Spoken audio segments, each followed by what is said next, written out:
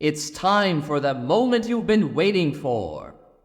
Ta ta da da da da ta ta da da da da da da da da ta ta da da da da da ta ta ta da da da da da da da da da da ta da da da da da da ta da di da di di da di da di da di da truli da da da da truli da da da da truli da da da da truli da da da da di da truli da truli da di da truli di da truli da truli da truli da truli da truli da da di da da di da da di da.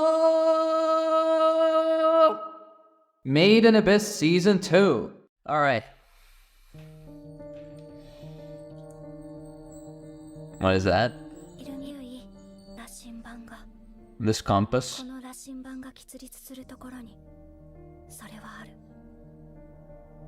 Okay. What is this? Weird. What is this?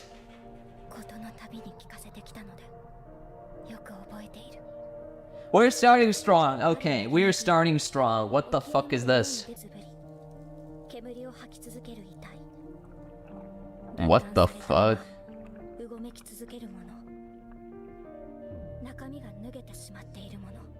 What is happening? The OST is amazing, man. A compass? What is going on right now? Are we having like... Is this like a flashback or some shit?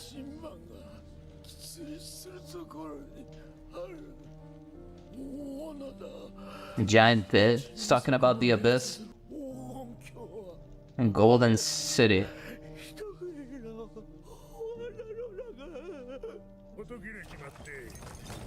Died. He died after that. Oh my god. Oh no! What is happening? What is this? Oh my god, dude. Is this like set up in the past? Oh, we're still going. I guess like we're following different characters. What happened to Nanachi and everyone like? Also, Golden City. What? There's Golden City inside of the Abyss? A leader. WAZUKYAN. So they're trying to find the Abyss, right? Try to find the Golden City. What?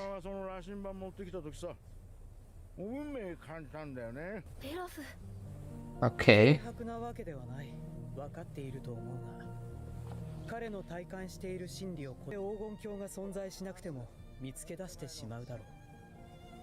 So yeah, they're searching for the Golden City. Foretold. So he can see into the future? One of the three sages.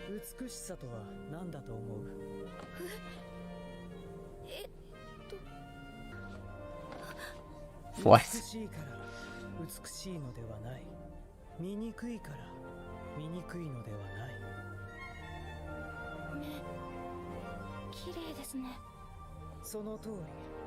That's right. Okay, beauty is in the eyes.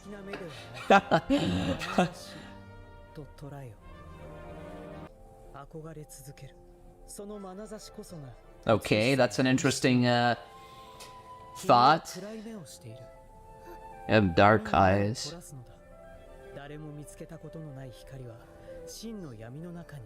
Wow, that's a powerful sentence.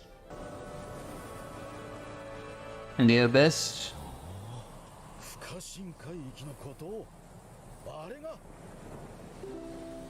Interesting. The Golden City of the Scorching Sun. What is this? Like, is this a completely different story, like, altogether? Like, we're following, like, these guys now? Abandoned Homer. Yeah, we're following these guys now. Okay.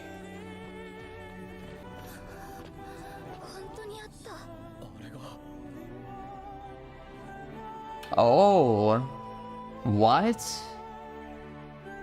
There's no city around. Are these guys like... Wait, are these guys the first ones that discovered the abyss? Is that how it is? The compass pointed to the darkness. What?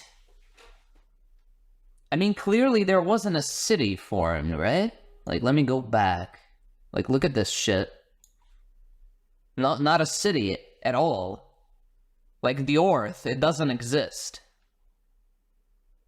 So I guess, like, we're following that, like, these guys 2,000 years ago, since, like, 2,000 years ago, the abyss was discovered? Is that how it is? But how... I mean, the compass, it's kind of weird. Compass is, like... The compass points to the abyss, right? But, like... See, there's no city. The compass is a weird thing. Like, what? A compass is an artifact, right? So how come, like... Oh. Well, never mind, then. I guess there were people here. What?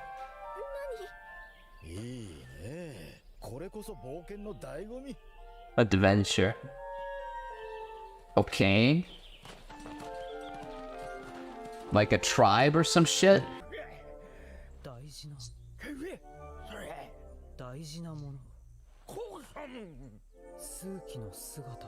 Foreign of the core? A compass? How can he understand him? What is he saying? Like, what? What? Also, is this the compass that Rico had? Are there like multiple compasses or like only one?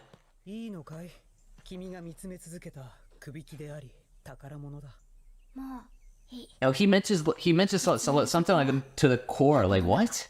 Shoro, Golden City, capital of Golden City. But where is it then? Golden City. I mean, until like the 5th layer, we haven't seen anything golden.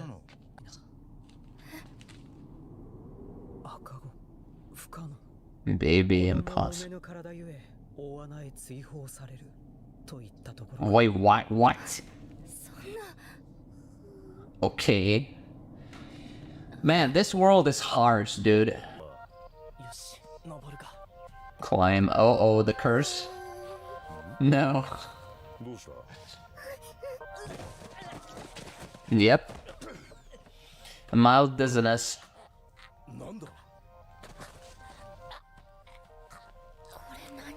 So they haven't told them that there's a curse?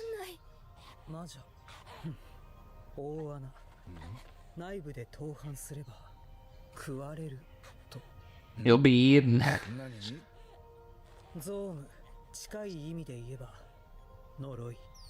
How can he understand their language? Like, what? I mean, I don't know. Oh. Suicide Squad set out to find the golden... The 4th layer? Okay, we're just skipping it through.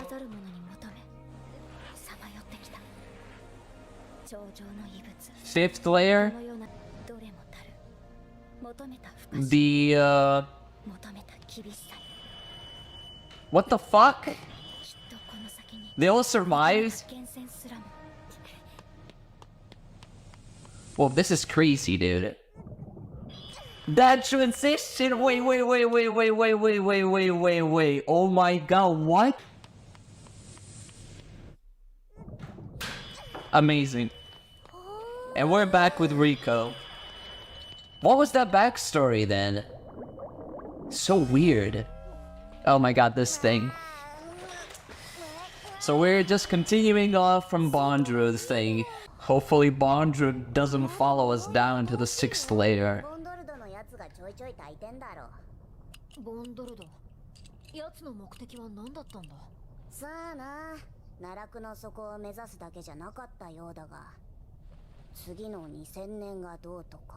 Next 2000. Yeah, what's the stuff with that? There's so many mysteries surrounding like 2000 years cycle or some shit that you guys have been saying in the comments. And this shit, like how can he see what Nanachi is seeing? Let's show her. So you basically have bondrewd looking through Nanachi. Every single thing they do. I mean, there's a possibility he can like follow us, you know? You're never sure like when bondrewd is going to appear again.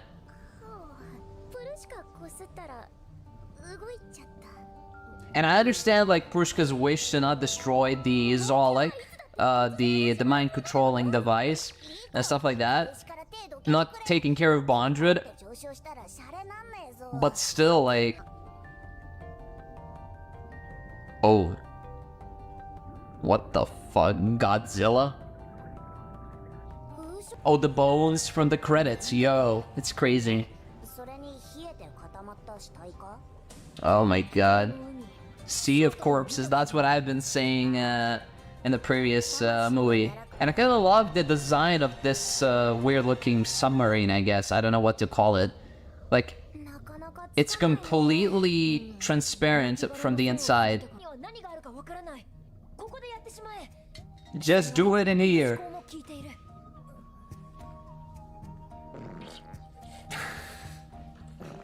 Okay.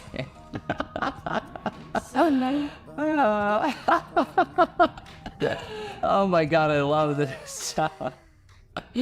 Oh, don't remind me of Prushka, dude. I just saw her now. What the fuck? Is this the 6th layer?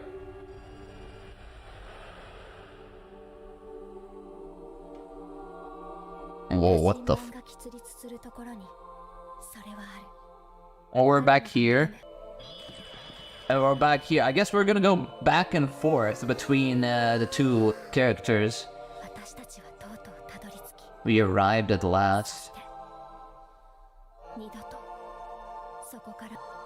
Oh my god, wait. The depth 6th, so this is the 6th layer. What the fuck?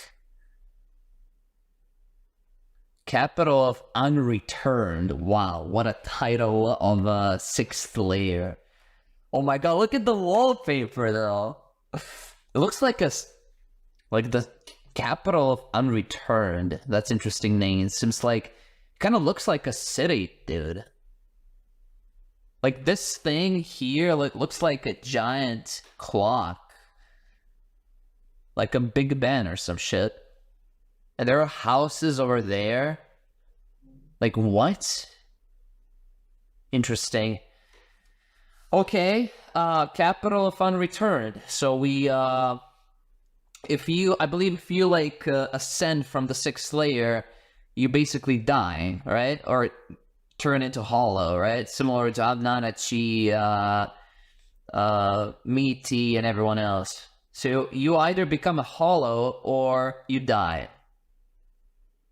So they can basically return though, but like, I mean, there has to be like some way to return to the surface without getting affected by the curse. Like there's no way they're not gonna return to the surface, man. So there's a golden city inside of the abyss, but it's not the first 5 layers as we've seen before. Maybe like it's the 6th layer in all honesty, you know? It could be the 6th layer or even the 7th layer. There's some kind of thing like where anything it touches basically turns to gold. Like some kind of an artifact. I mean, there are tons and tons of these like relics, artifacts, relics, whatever you want to call them, that like have these special properties. Like you have Unheard Bell, which can stop time. So we're talking about anything basically. Who discovered the abyss first? That's what I'm really interested in. Since like the city wasn't formed at all, I'm basically convinced like it's these guys that discovered the abyss. I mean, there's surely tribes on this island, right? Maybe like these guys belonged to the people that Rico has found in the first layer, these praying skeletons or something like that from the ancient civilization. The biggest mystery for me personally right now, like I don't really know like when does this take place, and was it like 2,000 years ago, 4,000 years ago? Then they meet this guy and says something about the compass form of the core. What if like the whole abyss is like maybe a spaceship or some shit? I don't know. And the core is missing the key part to activate the whole ship or like something. And the compass is like the key to activate the whole abyss. Or maybe to deactivate the curse of the abyss. That could also be the case. Since it always points down and this old dude says like form of the core. There's certainly something going on. This transition though, like the way that this dude enters in and you just move the shot from him to a Rico entry, like that was beautiful, man. Okay. Alright, just where we left off. So we cannot climb up anymore. Mail balloon? And how would they do that? What? Oh, oh shit. What's this building? That's where your first thought? She almost died and she said like, what's this building? Not even phased. What happened? Like, this is a city.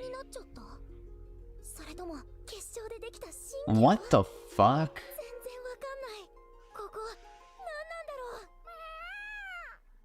Capital of unreturned. Okay. Why is it called like that? A lot of flows of consciousness together. Oh? Are they being observed right now? Also, Liza. Is Liza here now? Are we gonna meet Liza? That's true. I mean, Prushka didn't make it, I mean, as a whole, but as a white whistle, but... Let's ask the next white whistle we meet. I don't know. Just be another scoundrel, that's what I thought right now. In which no human can return. Like, so many things happening, man. Like, whoa, what the fuck is this? Turbinite. I love how they're going through the letters, man. It's crazy. Yeah, they're catching up with Liza. Incinerator?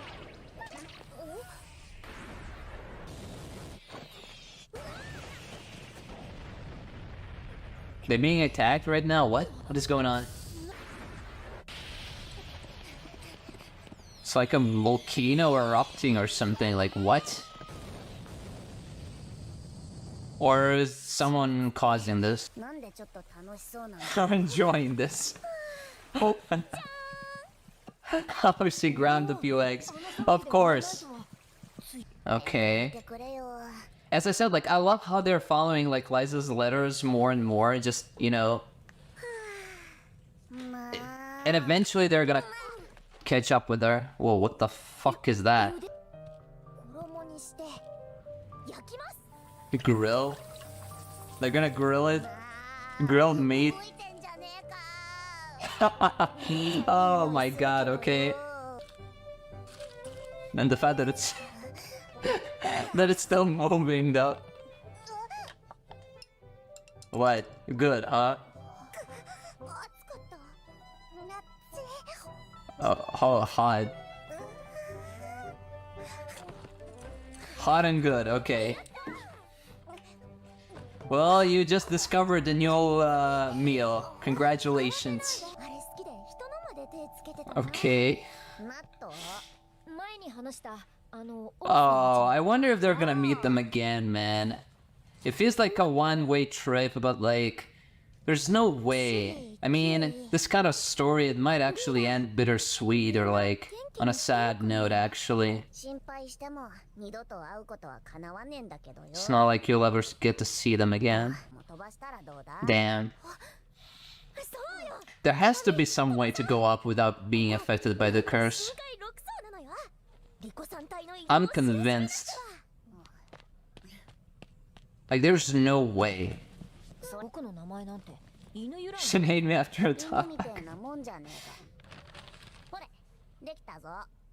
Oh, what a nice letter. But how are you gonna send it back up to the top? And the last one did make it to the surface. I remember that at the end of the season 1.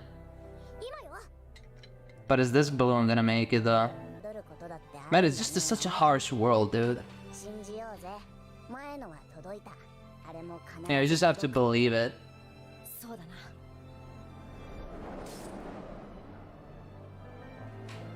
Well, okay then.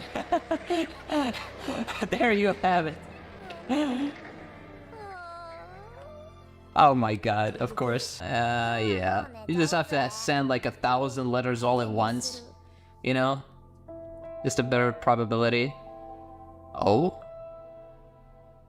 Someone's watching them? Uh-oh. Okay. I mean the flow of consciousness and everything. Oh, the security? Okay. What?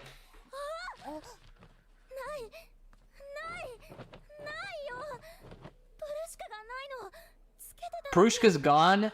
What?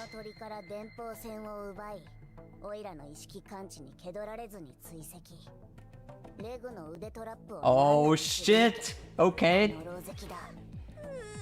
Wait, what?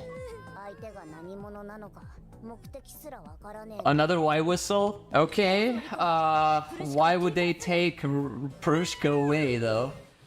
Like what? Okay, so I guess like it's time to meet another white whistle? Or maybe someone else. I don't know. Look at the environment, like I'm really interested in the environment, like all this city in ruins and everything. Like what exactly happened though? What the fuck?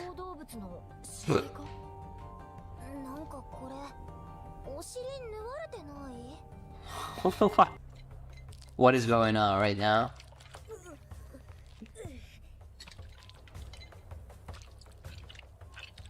What the fuck?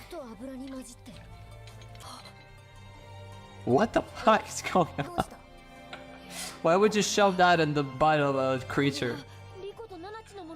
This come from you two? Wait, what? What is going on?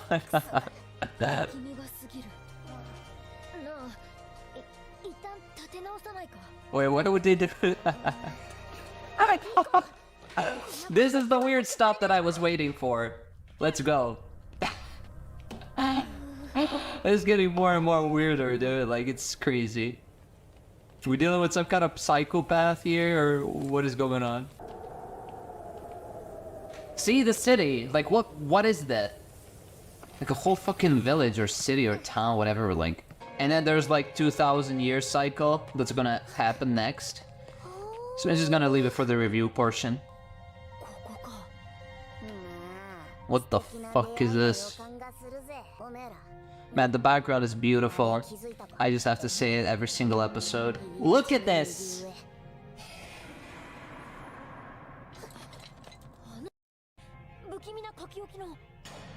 Oh, the same symbol.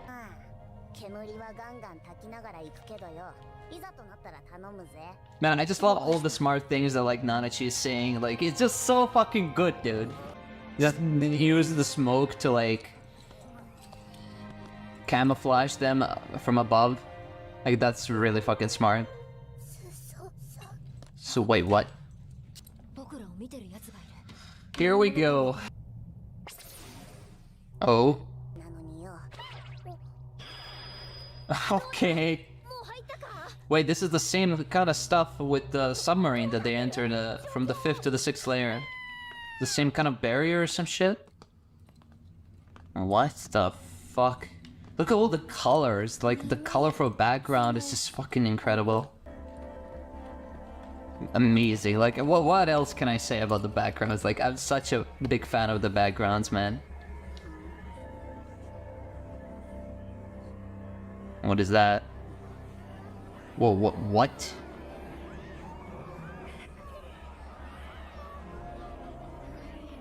Oh shit. What are those? And the sauce? And the hunting devil sauce.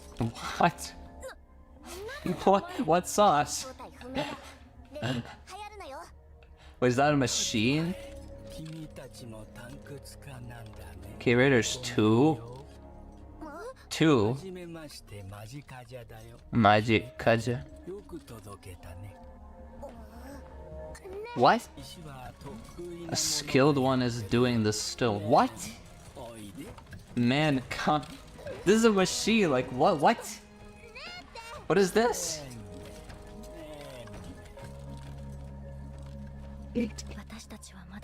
We didn't yet know.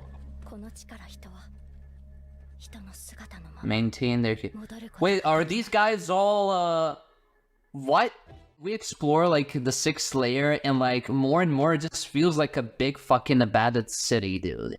And the way that they call it, like, the capital of unreturned, which is really fucking interesting. By the end, we've seen, like, all these, I don't know, like, weird-looking creatures or some shit. What if all of them used to be humans, but, like, once they try to, like, go back to the surface and then they turn into hollows? So what if all these guys are actually meatified? What if all these guys are actually hollows? Except for this thing, which I don't know what the fuck this thing is. I guess, like, this is the place that they call the capital of unreturned. Basically, you cannot return. So yeah, I guess, like, all these people were once cave raiders. I mean, this thing has even said, you're cave raiders too.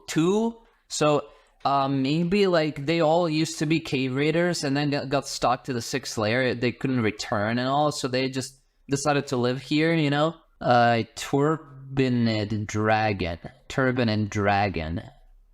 Okay, so this is, like, they're looking through the Liza's letters.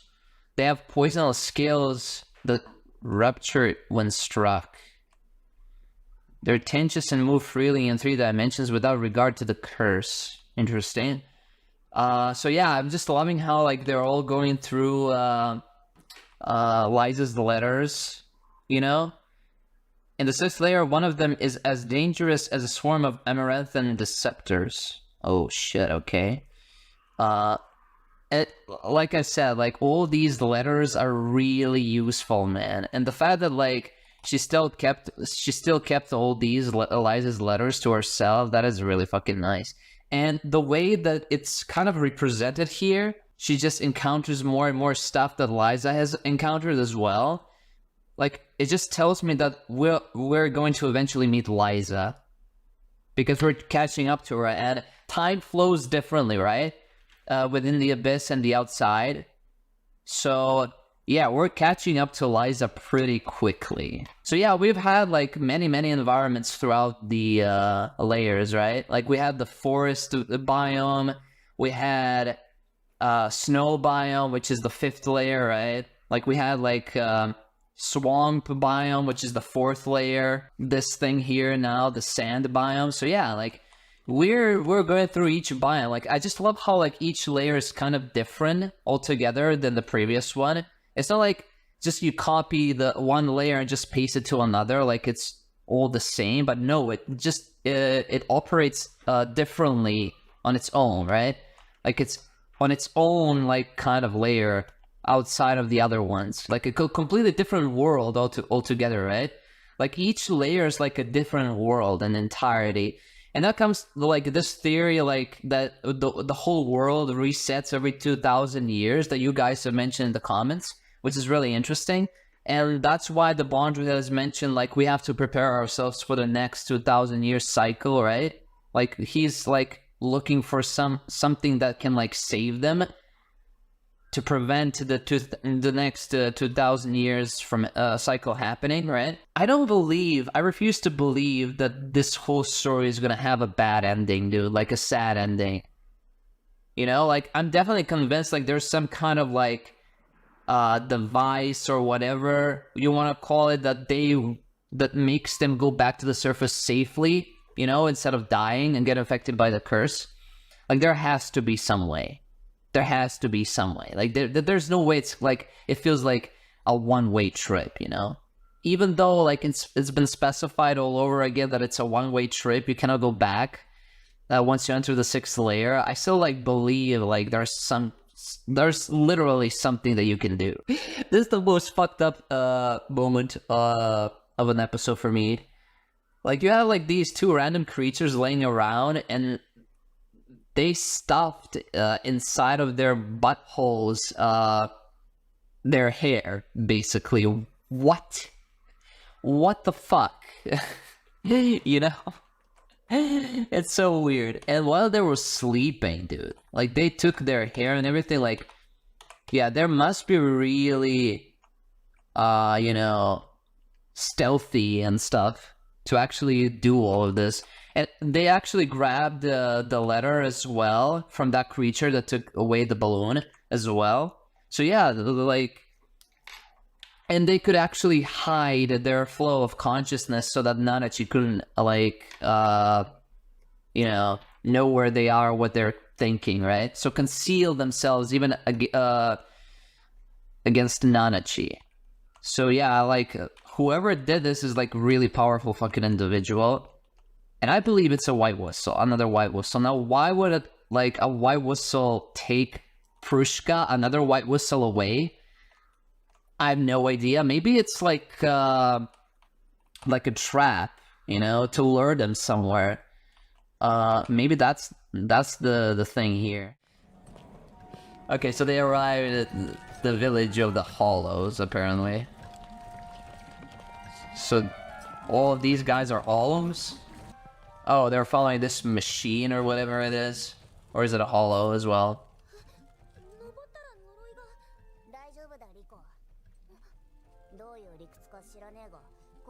The force field doesn't exist here, okay. So it's like a safe zone, similar to Nanachi's house and Seeker Camp. It doesn't even look, that's what I said.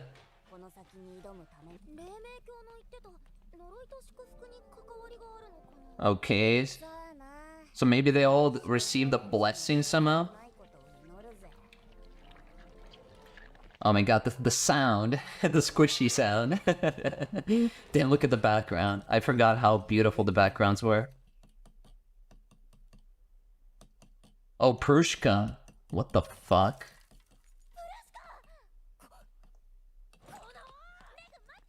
What the fuck? Wait. Doesn't mind? Wait, how can Rico understand Prushka? What? Wait, I need to go back. What? Because the stone's not in its true form. What does that mean? It gives sound to a life's will.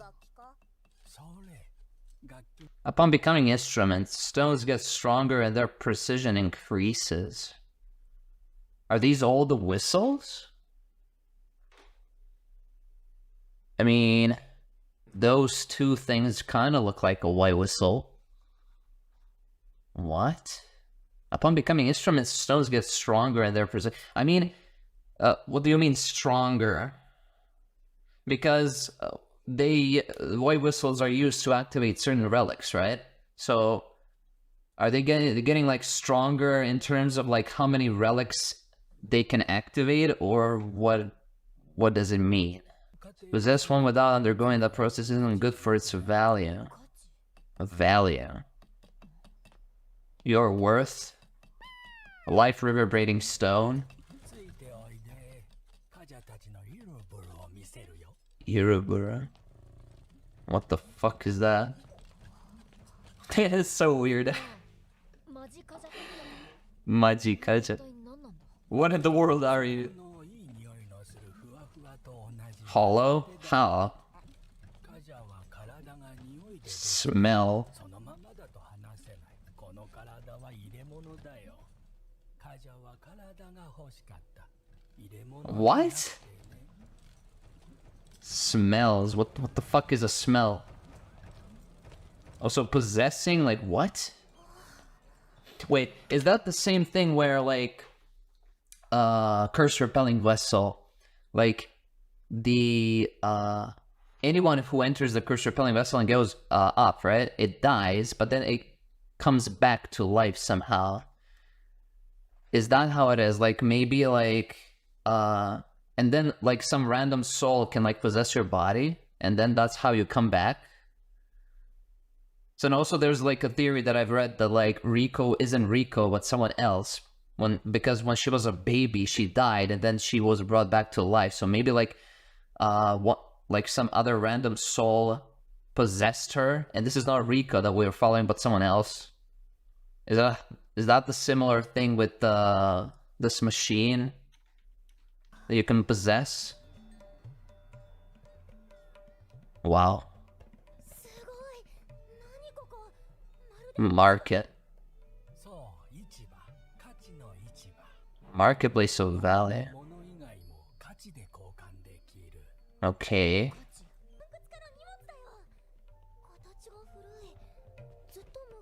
A long time ago. Interesting. I wonder also like how slower the time goes in here, because it goes slower and slower as you reach the bottom, or is it like different? Liza's letter? You're so... でもいい価値がつく。目でも皮でも油でも。人の子は一番価値が高い。丸ごとならカジャも欲しい。他のものに売る前にどうか。 What? 残念。カジャ諦めるよ。価値奪うのは一番重い罪。 He can spawn coins and they spawn them? What?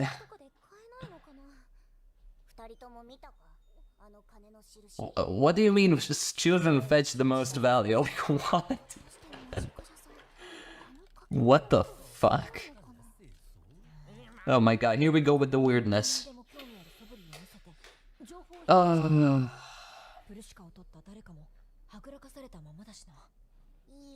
Also, they left Prushka alone? Okay. I guess, like, more value? Yeah, wait, the bodies of all us hollows more or less take on the shape of our respective desires. Interesting. Okay. Ciao. So are you all guys the previous cave raiders, or?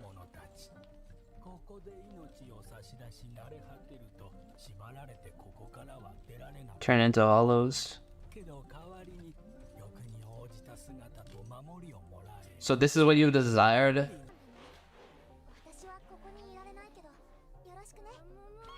Oh my god. I'm not gonna question, like, I'm not gonna...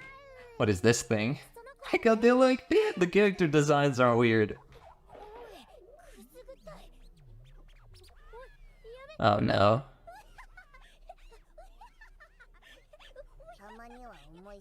Have a taste of your own medicine. Oh my god. Oh no. Something bad is gonna happen. Oh, is it gonna eat it? Oh god. Oh shit. Oh my god. Oh no, here we fucking go. What is this, episode 3? Oh, no, this is... I guess, like, not all of them can speak properly.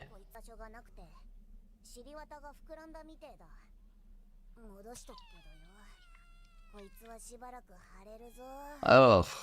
Oh my god.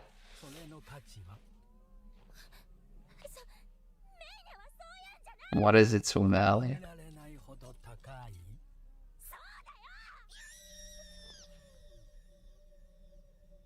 What is going on, man? Like, what?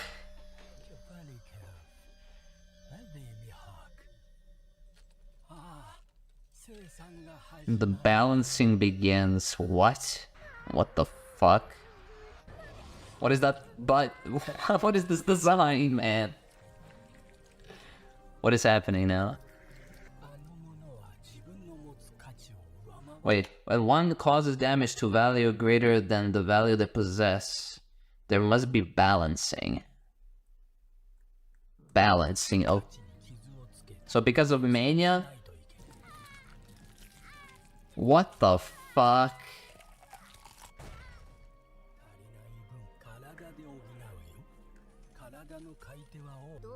Yeah, what happened with prushka?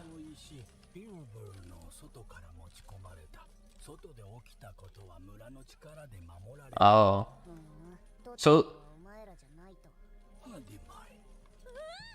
Interesting. Interesting. So you're telling me that, like, there's, like, something... the village is, like, alive and protecting the inhabitants or something like that? Like, what is happening right now? It feels like a lot more like a video game in some sort of way. Like, the way that they're, like, generating coins and stuff like that, like, out of thin air. Like, how is that possible? How is it possible to, like, make these coins out of a thin air? That's yours.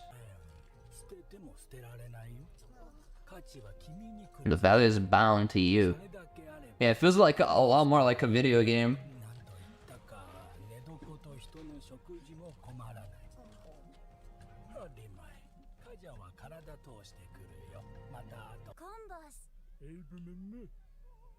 What? Wait, what? You can speak their language now?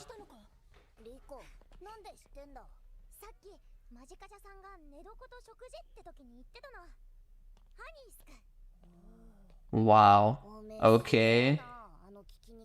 Interesting.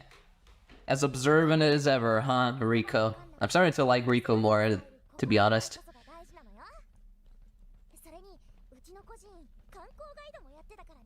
Interesting. Okay, Rico. So they're staying in like some kind of a hotel or some shit.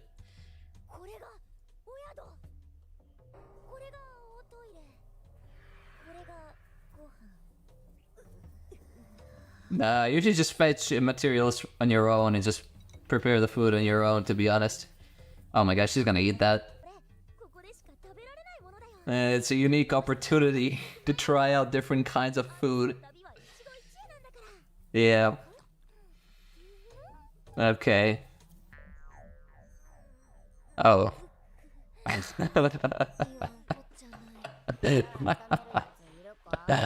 Oh god.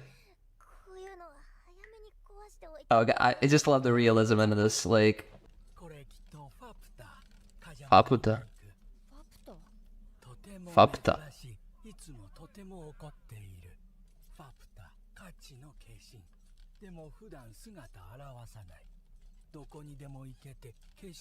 Never perish.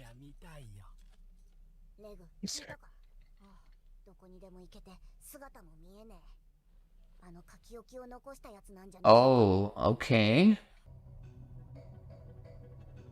What? Wait, what? What was that?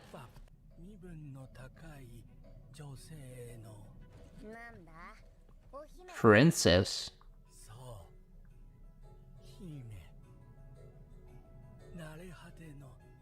Princess of the Hollows? What? What?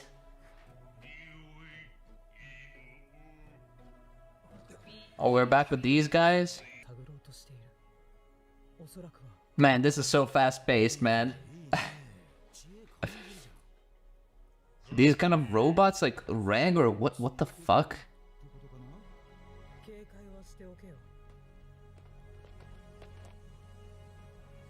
What? I have to go to review portion after this is done. Oh, it's the same scene? Okay.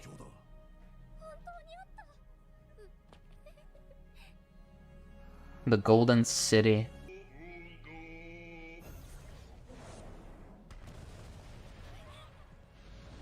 Well, okay. Goodbye, I guess. Interesting.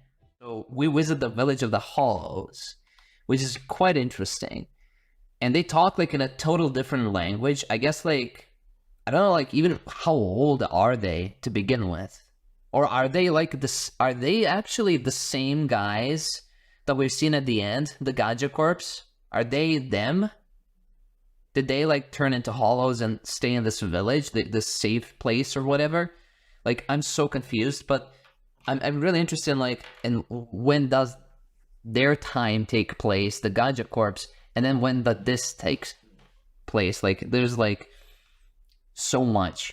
But yeah, we meet like Kaja, this thing, I don't know like what to call him. I mean, hollow. Obviously he's a hollow, but like he's made out of smells, the parts, robot parts. I mean, we've seen the robots at the end with the Ganja Corps. Maybe they were also hollows as well, just like Kaja is, like possessing like mechanical parts or whatever. Like, I don't know how does that fucking work, and like we haven't been explaining anything about that. Maybe in the future episodes, but yes, he called him like something that like smells. I don't know, like what does he mean by that? But yeah, so yeah, we go and then into this village, and the old backgrounds, like I just fucking forgot how much the backgrounds are like beautiful, man. And all these hollows, like I love every single design. Like it's looking really fucking weird, dude. Like look at all this unique designs and everything. Look at the background, look at this. Just beautiful. And then we meet like Prushka. And apparently like they're modifying Prushka so that like it has more value to it or something like that. Like it needs more value, you know, the reverberating stones become more and more stronger and stuff like that they mentioned. I don't know, and that's why it needs modifying. And then this hollow does it apparently, I don't know. And apparently like Prushka and Rico can communicate with each other, because Rico has said like Prushka don't mind. Like what the fuck was that? Okay. The stone's not in its true form. That's interesting. And apparently like there's a second layer beneath, so I guess like it's still like not in its final form, which is kind of interesting, because the stone is not in the final. It gives sound to a life's will. Life reverberating stone. Okay, really weird. And then we go on. And this thing, like Kaja's body is made out of smells. Like the whole mechanical part and stuff like that. Kaja wanted a body, not a vessel. So it's a vessel that he can possess. So there is like connection with the theory that I've mentioned earlier, like how like there are like souls within the abyss. Maybe the abyss is like containing all of these like souls of the dead people, just roaming around freely and waiting for some vessel or some body to possess. And that's how like Kaja possessed this vessel or something like that. I have no idea. And apparently like all of these guys were cave raiders, which is interesting. And maybe they were all like cave raiders, but that doesn't make any sense if there were actually Ganja squad. Okay, so there are different people than the Ganja squad. Something different happened to Ganja Corps. I don't know, like, still, when does this take place, but okay. And then we go to the market, and we learn that there's, like, every single thing has a value. And the highest value, apparently, is, like, a human child or something like that. Human child's body or whatever. What the fuck? Why?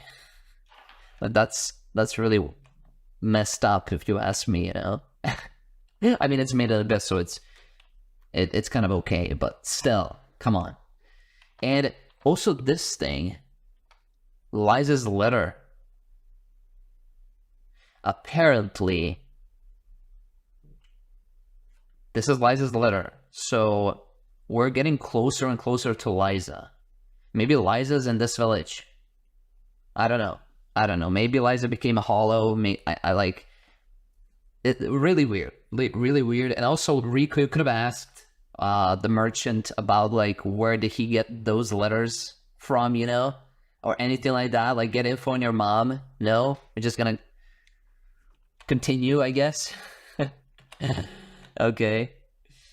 And then how can you like spawn like coins out of nowhere, out of thin air, like these coins or whatever, like the currency? That's really weird. So this like whole village feels like some kind of like a video game where like everything has a value, everything is digitalized and whatever. And also, after this, like there was like balancing. We're gonna go to that eventually. But yeah, I mean, continuing off, all these weird hollows, and apparently like, all of these hollows that we've seen,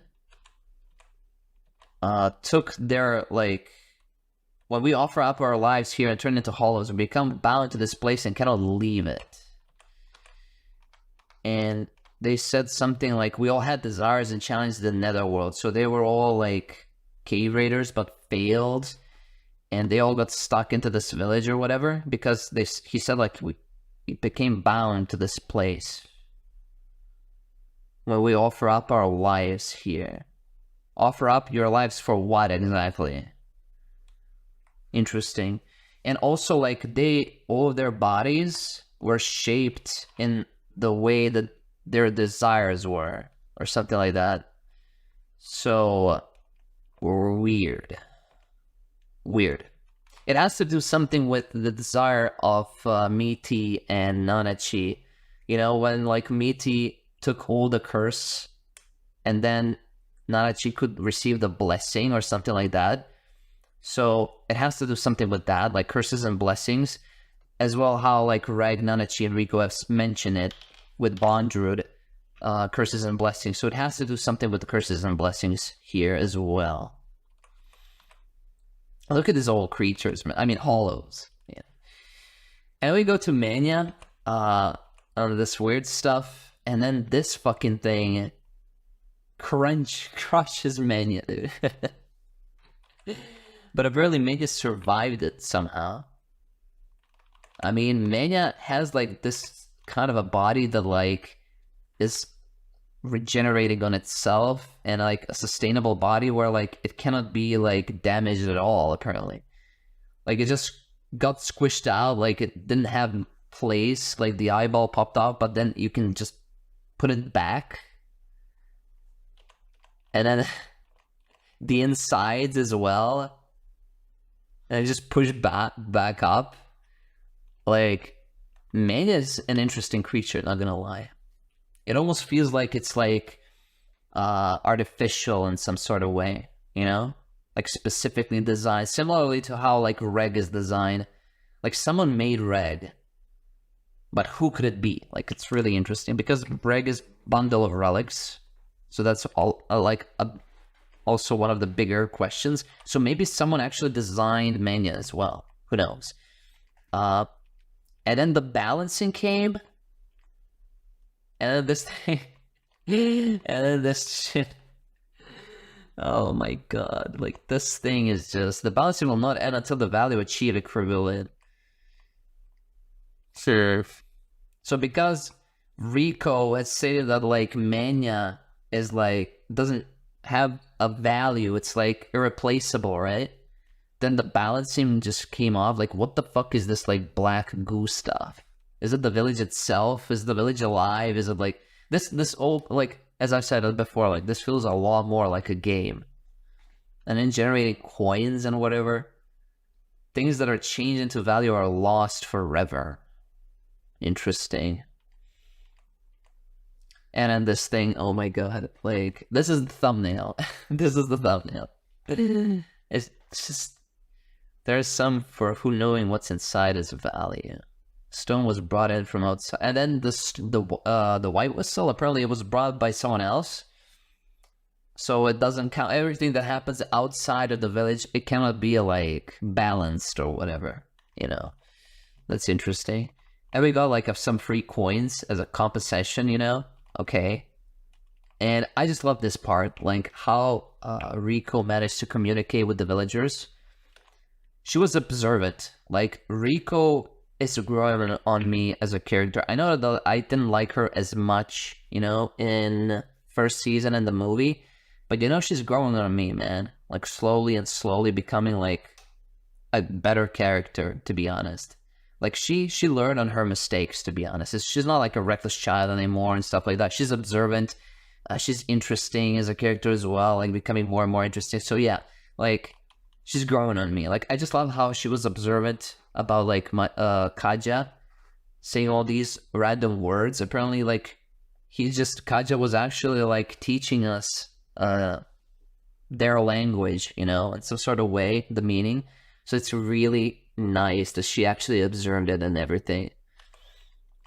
Hanisku. Okay. And I go to the inn, pay for some food. This is the toilet. I wouldn't sit on this toilet. What the fuck is this toilet? My god. I'm not gonna question it. They eat this, and then Riko has a diarrhea, obviously. Like, look at this. Like, me before eating this shit, me after eating this shit. Okay. Yeah, like, just... And then there was like this gathering or whatever. Faputa, embodiment of value. So this is like the holo that we've seen at the end with the giant robot. Like, what the fuck was that? I love how Kaja is like really concerned with Riko because like she got a diarrhea and everything. Oh man, I don't know if he has like some you know, dirty intentions of like kidnapping, of taking like Riko's body away or whatever. I have no idea, but okay. And then you go outside the village, and then we meet like this shit. What the fuck? Look at this. What is this? It looks like a Big Daddy from BioShock, not gonna lie. If you've ever played like a game BioShock, you know what I mean when I say that this is a Big Daddy. Is it a robot? Is it like human? Like what? Is it a white whistle? I mean, I don't see a white whistle here, so... I actually know it's kind of a robotic, actually has robot arm and stuff like that. Yeah, exactly like Big Daddy, man. It also has like this... Oh my god, like exactly like Big Daddy. It also has... Is this like the incinerator? It's the same hand that Reg has. Holy shit. I guess like this is one of the... Also like a Reg's... I don't know, like one of the Reg's people, if I can call it that way. Like the other robots from the Abyss. And we've seen the other robots as well, like with the Ganja corpse. Like, what? Interesting. And then this thing?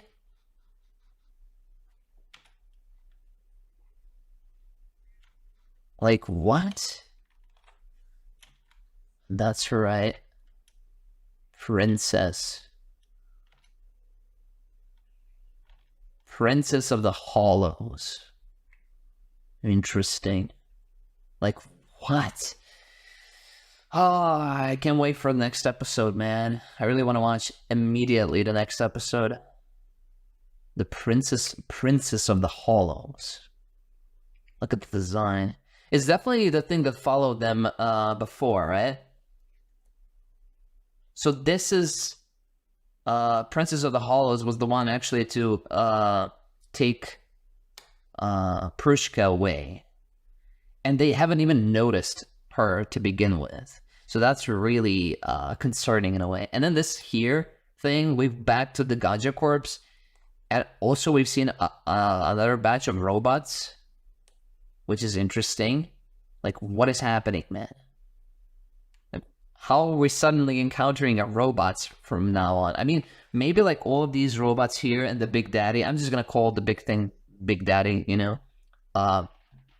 Maybe like all of these things were, what is it called? Smells that Kaja has mentioned before.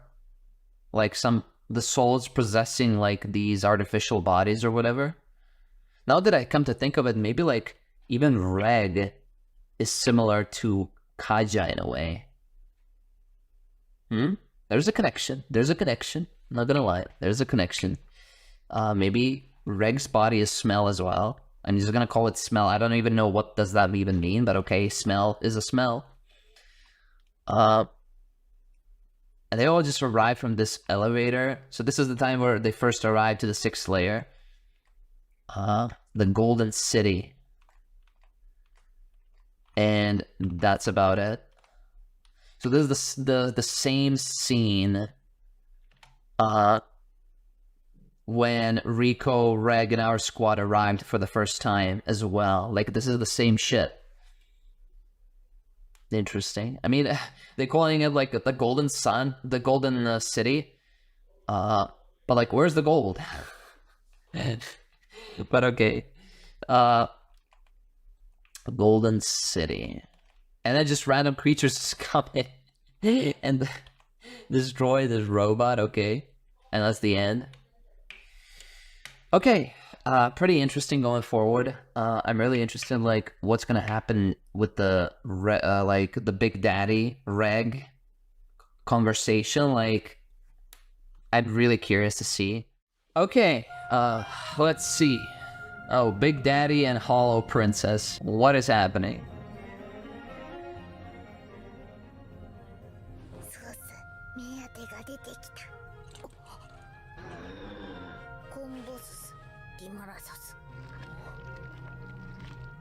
Oh. Whoa.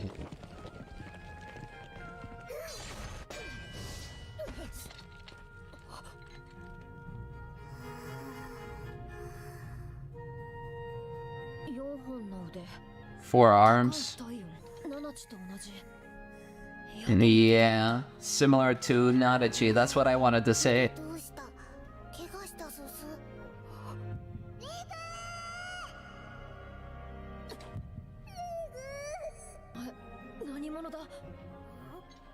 They met before?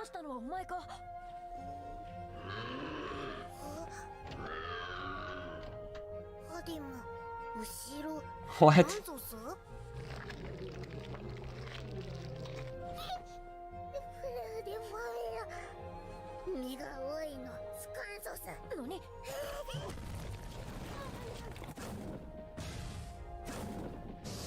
Bruh. Okay, just kidnapped Reg. Apparently Reg and Faputa have met before.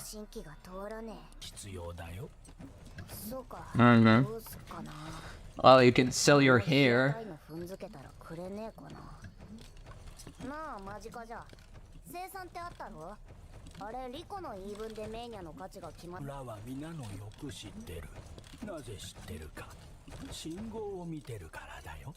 Why?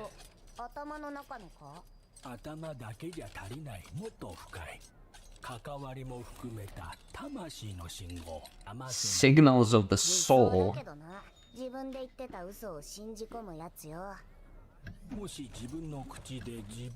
Then that is their truth. That's powerful. Okay. Interesting. Signal of the soul. I have to remember that.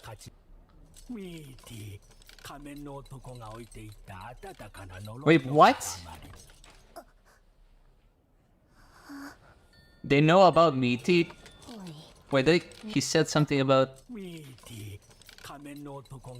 the warm mass of curse that masked man left behind. Bondrewd? Wait, what? So he brought Mitty before here? He was in the 6th layer. I mean, obviously, right? He can like... What? Okay. So, we're not done with bondrewd yet. What kind of relationship do you and I have? Okay, so they've apparently met before.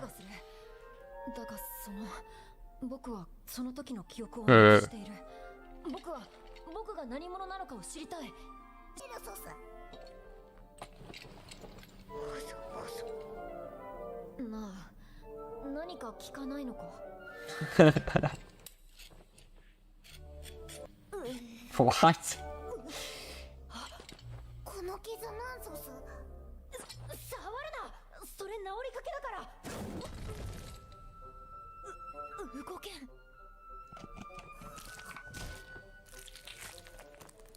Oh no, no, please don't do anything. No! Oh god.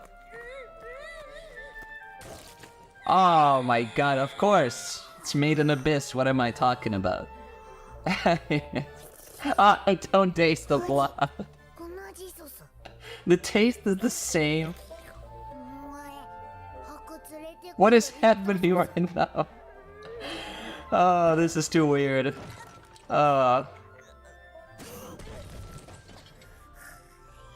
we done? Haku. Highest value thing. Okay. Oh no.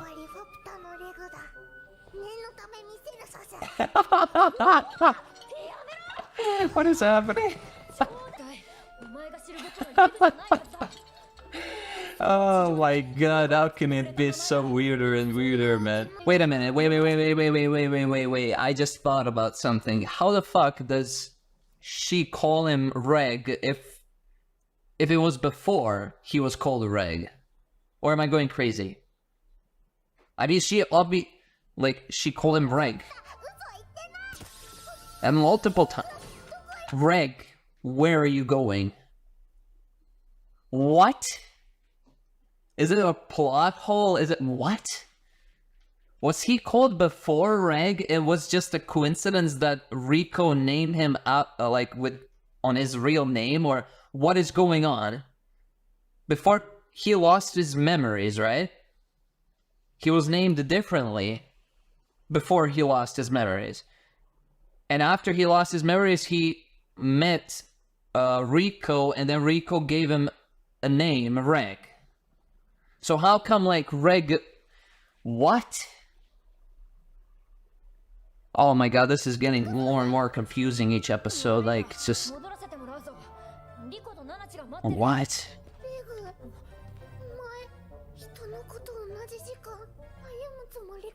I'm living in the same time?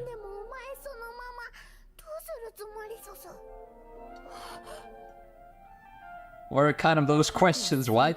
Holy shit, we got a lot to uncover. And this shit, what is this place? The clock tower.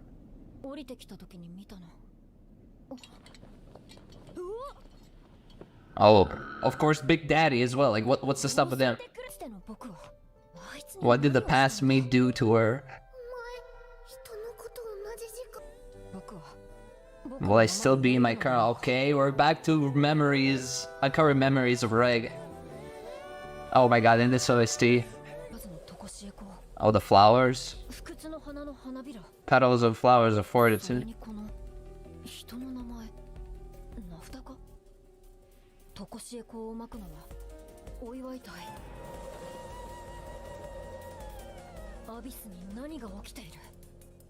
Wait, these come from the surface? How long did it travel, dude? Oh, I forgot about Rico sitting on the toilet. Okay, did they have to include the sound? Oh. Okay, I'm not gonna question that. Oh, that's your concern. Oh.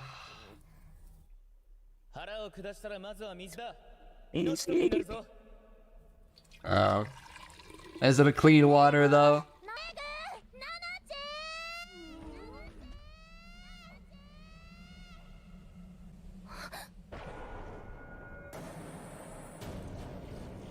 Oh, what is happening now?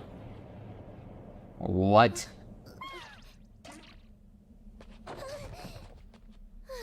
You just stay at a hotel or some shit.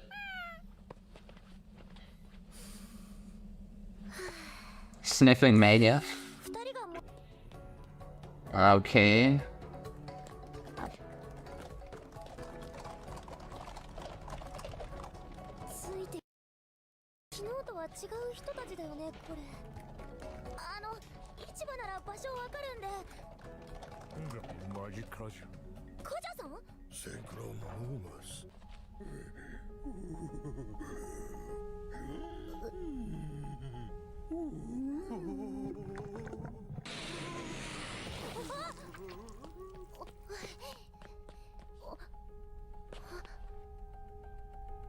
Oh no.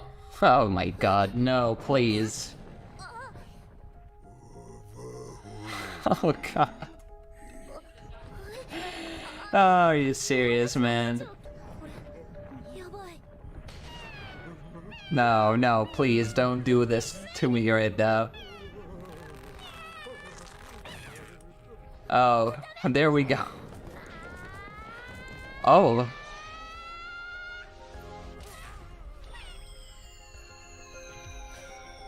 Oh, is this creature, I mean Hollow, came to the rescue?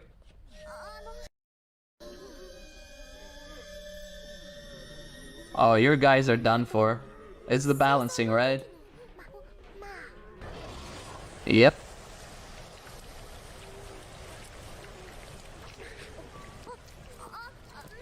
Well, more money for us. Damn, okay. Well, thank you.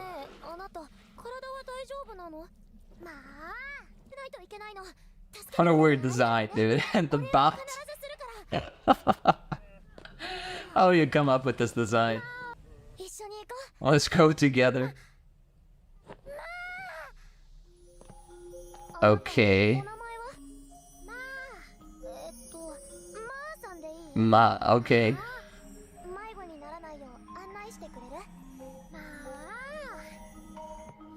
Alright. I guess new ally. We're gonna meet bondrewd again, or what is happening? Okay. I love that we're including the teacher again.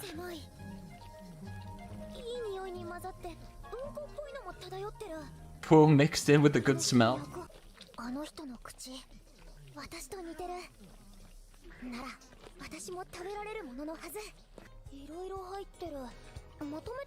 Why is that? Tied?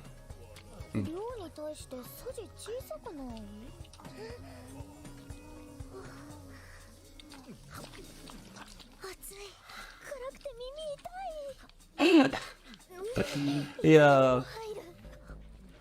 If you could summarize Made in Abyss, it's suffering, adventure, and eating. WAZUKYAN of the Three Sages.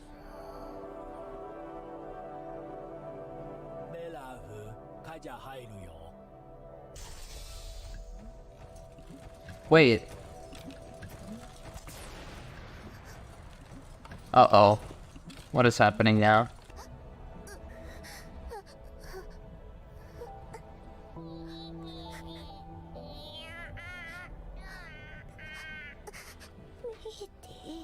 What? Is this a dream?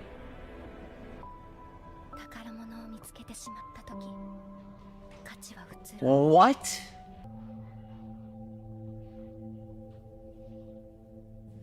What? And the main question is like, how the fuck does she call it Reg by the name that Rico is given to him, if like it was later given to him, you know? Like before Reg was wasn't named Reg. He was named like differently. I mean, I presume maybe like it's a pure coincidence that he was named in the past Reg, and then now in the present he's also named Reg. But like the coincidence, maybe a plot hole, maybe something else entirely, time travel. Fucking, I have no idea. But yeah, we're here for it. So apparently, like the design is crazy. Like she looks similar to a Nanachi. So I don't know if like she received a similar blessing to Nanachi in a way. Maybe someone sacrificed for her as well. Like one of the, maybe she was actually bondrewd's experiments. Who fucking knows? But yeah, 4 arms. The way she just moves and like is just so fucking weird. And we still don't know anything about Big Daddy. Like, what the fuck is he doing here? Like, he doesn't apparently talk. Like, he just woo boo boo. Like, I don't know, like weird noises or stuff. So we don't have anything about him apparently. But okay, and then we move on with Kaja and Nanachi, and apparently, okay, so we got an exposition that. There's not like, when you have to determine someone's value or something like that, you don't actually have to like just specify the value, but you have to like feel it as well within your soul. It has to be like within your soul, within your heart as well, or that you are just, you literally convinced that that is the true value of the thing that you want to like value, you know, like your friends, stuff that you have that have personal meaning to you and stuff like that. And apparently the village knows about that. Kaja has mentioned, I have no idea how does the village know about that. Because we've seen that the village is kind of alive in some sort of way, you know? And with the balancing, with the stuff like that. So the village is like some kind of like a living organism. And I guess like, I don't know, it's just so weird. And also there's no curse present in here, so maybe like this whole village is some kind of like a vessel, like curse repelling vessel, similar to how we've seen curse repelling vessel where Rico was put as a baby, right? So maybe that's the similar thing. But yeah, who knows, right? It's really interesting stuff. And then later on, actually we cut that off here, Mitty. What? Apparently, like, she smells very good. Kaja wants her too. What? What is me? What is happening? Was that a dream? Like, how the fuck is Mitty alive right now? And apparently, like, bondrewd was here or something like that. Really fucking weird. Really fucking weird, but we're gonna talk it at the end. And now we're back to Faputa and Reg and all these weird things like classic Made in Abyss. What is there to comment else? Like, literally. So the biggest mystery is, how does Faputa call in Reg if they've met in the past? So that's the biggest mystery so far. And also the Big Daddy robot as well, like no exposition whatsoever. And about these other robots in the previous episode, like, what the fuck? What is this? And also, it's kind of interesting, like, I have actually noticed, like, this sign here. Like a stick man from, reverse. Is the same symbol we've seen elsewhere, right? And when we entered the village, there was the symbol. Then when Faputa left us a note, there was also the symbol. So what does it represent? Maybe I missed it. I don't know, like, what does it represent, to be honest, truly. And then this thing, like, also we haven't got any exposition about the whole fucking place and, like, all these structures and everything. Like, apparently this was a giant city. Like, there's a clockwork right here. Clock tower, actually, not clockwork. And then this, like, apparently, like, all of these, like, funerals that happened in Orth, and all of these flower petals, they all came down here. How is that possible? because like there's a sea above, right? Like how did the petals survive this? Maybe like there's too many other routes as well. I have no idea. But yeah, this is really interesting as well. Are these all dead people? Like, what is happening to the abyss? And like, if there's like, I don't know how long they've spent time in this layer, and how does time flow in this layer? Because as they've said, like something about like time moving slower as you go down. So, like, how slower are we talking about when we are in the 6th layer? That is also a question. Like, how slower does the time go here compared to the surface? I mean, they've stayed here for a couple of days, maybe 2 days, 3 days, I don't know. So if 3 days is here, how many days have passed on the surface? That's what I'm really interested about, because like these flower petals and everything, like stuff like that, like, I don't know, really weird. Okay, the bathroom scene, the toilet scene, not gonna question it.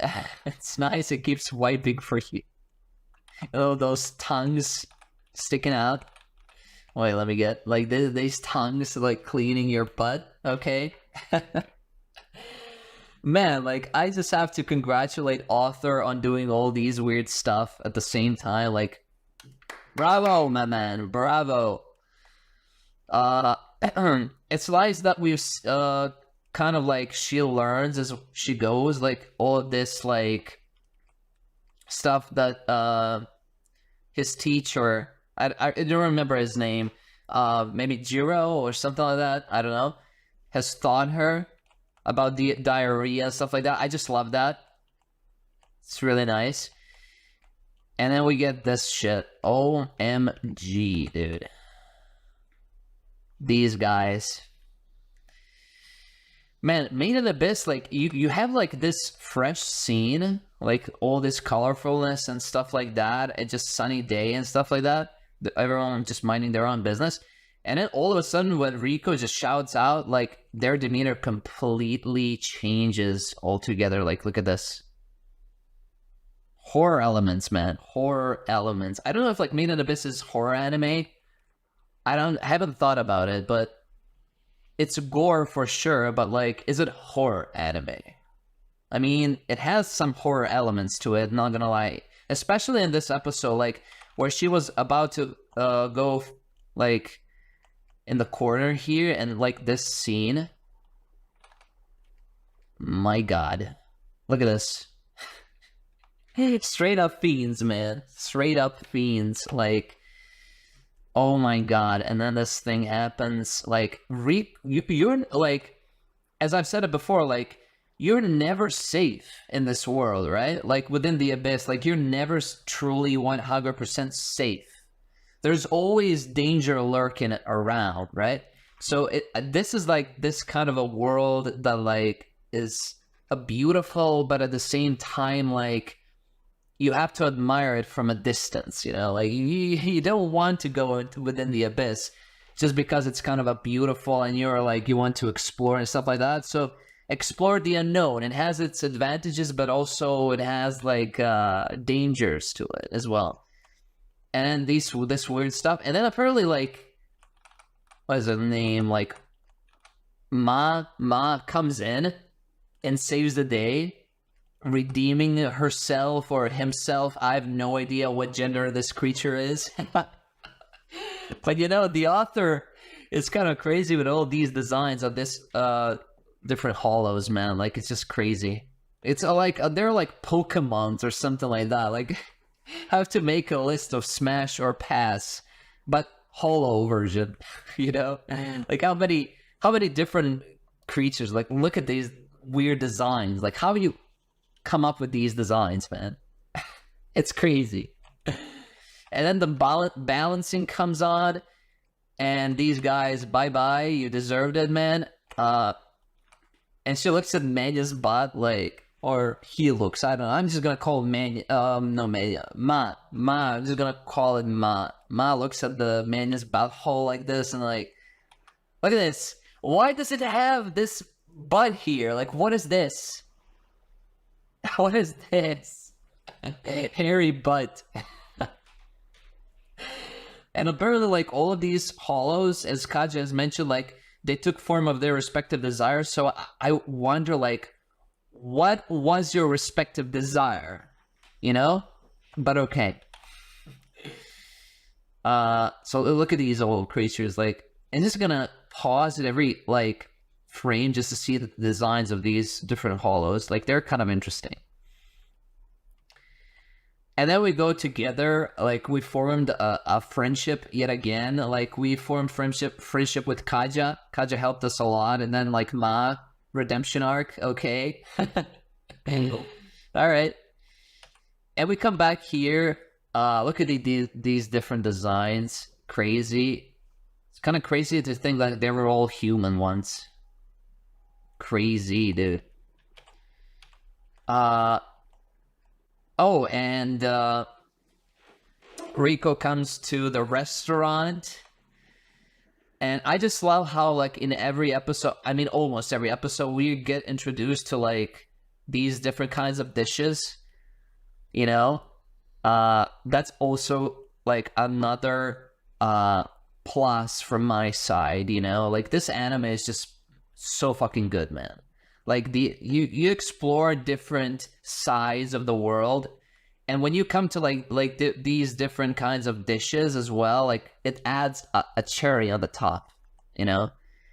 And I love how Riko was actually observant in this episode. Like, she saw like of all these creatures here, let's see what is, like, the most similar to me, and then I'm gonna take the food that's eating, right? That he's eating it.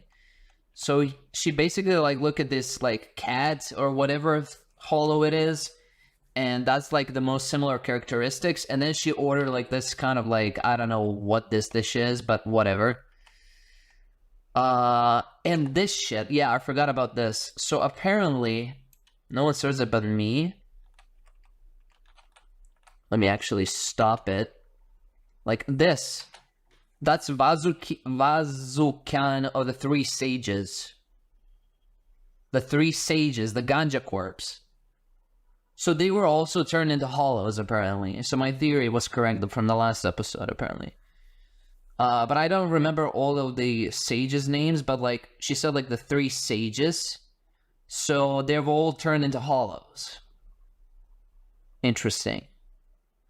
So they actually tried to go to the top, and then, like, they got turned into hollows because they didn't know that what was the curse of the sixth layer, right? Interesting. Really, really fucking interesting. Okay. And then we meet this, I don't know, like, snake or whatever. And what is this? What the fuck is this? Like, how is Mitty here? Is this a dream? Is this a hallucination? Is it real? Like, how come, like, there were, like, two Mittys? I don't get it. But then again, like, it also, like, makes you question if Mitty is truly, like, immortal, right? What if you chop Mitty in half? Like, perfect 50-50%. So, can it multiply? Like, that's the question. So maybe, like, there are multiple Mittys, like, scattered around through the whole abyss. Like, who knows what bondrewd is now? Like, Kaja has mentioned, like, bondrewd was here or something like that with Mitty. So there were apparently two Mittys or something like that.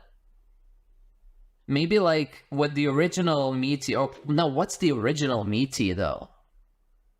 Can we be sure that the one Mitty that Reg has killed was the real one? What if this is the original Mitty? Or if they're both not original Mittys? What if this is a hallucination, as I've thought of before? But I don't know. I don't know. This is so much confusing. Like, what is happening? How is Mitty here? Unless Mitty can multiply, as I've said it before. Like, you have, like, 50%.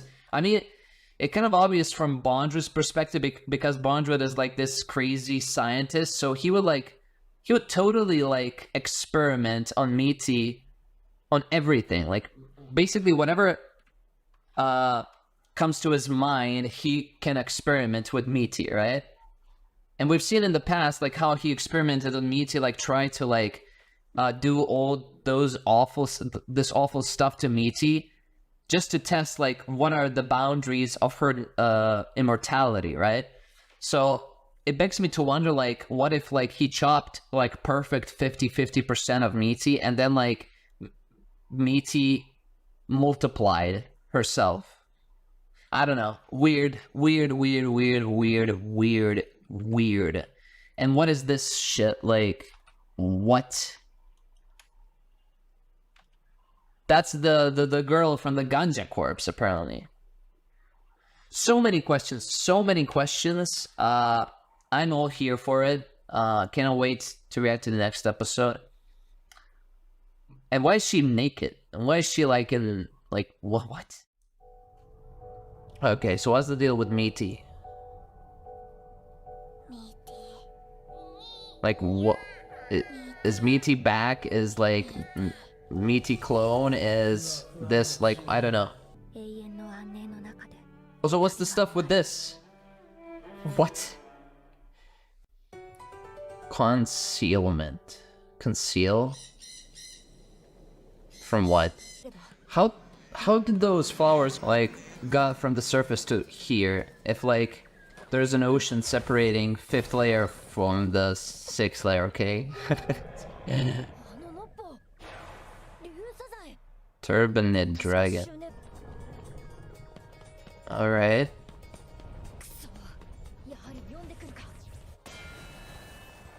Is it more tough than Orb Piercer? I mean, it's... oh. So it can pierce his arm? Whoa. Holy shit.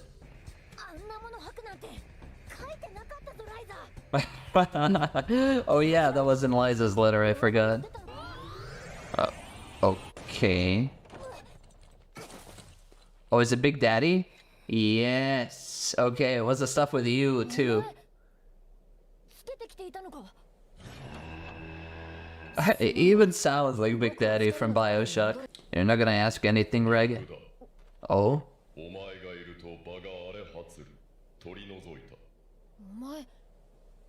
I removed you?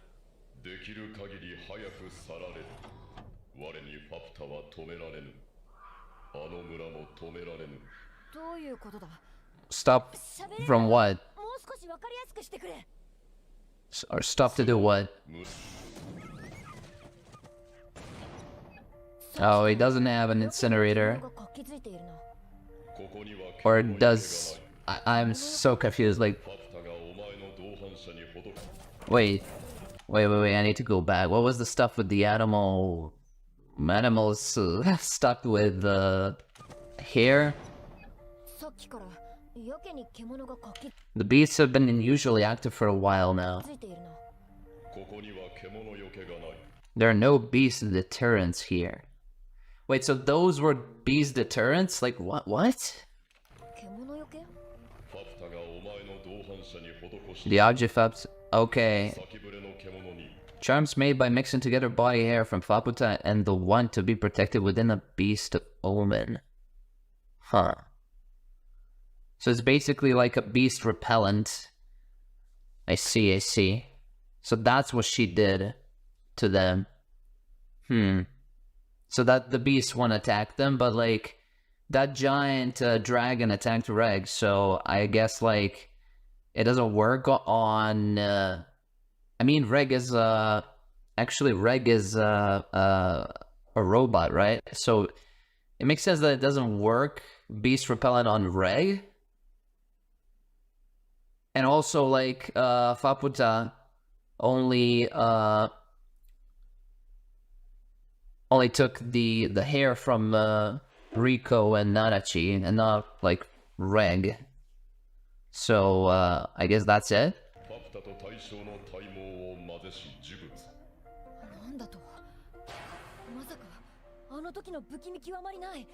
But man, what a weird stuff. Let's finally explain like what it was. A beast repellent. Oh wait. Interference units?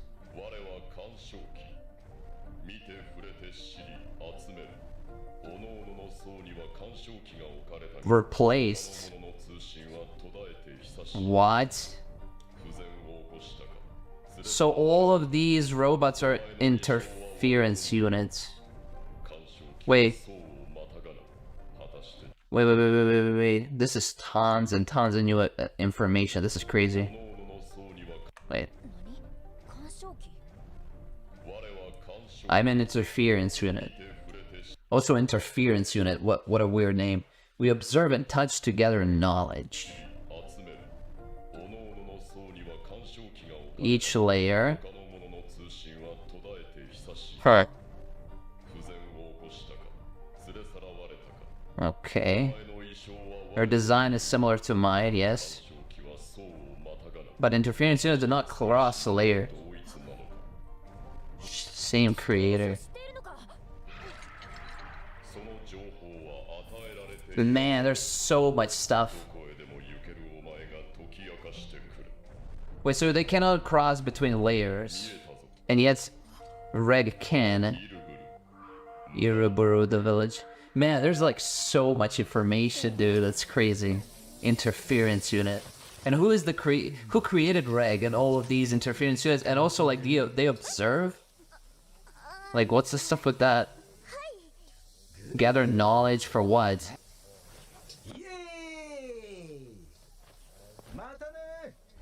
What? Yay! What the fuck? Smells like the sun? How can something smell like sun? How does sun smell like? Well, what do you mean by sun?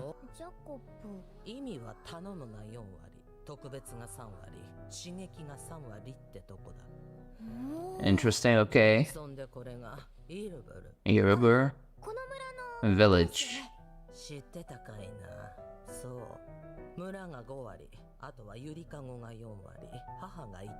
Mother.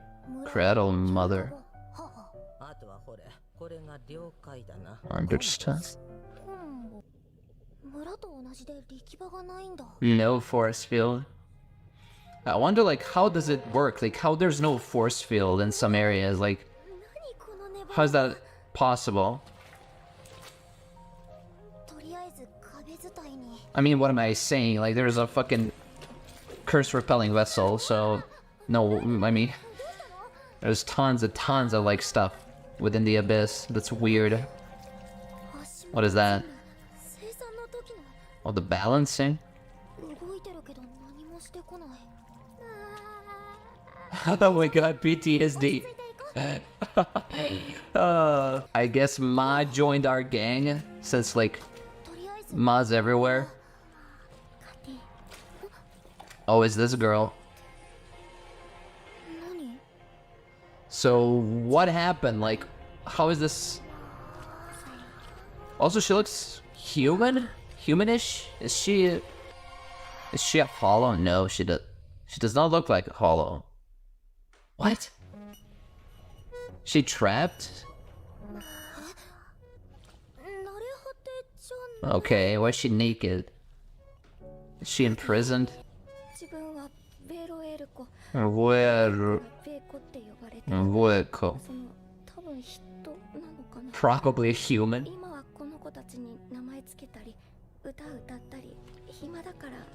The balancing?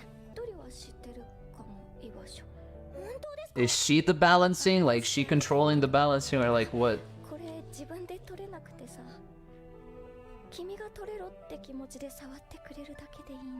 What? Are you a bad person or something?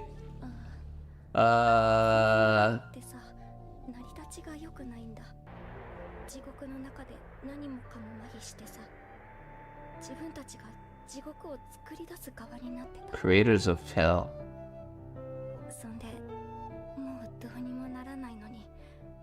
この村作るのだけは嫌だって反対して、挙句暗がりに封じられて。 Okay. 自分この村を信号を通してずっと見てきてさ。 Damn, look at the background.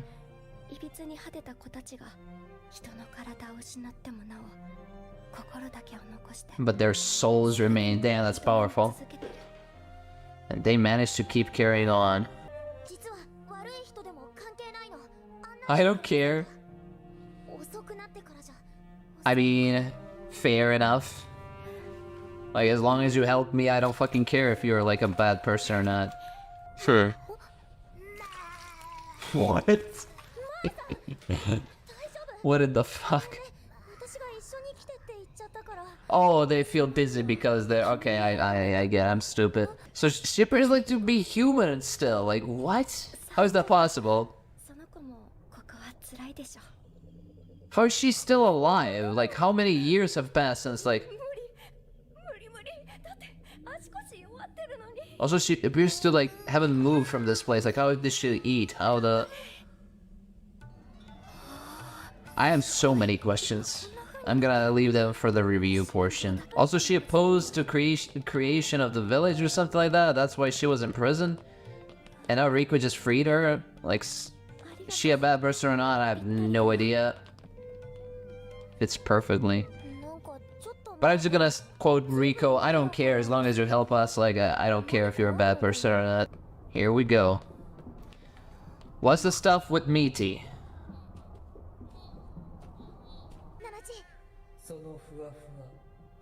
Sold? What? 私から買うため自分手放した。私もうミーティー吸えないけど、ふわふわななちずっとここにいる。Oh, what? 策を見る目になって。ミーティーはいくら吸ってもなくならないベラフの一番のお気に入り。なんてことは、ベラフにとってはいつものきつミーティー。でも、これ以上ミーティーを傷つけないでくれ。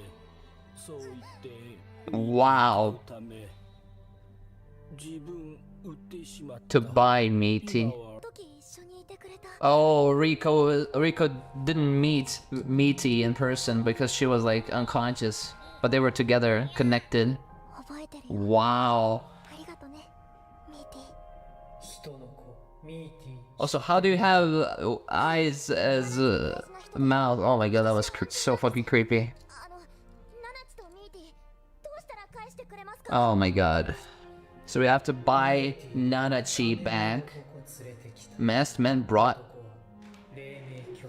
bondrewd? Wait, but how? So there are two Mitties? A real immortal. Wow, so bondrewd truly went to the sixth layer himself. I mean, with one of the bodies.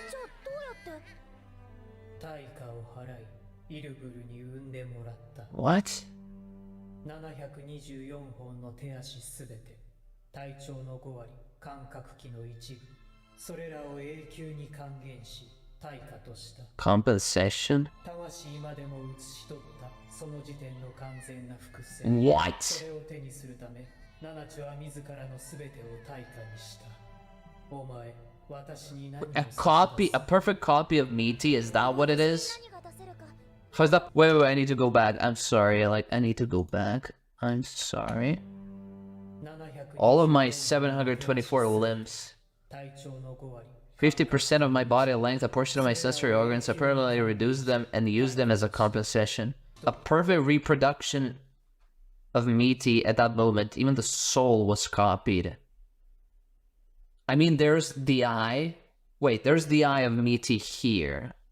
Like, both eyes are okay, but when bondrewd brought Mitty... Oh, it was... Okay, so this was before bondrewd damaged one of Mitty's eyes. Okay, I see. So it was like... So this was the original Mitty, and then like... What's his name? The sage, one of the three sages, right? He copied... he made a copy of Mitty out of himself from, like, what? Like, he sacrifices 50% of his body? 払いイルブルに産んで Her born by Iruburu. 724本の手足すべて That is possible. You can, like, の一部それらを永久に還元し wow. 対価とした No fucking way. たわし今でも写し取ったその時点の完 So you 全 can, な複数 like, make an exact copy of someone. 3つから選んでほしい両目か Both eyes. Oh my god. 臓腑の半分かこれ以上は譲らない She's gonna die if she gives any of that. 死な I ない mean, 完全を尽くす人の子よ選んでほしい you gotta be fucking kidding me, dude. Let's just think about the end game for a second. Like, when Rico finds her mother, Liza, like, will that be the original Liza or like a copy of Liza? Or like, is Reg even like a Reg or like a replica? Like, can you like replicate Reg as well? Since he's a robot? Or just a living being? You have to like replicate a living being. Like, this is crazy to actually think about it. Like, crazy. Okay, let's continue. Like, this shit is like wild. And then we follow Reg. We find we found about like these beast repelling this, I don't know, like stuff that Faputa has made. So that's really weird, like how you can like make these beast repelling it's just but it doesn't, apparently it doesn't work on Reg, obviously, because like Faputa didn't like steal Reg's hair. I don't know if even if she did steal, I mean, is Reg's hair or like is it something else? Like his anatomy is also weird. Like, he has like the belly button, his reproductive organ and stuff like that. Like is just, why does a robot need those things, you know? Like, and no mention about like Reg's creator, which was like mentioned later on, but yeah. So he encounters like this dragon, I guess like it's just protecting its territory, and I guess like it's a lot tougher than Ore Piercer. Like, it's huge and it can like penetrate Reg's arm. So he like, it can easily kill Reg, man. And it spits like some kind of a goo, and even Liza didn't mention this, so that's a new information, I guess. So Liza encountered this beast, which is interesting. Like, we're like catching up to Liza. Like, I'm really curious to see, like, is Liza even alive, or is it like the same Liza, or like a replica of Liza? Like, it could be anything right now. And then we meet Big Daddy. Apparently, he can speak. Okay. I love the design. Like, it's crazy. He even has like this "goo" sound, you know, that Big Daddy makes in BioShock. So yeah, this information as well is like really interesting. Like, their design is like the same, Reg's design, and I'm just gonna call it Big Daddy's design because I don't know if we had a name drop or anything. So yeah, they call themselves the interference units. That is weird. That is really weird. And they've said something about like their creators. They've said something like they were like released in each layer, like a number of them, to like observe things. I don't know, like what does that mean? To observe, to gather data, and then just, I guess, like, I don't know, report back to their creator or something. As we've seen, like, there were like in the past those robots that met Ganja Corpse, right? So it's really interesting to actually think about that as well. Like, who is their creator? Are all of these robots sharing the same creator, or were there like many creators of these robots? I mean, like, Reg is really like, I don't know, like, does he have the same creator as Big Daddy or not? Like, even Big Daddy doesn't have, like, that information. I've not been granted that data. I would ask you with all your freedom to uncover said data. Like, and also it's interesting that, like, all of the other robots, he said that, like, cannot cross between layers. So he cannot cross between layers, but Reg can, apparently. So is it because, like, Reg lost? I mean, I don't know. Like, it's just, it's so weird. Like, all of these set of rules and, like, observe things, that is really curious. Like, who is, like, observing everything? Is it, like, a recon mission where, like, they have to gather all the data from within the abyss, and then, like, it's really weird. Like, I'm really curious to see, like, their creator. I mean, Reg's creator must be really fucking powerful and smart, because Reg is, like, a bundle of, like, all of these, like, super dangerous relics, and, like, he's a masterpiece. Like, he can actually, like, feel things, he actually can speak properly, and, like, he can cross multiple layers. So, like, his creator must be really smart in a way, you know? Like, really fucking smart. Like, it's just weird. It's real. It's weird, but I'm all here for it, baby. We go back to Rico. Apparently we meet one of the 3 sages. Actually, we met all of the 3 sages, actually. That girl, the sage dude, and another snake, Hollow. I can't remember his name. But yeah, we met them all here. I wonder, like, what exactly happened. Also, the Ganja corpse, like, it was back, like, how many years ago? Like, 2,000 years ago? 4,000 years ago? Like, how the fuck? I mean, they're hollows. They can, like, they have expanded lifetime. I don't know.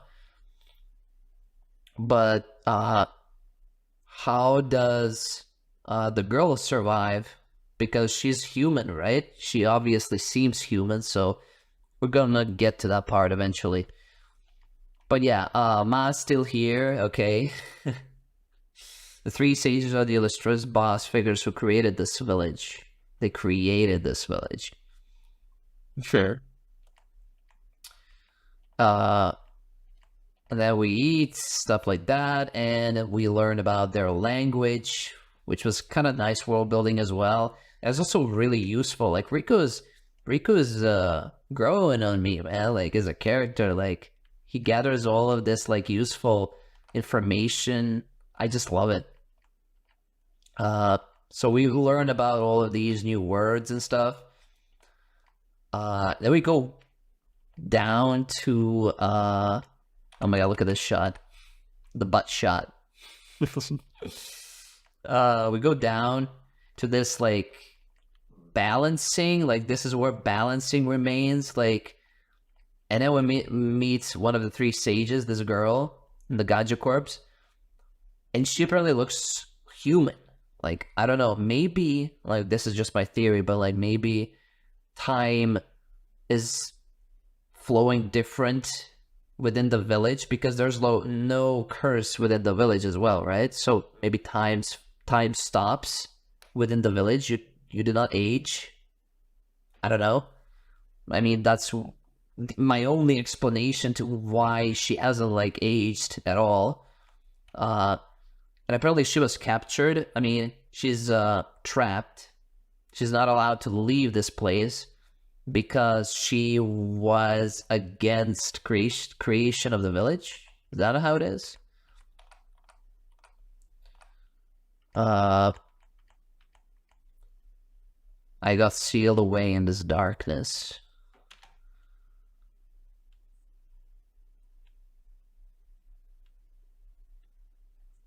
I still insisted on at least opposing the creation of this village. Why? Why? And all this shot is really... okay. And this is a powerful sentence. I'm just gonna keep it rolling. Like this sentence here. may have lost their human bodies, like all of these cave raiders or whatever they were from the Ganja Corps. I don't know if they were cave raiders or not. They may have lost their human bodies, but their soul remains, and they managed to keep carrying on. Like that's really powerful sentence, not gonna lie. So she was sealed here for opposing the creation of the village. Maybe she's a hollow, you know. I mean, Rico said she was a human. Even herself, she also said like she was human. So I don't know. The only explanation is, as I've said it, like time stops within the village. She conceals herself, of course. About her being a bad person, I don't know. I mean, she was sealed for a reason, right? I mean, opposing for the creation of the village, but like, there must have been something else as well. So, but I'm just gonna quote Rico yet again and say, like, I don't care whether or not you're an evil person, just bring me to Nanachi, come on. And then this fucking thing, what in the fuck is this? So apparently Nanachi sold herself to buy Mitty. Apparently this snake, hollow, one of the three sages, like created Mitty, like basically created a copy of Mitty just to eat her. I mean, it's unlimited source of food, but it's a fucked up way. And like, and the way that he has like these eyes as mouth, like, why did you choose to do that, man? Like, what is that design? Look at this. I'm just not gonna bring it on screen. And look at the eyes, scary. And this thing, like, apparently, like, bondrewd came to the 6th layer, but how did he come back? Because you cannot return from the 6th layer. Like, I mean, he must have like sacrificed his bodies, so all of his bodies that went to the 6th layer were like basically just, you know, done. I don't know. Or maybe he used cartridges. Yeah, you can like use cartridges to actually like remain human. I mean, to some extent, right? Not fully meatified. Yeah, I said it. Not fully meatified. Sorry, meaty. But the signal of love is an intermediate, strongly crystallized source. Look at this shit, man. I believe he was wearing something on his back, bondrewd. I don't know what that is. Maybe those were the cartridges. Who knows? But yeah, like the way he just brought Mitty like this, man. So this was the original Mitty. Whatever Snake offered bondrewd wasn't enough, so he just took back Mitty. But because of this, like the Snake recreated Mitty, a perfect copy of Mitty. Like, what in the fuck, dude? Like, look at this. This was apparently like a balancing stuff, right? A complete like replica of Mitty. How can you just do that, man? Like, this is really, I mean, OP. You have to sacrifice your body to like make a replica of someone, but I don't know. Does bondrewd know about this? Like, I feel like if bondrewd knew about like the creating like a perfect replica, that'd be really scary. Like he would start all of these experimentations and stuff like that. I don't know. But then again, like if he has like an unlimited set amount of bodies, bondrewd can like to sacrifice a body to replicate something else entirely. But do you have to be within the village to do it? Or, I mean, the village is really, like, special because of the, like, the balancing. So maybe the balancing does it, or, I don't know, like, how does it work? Maybe, like, all of these sacrificed parts of your body get turned into the person that you want to replicate, a soul or stuff like that. Who knows? But yeah, this is a really interesting concept, like making like a complete replica of someone, even copying the exact soul. So we have to buy Nanachi back. And Mitty. Not just Nanachi, but we have to buy Mitty and Nanachi back.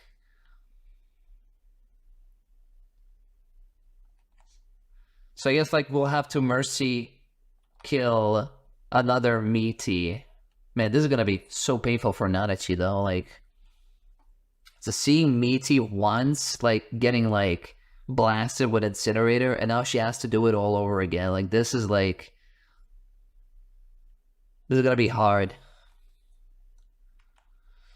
This is gonna be hard. How is Rico going to do this? I have no idea. Okay, what should we do about Mitty and Nanachi being sold? Oh. Kaija? 何取られても終わり。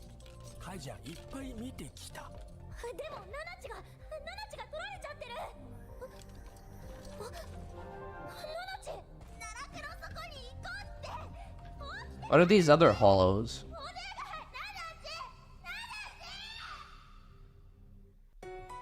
So the luring. 何？どうしたの？ナナチが買われちゃった。どうすればいいの？ As I said, like there's certainly like another way out. ブルーソー。クグファモフォンリソス。What? 何かナナチ取り戻す方法知りませんか？そうね。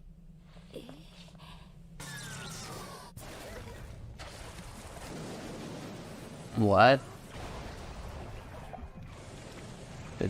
A jelly beast? 何あれ？どっから話すかな。この村の人、慣れ果てってさ、村の外に出られないんだよ。だからああやって外から生き物を飲み込んで。Oh, that's how you get food, huh? 価値の総量を増やして。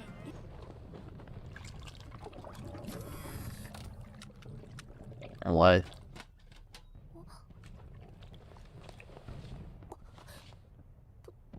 Oh, damn. Okay. Well, okay then. 驚いたな。メディポトゥと人結晶の楽器じゃないの。 Crystallized person, that's interesting. Damn, so this really looks like a true white whistle now. その石は君といることを。Sings of being with you. What? Sings.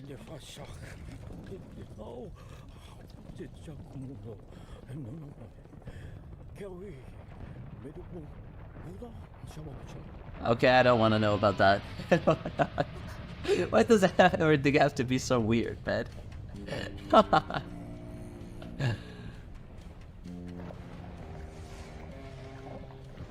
Oh, it's a big hollow? Damn, okay. Oh. Well, rest in peace then.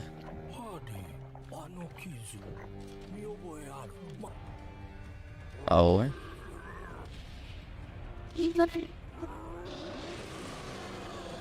Okay, another one.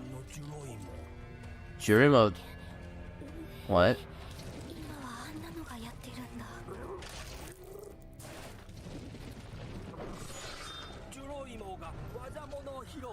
What? ごいベトベト。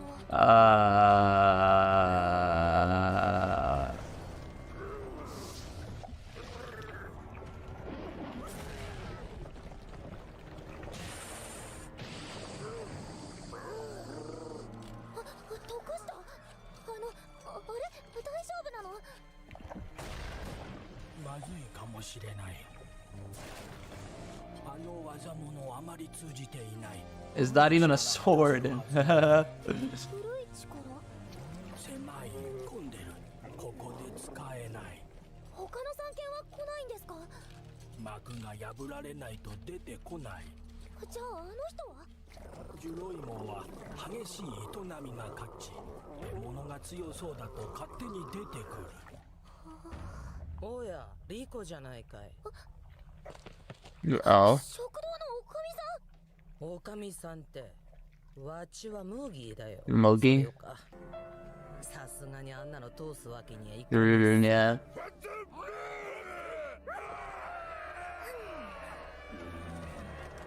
Man, so many weird creatures. 上の方なら流れ玉も少ねえよ。そんなマギさん。 I wonder what's their story about. Like, how did they become 食 hollows? われねえことさね。おめえの価値はロボとふわふわに使いな。リコはここで果てちゃう。 You mustn't meet your end here.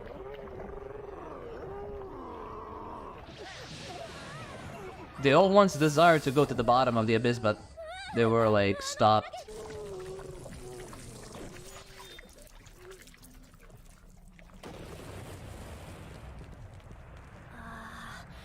動かなくなっちゃった。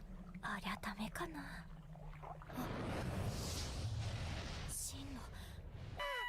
来た？ありがとう。マジカジャさん。 Wait, what? 準備いい？因縁前。カジャも髪一房もらった。価値あれば早体で無茶もできる。 What? What? She cut her hair? She cut her hair and gave it to Majikaji, is that how it is? So Majikaji transformed his body? What? おいしそうなのがここにいるぞ。 What about buying nanachi mitty? めっちゃ大きい。こんなのなんとかなるの？カジャさん。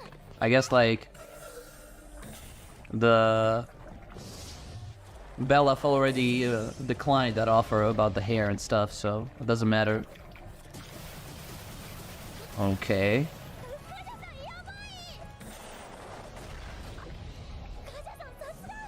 転んだだけだよ。 思った通り。 Man, Katja is like これなら。 MVP in this, man. Worsfield? 止まった。何あれ？2匹目？鏡？ I'm there. 威嚇し合ってる。今よ。ラファー。 It's just a giant mirror.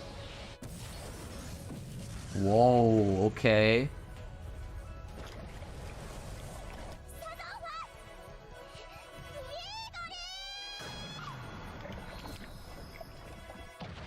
Damn, Rico, okay.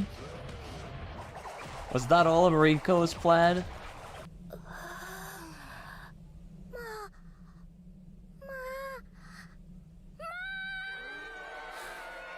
Yes! リコ、おかみさん、無事だったんですね。ムーギーだ。聞いたぜ。おめえがやったんだって。 So it was her plan. 私は仕事をお願いした。持ちするから、火が得意な人にお願いしたんです。 Oh, that's a Pokemon, okay. リコは顔の割にいろいろ考えるさな。大したもんだ。 Yeah, I'm also impressed. 貴重な髪の毛をな。そういうのは自分のために使わな。リーダーが言ってたんです。タンク使はやられたらやり返せって。 To take on eye for an eye. タンク使は助けてもらった時も助け返すの。そしたらまたやり返してもらえるかもしれない。 Oh, wow. これは下心。自分のためでも。 Holy shit, Rico, dude. どうでしょうか。 Is this season specifically aimed at Rico redemption? そんな甘かねえぞ。 Like, from being annoying too much in the first season to, like, being this fucking badass in the second one.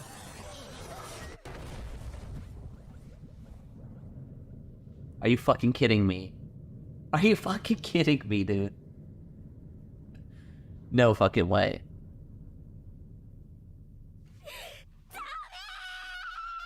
You gotta be fucking kidding me. Prushka. What? 私を呼んで。 Do it, call me? What? The white whistle?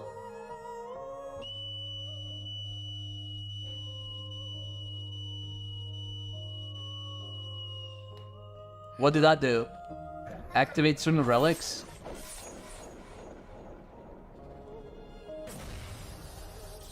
Rang it? 知事を頼む。 What? 感情が、景色が、思考が流れ込んできた。君とプルシカが呼んだとすぐ分かった。 He changed color? What? What the fuck, dude? プルシカ。行くよ、レグ。了解した。 Again? That's crazy. I haven't even thought about it. Like, Rico could use, like, Prushka like this.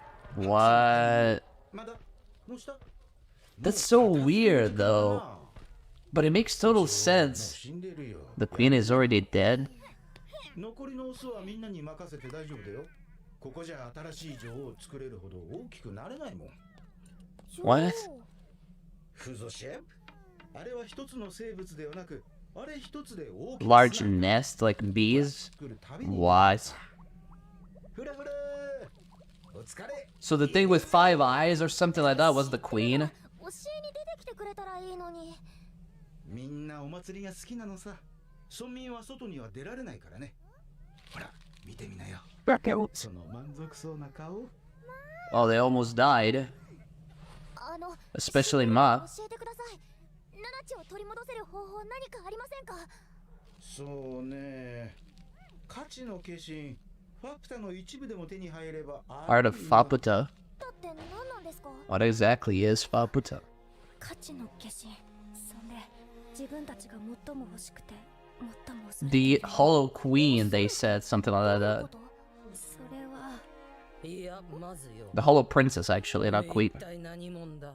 奈落に眠る黄金都市 So this is quite ganja, okay? Because members believe in the Golden City. 患者の生き残り奈落の異物管理兼信徒の世話担当名前はベーロエルコかつての三賢の一人です Okay, so she was previously the one of the 3 sages. はい自分は姫にお目通りは叶わなかったけどあの価値の化身が何を願っているかは知ってるよ全部きちんと話したら What do you mean by embodiment of value? That's interesting.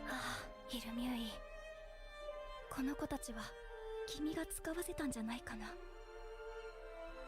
あれがきっと君が言っていた黄金鏡の True resident of the Golden City? Why? イルミューイ見たあのワズキャンの顔あいつまだあんなに怖がることできたんだね私の可愛いイルミューイ The fuck is this? 君の存在を願いを記憶を掘り起こす時が来たよ What? Firstly, Nanachi and Mitty and the rest of these hollows, I don't know, like, what is this?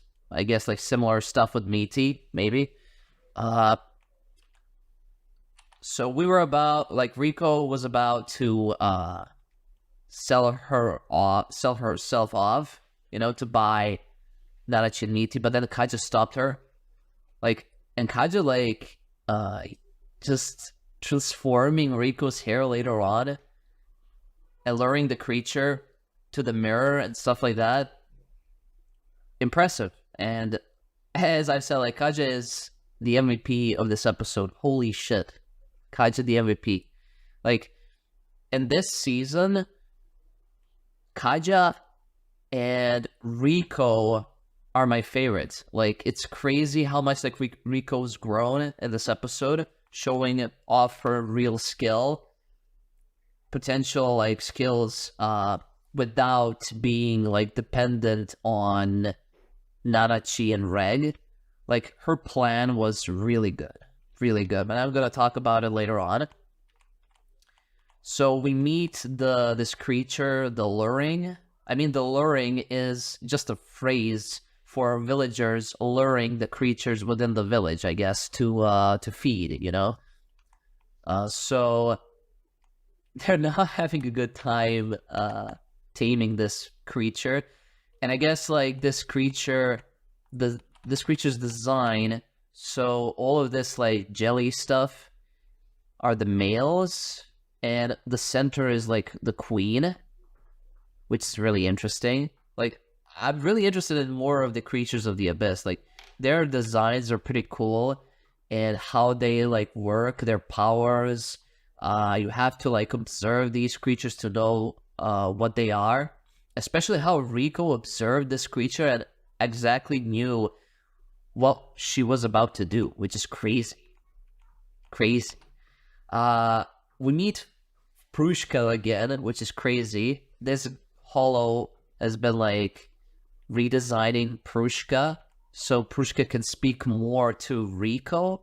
I don't know exactly how can a white whistle speak to its holder, but you know, it's called the life reverberating stone. So, and the most precious thing to you, something like that. So I don't know exactly how does the white whistle communicate with its holder.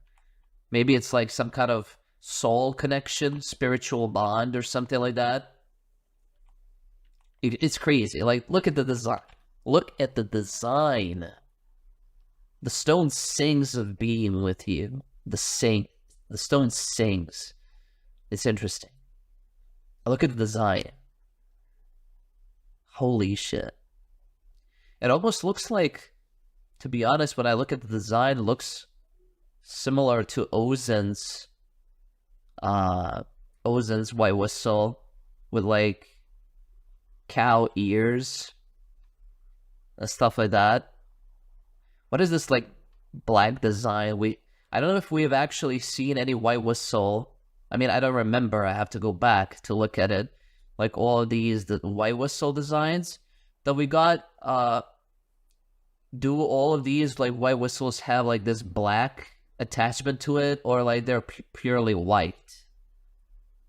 It's interesting. But yeah, this is Prushka.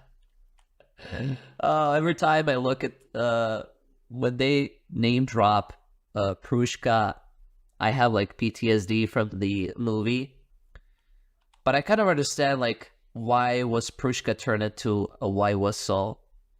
In a way, I was reading again the comments from the what is it? The third movie, Made in Abyss, Dawn of the Deep Soul, and one comment in particular was really interesting to think about, especially how they mentioned that there was no other way for Prushka to join them on their adventure rather than being just a white whistle. She had to become a white whistle because she didn't have, like, any sort of, like, training or any speciality at all to go on an adventure like that. It's really dangerous, especially, like, the sixth layer. The sixth layer is, like, really dangerous. So there was no other way of Prushka to join them than to be a white whistle. So yeah, bondrewd in a way helped Prushka go on her adventure, but in a white whistle form. And she's still somehow, like, alive within the stone, as we've seen later on. Like, her, like, I don't know, ghost appears and just says to Rico, like, go on, use me. So I don't know. We got, like, this huge fight. So this is the queen. Has, like, 5 eyes, 6 eyes, or stuff like that. This shit. It's really weird design, not gonna lie. And then this creature, I don't know what the fuck is this design. like the arrows pointing in this, and then like this is a real like some weird fetish or some shit. Like I don't know. I'm not gonna mention that. Like the Made in Abyss is sometimes really weird, you know. It's just leave off with that. And look at all the hollows design. Like I'm really interested like in their story, how they became hollows in the first place, and what was the shape of their desire, because they said something about like they became hollows that took shape of their desires or something like that. So what does it mean? Like all these weird creatures. It reminded me so much of Pokemons for some reason, you know? And then Rico creates a perfect plan. Now let me just go ahead. Like she was analyzing the creature. She just looked like, how do the villager do not know like the like what's this creature even about, and like what does it have? It's lighter than air. Like I just love that stuff that she brought up later on. They use the fire to isolate and stuff like that to catch it. It's really interesting. Also, Ma sacrificed. Oh my god, the pot. Ma sacrifice was also like, holy shit. And then Red comes into the rescue, crazy. And then this shit, holy shit. Rico cutting her hair to like help Kaja modify his body or something like that. I still don't know like what is Kaja even. Is Kaja like I don't know, like he said something about like Kaja's body is made out of smells. What does that mean? No idea. So Kaja transformed, and this is his new design, I guess. Actually, he reverted back to normal later on. It's weird. Okay. He transformed to be like agile more or something like that from Rico's hair. I don't know if that's what happened or something else happened totally, but yeah, like she cut her hair off, sold it to Kaja, and then Kaja modified his body to be like this agile so they can lure the creature to the mirror. So yeah, they lure the creature to the mirror just to intimidate it or some shit like that. And then they use like this weird stuff to light it on fire and to catch it in the air. And that's it, basically. So yeah, that's Rico, as I've said it before, I'm gonna say it again, is climbing up the ladders when it comes to like my final character tier list that I'm going to do after this season ends. Definitely. Because in the first season, yes, she is just a child and stuff like that, but she just runs into dates without having like a second thought whatsoever. Yes, I kind of understand that maybe it's because the Abyss is constantly calling to her because she was within the curse-repelling vessel. That stands still. But just please have second thoughts, you know? Like, she was so annoying to me back in the first season, but later on in the third movie and this season, she's having her redemption arc. Like, really, really good. Yeah, and everyone's just celebrating. But then again, I don't know what is this thing. Maybe because like WAZUKYAN has said that because the queen died or something like that, the male is just, you know, disappear because there's no queen anymore. I don't know. And this shit, holy. I was really afraid for Ma. Holy shit. And then this stuff. What is this? What is this? I didn't even think that Red could use Prushka like this. Like, I was so stupid, like, yo, what if like Rico uses prushka, you know? Just how we've seen Ozen activating the curse repelling vessel, right? So the white whistles have a property to reveal the true nature of the relics, right? So by using prushka, Rico, by using prushka, summoned Reg, who changed completely. Like, he changed his, like, colors overall. And he said, like, thoughts came over. Like, I immediately knew what I was supposed to do. So, holy shit. I didn't know that. Also, why did Reg change color like this? Is it like an emergency mode or something like that, where like Rico just has to use her whistle, I mean prushka, to call for help, and then Reg will immediately know where her location is and just immediately come here? Because Reg has had like 3 modes so far. The first mode was normal mode, where he's himself, right? The second one is like, I don't know, mad mode, or like when he drained all of the power from the Ido front in the 5th layer. Like, he was crazy back then.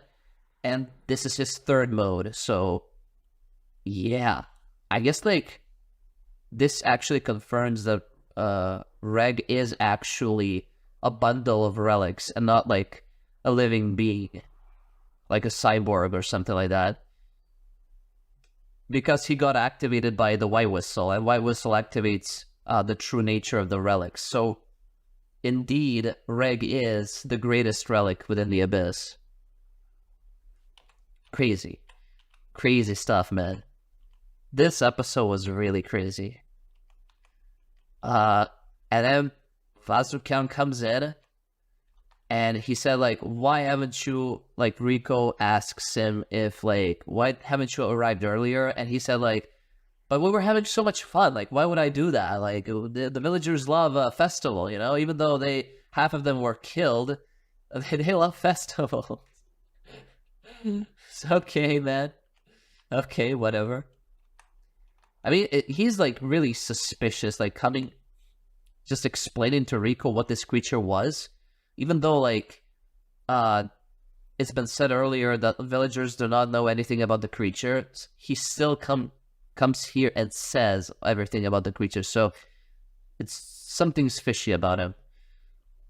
And the stuff that, like, Vueko said back, like, WAZUKYAN's face was like this scare, like he was scared.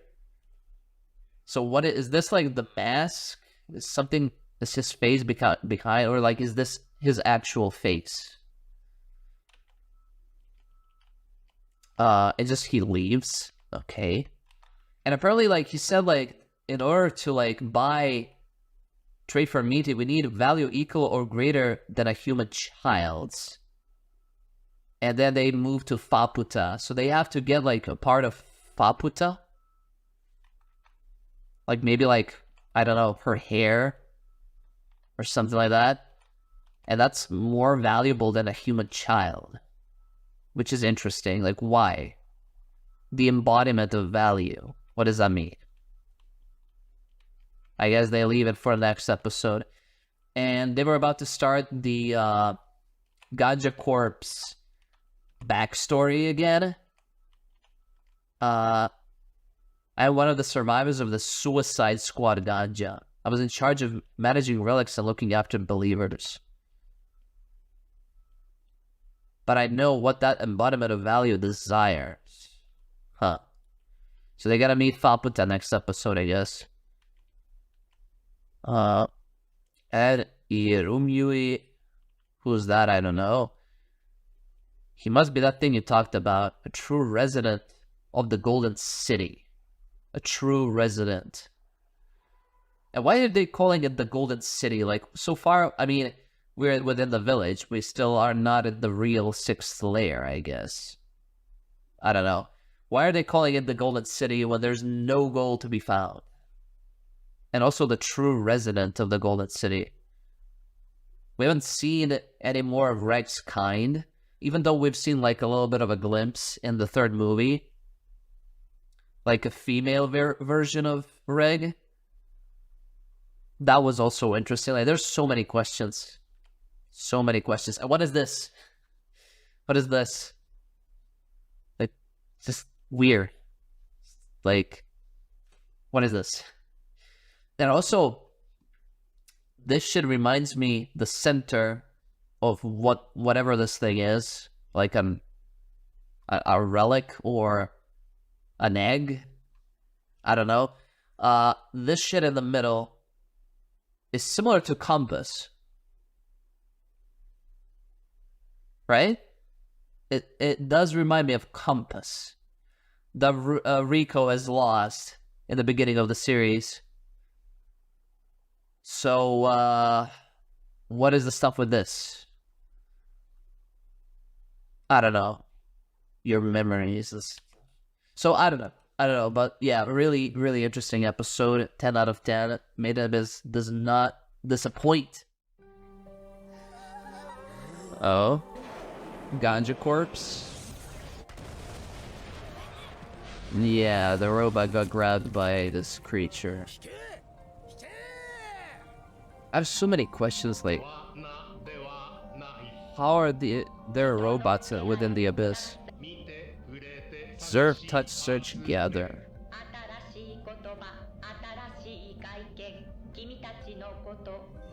But why are they doing that? Okay, I was about to ask, how did they even use this device if they didn't have a white whistle user, right? Is this like a white whistle user?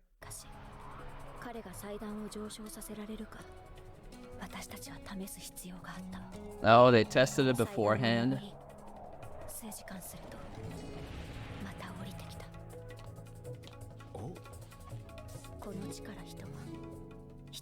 Oh, they died. Oh, they turned into hollows. Okay, I was... Okay. Damn, they are actually smarter than they look.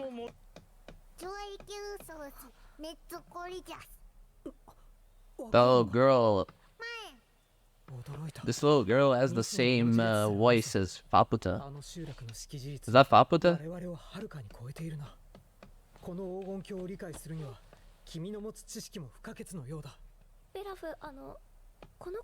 Irumyuui.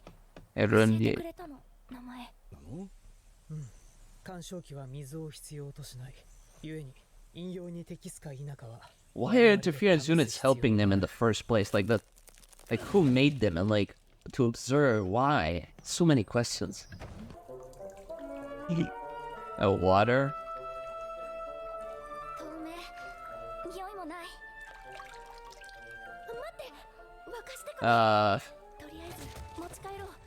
Okay.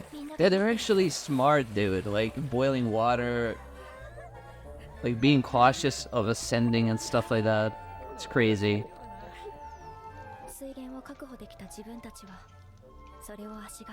Wow.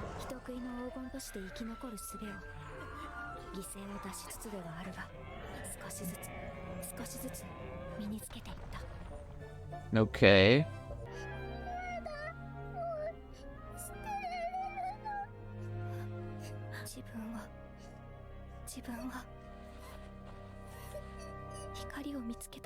Oh, and she found the light. Oh, it was darkness. Wow. And the fact that they were all the same, like, couldn't bear children. Wow. The similarities. And the character development is insane as well. Look at this, they're like surviving in the 6th layer. This is crazy. Oh no. Rest in peace. Ah. Oh, the remains of a... Wow. So it was really going well. Like, what happened? Like, how did they turn into hollows? Like, what? Did they get attacked by like this giant dragon monster or whatever? Like what? Oh, fever, diarrhea. 透明な卵、芋虫。 What the fuck? 足の指、溶け固まった鉛みたいに。 They're turning into hollows? みんな蹴りの跡がある。看病に水がいる。 So maybe like even if you 可 don't 能性もある。 ascend, if you stay for too long within the sixth layer, you're turning into hollow regardless? 岩ではない。幾重にも折り重なり、溶け固まった大型生物の死骸。 What? 我々はこれを作った原因を口にしていた。 They were what? ベラフ、どうする？ここ以外に持ち帰れる水は。 So that was not water? That was like the remains of a creature? What? それとも大穴の魔力が。 Oh, it's the thing for the previous episode. And it obviously has like a compass inside of it. Like what? What is happening? Like そのものが生物とはね。下痢の中から出たあれは卵や種の類だ。 wow. そんな煮沸までしたのに。 Even after they boiled it. 生存戦略には驚かされっぱなしだね。しかし、これで安全な水場は断たれてしまったな。我々に残された手段は、この水もどきに蝕まれ続けている。Damn.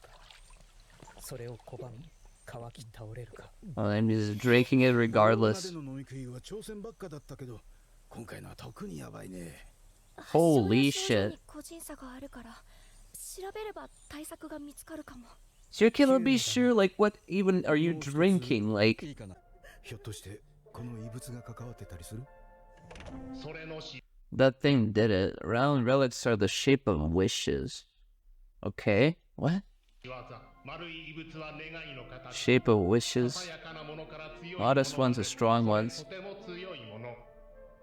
い、どんな願いであんな風に。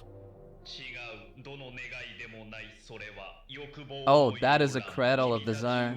Put in a way of speaking, it's wish granting egg. Wait, what? 直に触れない方がいい。取り込まれて願いが散るとはあなる。人の生態は雑多で複雑、適していない。使わせるなら妖体がいい。 What?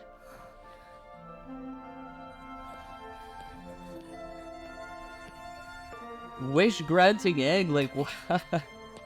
What is this all of a sudden? 必須なのに、その水が体を。 Can they, like, wish for clean water or something? Holy shit.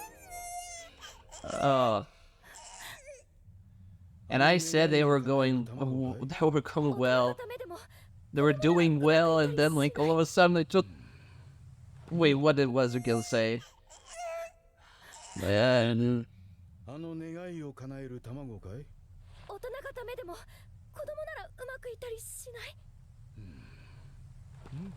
妖体の感じる恐怖、ずっと原初に近い。可能性はとても高い。許可する。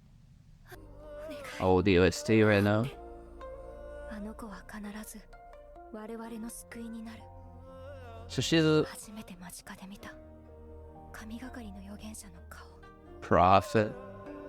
So he's seen into the future, like the kid will save them? Like what?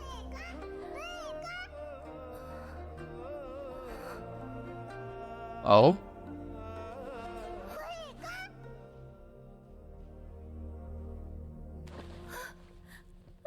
Oh, the arm. The arm is still...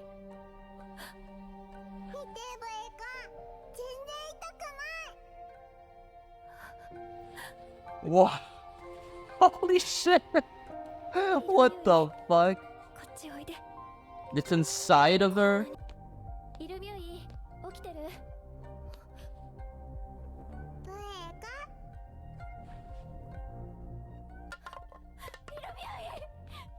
体、どこか痛くないの？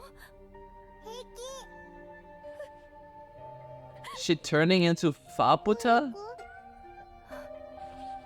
Bro, the suffering, dude, like, just...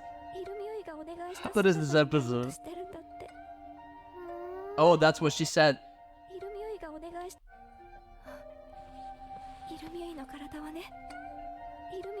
They say that your body is trying to change to the way you wished it to be. So maybe she's Faputa actually? I don't know why they're calling her irumyuui. お願いした姿になろうとしてるんだって。この選択が間違いではなかったと祈るばかりだ。But we have wishes now. Wish granting eggs. Wish granting egg. Like what? How is that possible within the abyss? What? This episode is crazy. Oh god, what is now? What happened? What is happening now, man? What the?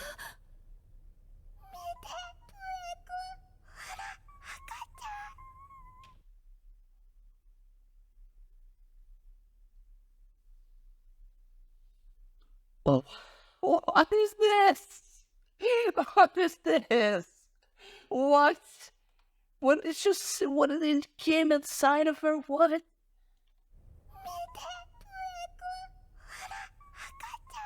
Baby?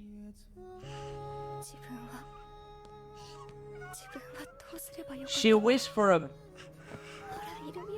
She wished to have a baby. The baby took its last breath.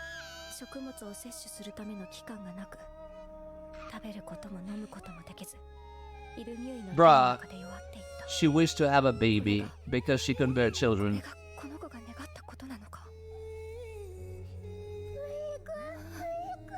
What is this anime, dude? Second one has been born.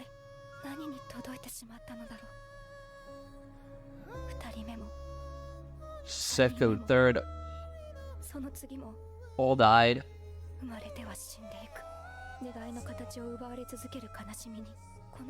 How much can you beat? Oh my god, this is so fucked up. How did you come with this fucking idea? No, this is so fucked up, man. This is so fucked up. How can you get even more fucked up than the movie, dude? I thought Dawn of the Deep Soul was fucked up. What is this? This is so fucked up.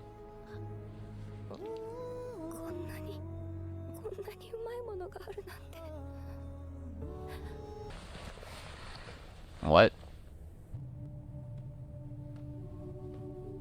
What just happened?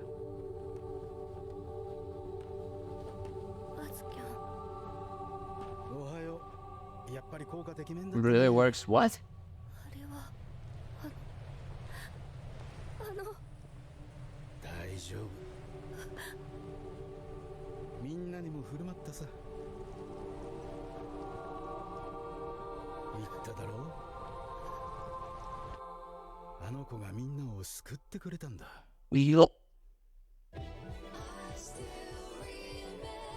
Wait. No, wait, let me go back. This is not okay. This is not okay. Didn't WAZUKYAN just cook irumyuui? Wait, I need to go back. Like, what? What is this? The smell of fat. So they did not have any food. And the fact that WAZUKYAN said it, like, I told you, right, that the girl was gonna save us? What is this cannibalistic shit now? Yeah, this level. Bro. Look at the face. Look at the fiend's face. Is this the... What? Bro. Look. Wait, let me analyze this shit. Is that what happened? Really works wonders.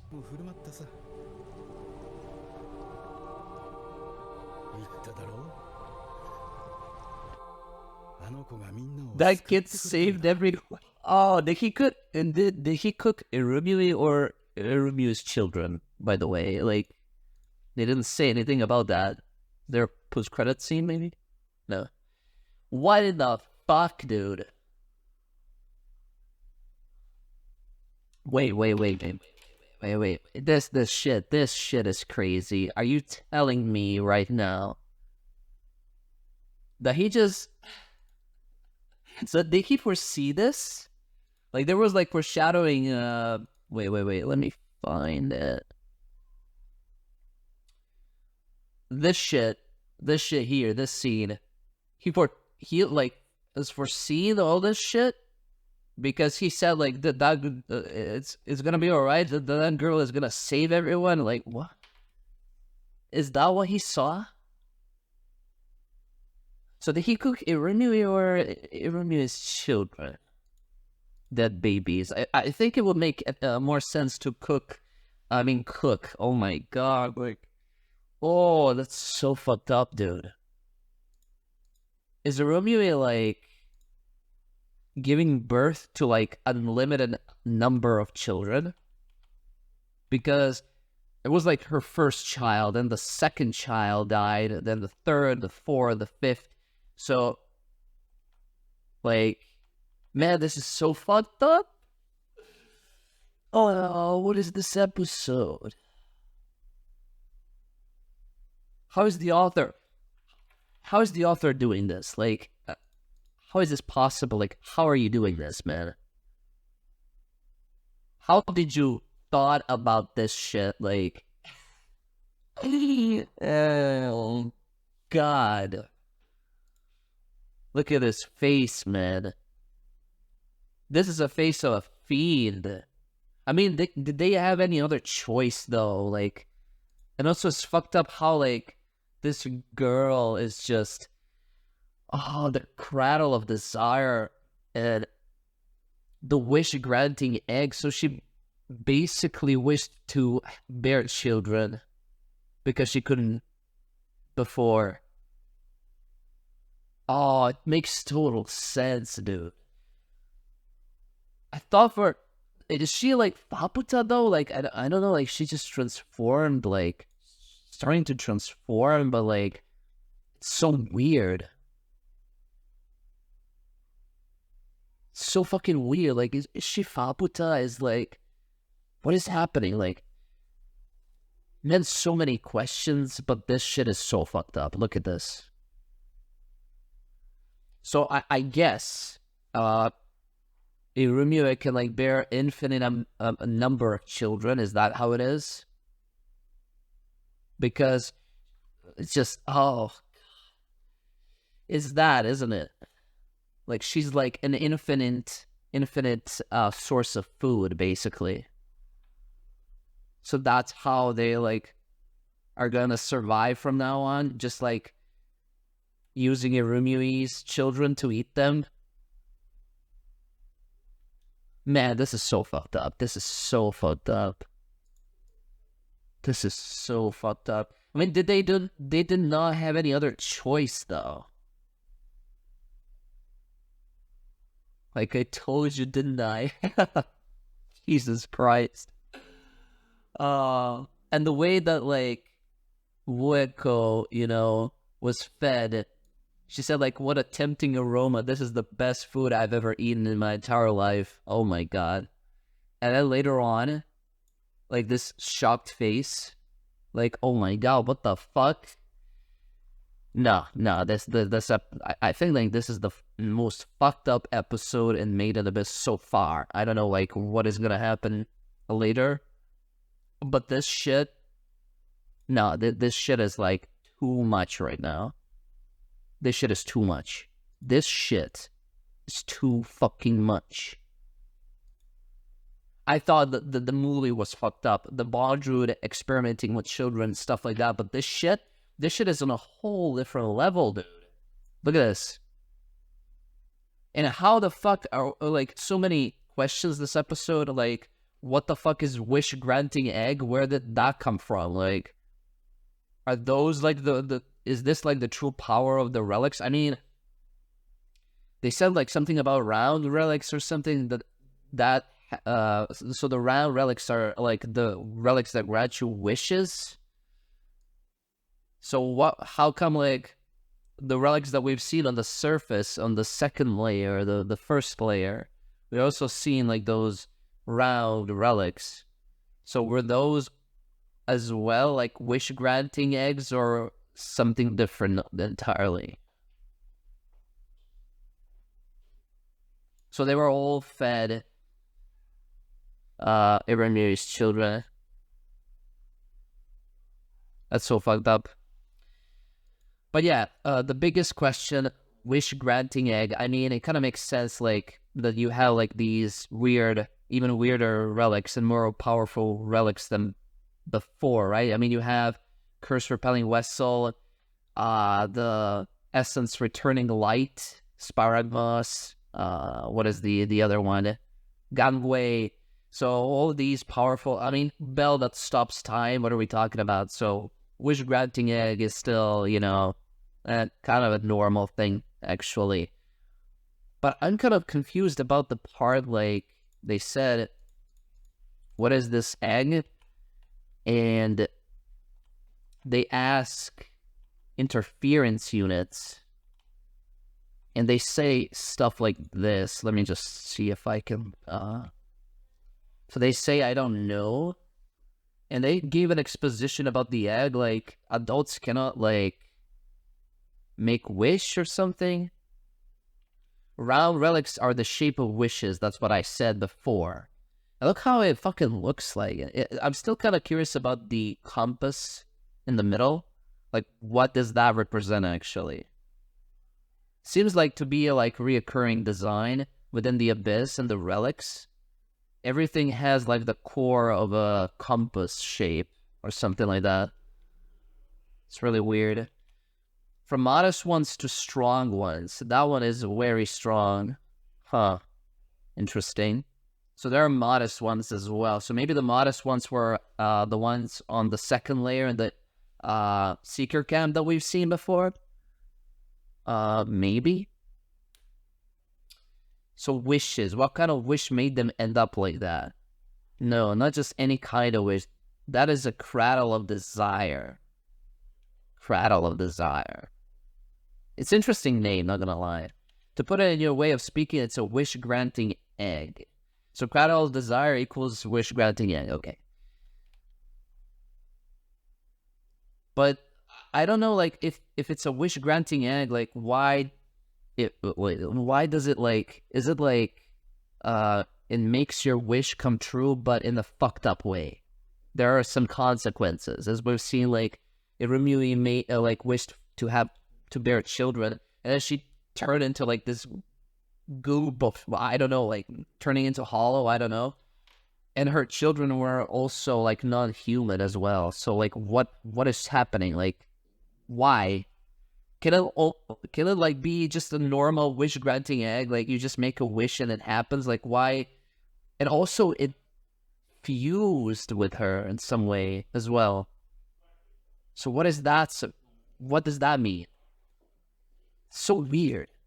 You should not touch it directly. If you get overcome and your wish dissipates, you'll become like that. What does that mean? What do you mean your wish? Adult humans are remotely and complex. They're not suited for it. Huh. So you just have to, like, wish for just one thing in your mind and not, like, have a complex thoughts about, like, multiple wishes? Is that how it is? If you wish to make use of it, a juvenile is preferable. I guess, like, the children have, like, more simplistic wishes than adults, and that's why children are preferable.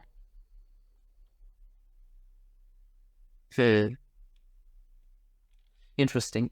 Really, really interesting episode. Tons of exposition, and I just gotta say, like, this episode might actually be my favorite one. Not because of the suffering. Suffering is kind of a recurring theme, but, like, I just love all the details and the fact that we're following, like, different group this time. That we're getting, like, their backstory. I guess full backstory. I mean, they've focused on the Ganja Corpse for the whole episode. I guess we're gonna continue next one. I don't know. I just love, like, their origin story, basically, and how they're, like, surviving. This is crazy, like, how I just love the different perspective of people who are surviving within the abyss. I mean, kind of understand, like, we're following Rico and Rag, Nanachi, and that stuff, but I'm more interested, like, how are other people surviving within the abyss, you know? So, to get to see this, it's really cool. And they use the elevator, and like, before, I don't know, like, 2,000 years, 4,000 years before, there was this, again, the elevator that sends you to the 6th layer and stuff, but apparently you didn't need a white whistle because this hollow with a white whistle, I presume, used it to make it go to the 6th layer. So you didn't have to, like, use your own white whistle, which is interesting. So what happened with this creature? Like, they didn't say anything. Like, just, I don't know. But okay. I'm also kind of curious, like, this hollow, how this person became a hollow and who was the white whistle as well. Like, this is really interesting as well. And this is another white whistle user, actually. Was this, like, the first white whistle user? I don't know. Like, what is happening? Okay. And I just love the stuff, how they're surviving within the 6th layer. And apparently there were, like, some markings, carvings, in those abandoned, like, I don't know, shelters, houses, whatever. So there were people here before, and not just here, but, like, even in the 2nd layer, the 1st layer, those praying skeletons and stuff like that. So what happened with all the people? Like, they're just fucking disappeared. No trace of them whatsoever. And all of these, like, ruins in the 6th layer, like, just Golden City. Like, why are they calling it Golden City of the Scorching Sun? Still no exposition about that. But yeah, those structures here, like, this was like a city before. So what happened? Hopefully they explain that to us, you know? But yeah, right back on track, though. Like, I just love how they're surviving within the 6th layer. Just building their stuff, managing supplies, getting out to go to find water. And the water stuff is kind of interesting. So apparently this wasn't like a normal water, but like a remains of like a big creature, and then the eggs were in the water. And even though they boiled the water, still the eggs survived. So this is really dangerous environment. How are you getting rid of those eggs? I have no idea. It's nearly impossible to just make clean water, apparently. And I'm also interested in the interference units that help them as well. Like, so many questions, man. This episode is crazy. This episode is... holy shit. Oh, we're here to collect part of Faputa. How are we back here, though? Like, what happened with the ganja corpse?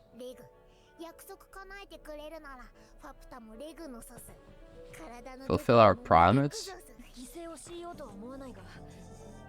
She looks exactly like Irumyuui. Oh, what the fuck?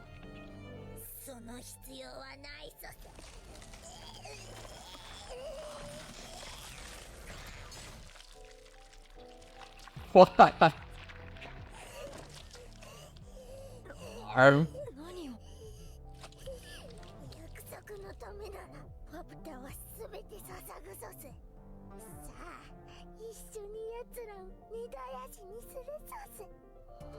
What the fuck? We will eradicate them together. What? The villagers? Thus, Faputa equals Irumyuui, and she wants to get revenge on the villagers for eating her children. Like, gave everyone else too. Oh my god, this is so fucked up. The form the wish takes. Oh. Oh, back here. Okay, I guess we're gonna go back and forth.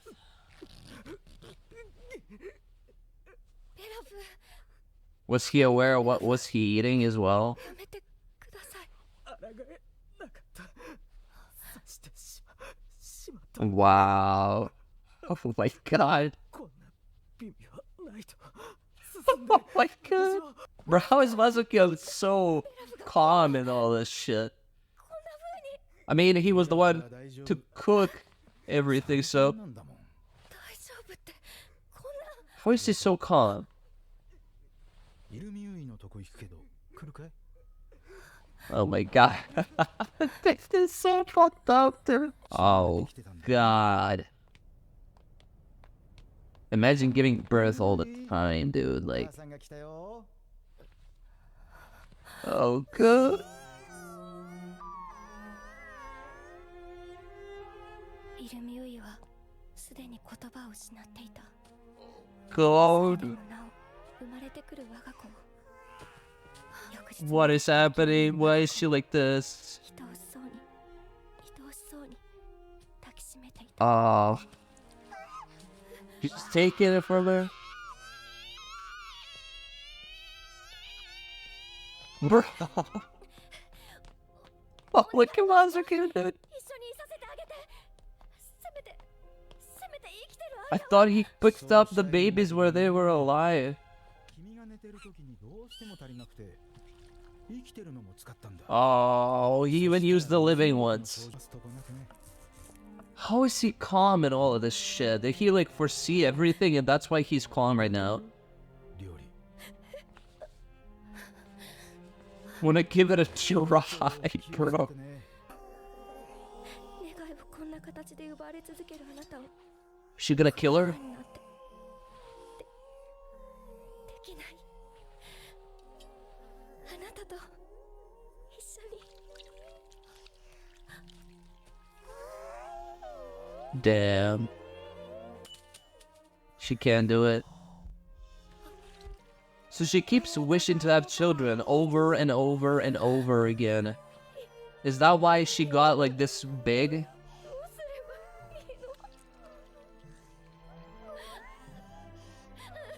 She's huge. 狂えもせず死ねもせず And they continue to eat her children.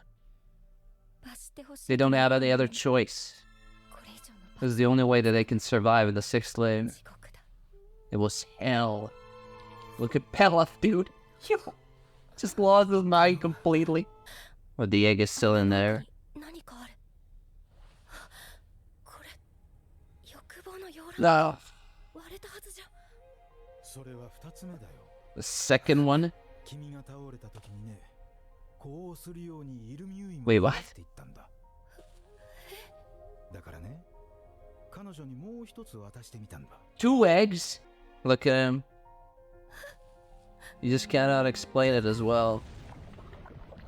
So what was the second egg? What was the wish for the second egg? For Vueko to be better? 君とこうしてるのさ。いよいよだね。 Time has come.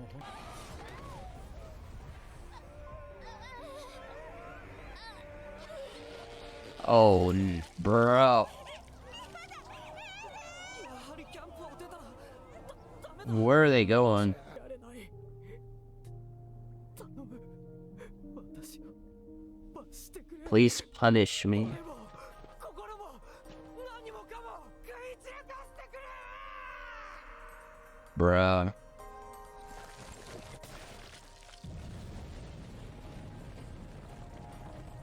Wow. Beautiful. This anime is something else entirely. What?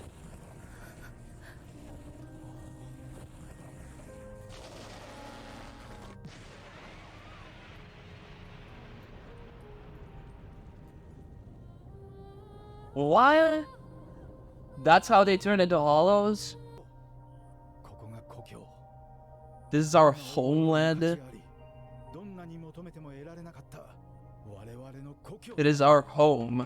ね、イルミュイ、わがままで私だけの温かいや But she survived. 誰にも渡さない。 WAZUKYAN.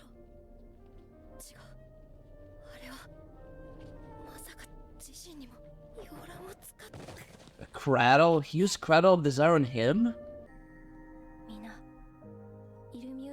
Damn, so all these guys. Wow, they became part of her.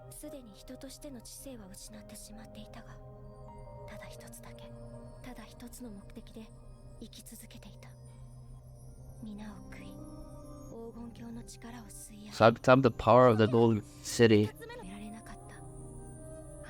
Your homesickness. Damn, long and fragile.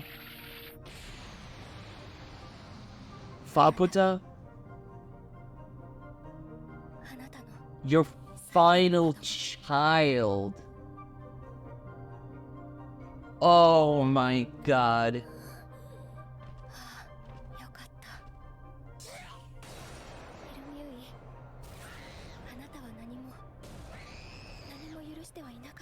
You didn't forgive a single thing? Light. But not a single person could take hold of it. Princess.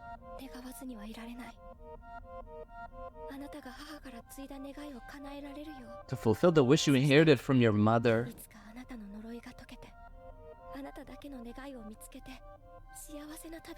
Bro, this episode. This episode.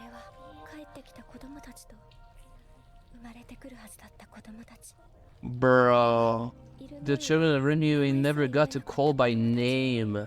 That's the... Those are all the children. That's the balance, eh?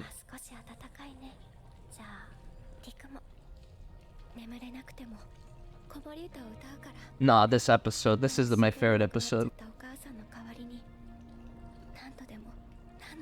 So this is the origin of the whole village. I presume the whole village is Ryumyuui, right? Free your mother. She's going to destroy this village.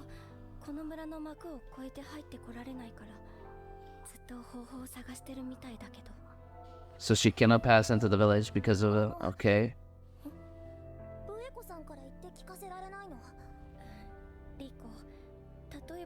So was that the promise that Reg and Faputa made? Okay, this episode. Oh my god. Yeah.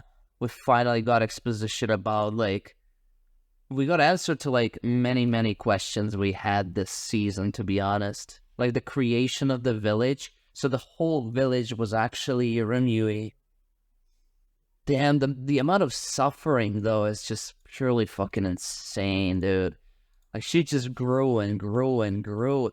And not only that, but, like, I'm so conflicted about WAZUKYAN as well. Like, was he actually a good person or not? Was he, like, I don't know how, like, a man can, like, just stay calm and do all this shit, dude. Just coming out of your way, just taking her children just like that, so yeah, like, you can save the whole squad. I mean, he is a leader for a reason. He's the leader of the Ganja Corps, and the true leader needs to, like, you know, just toss aside his humanity and just, you know, just ignore everything and just save your whole squad without any kind of remorse whatsoever.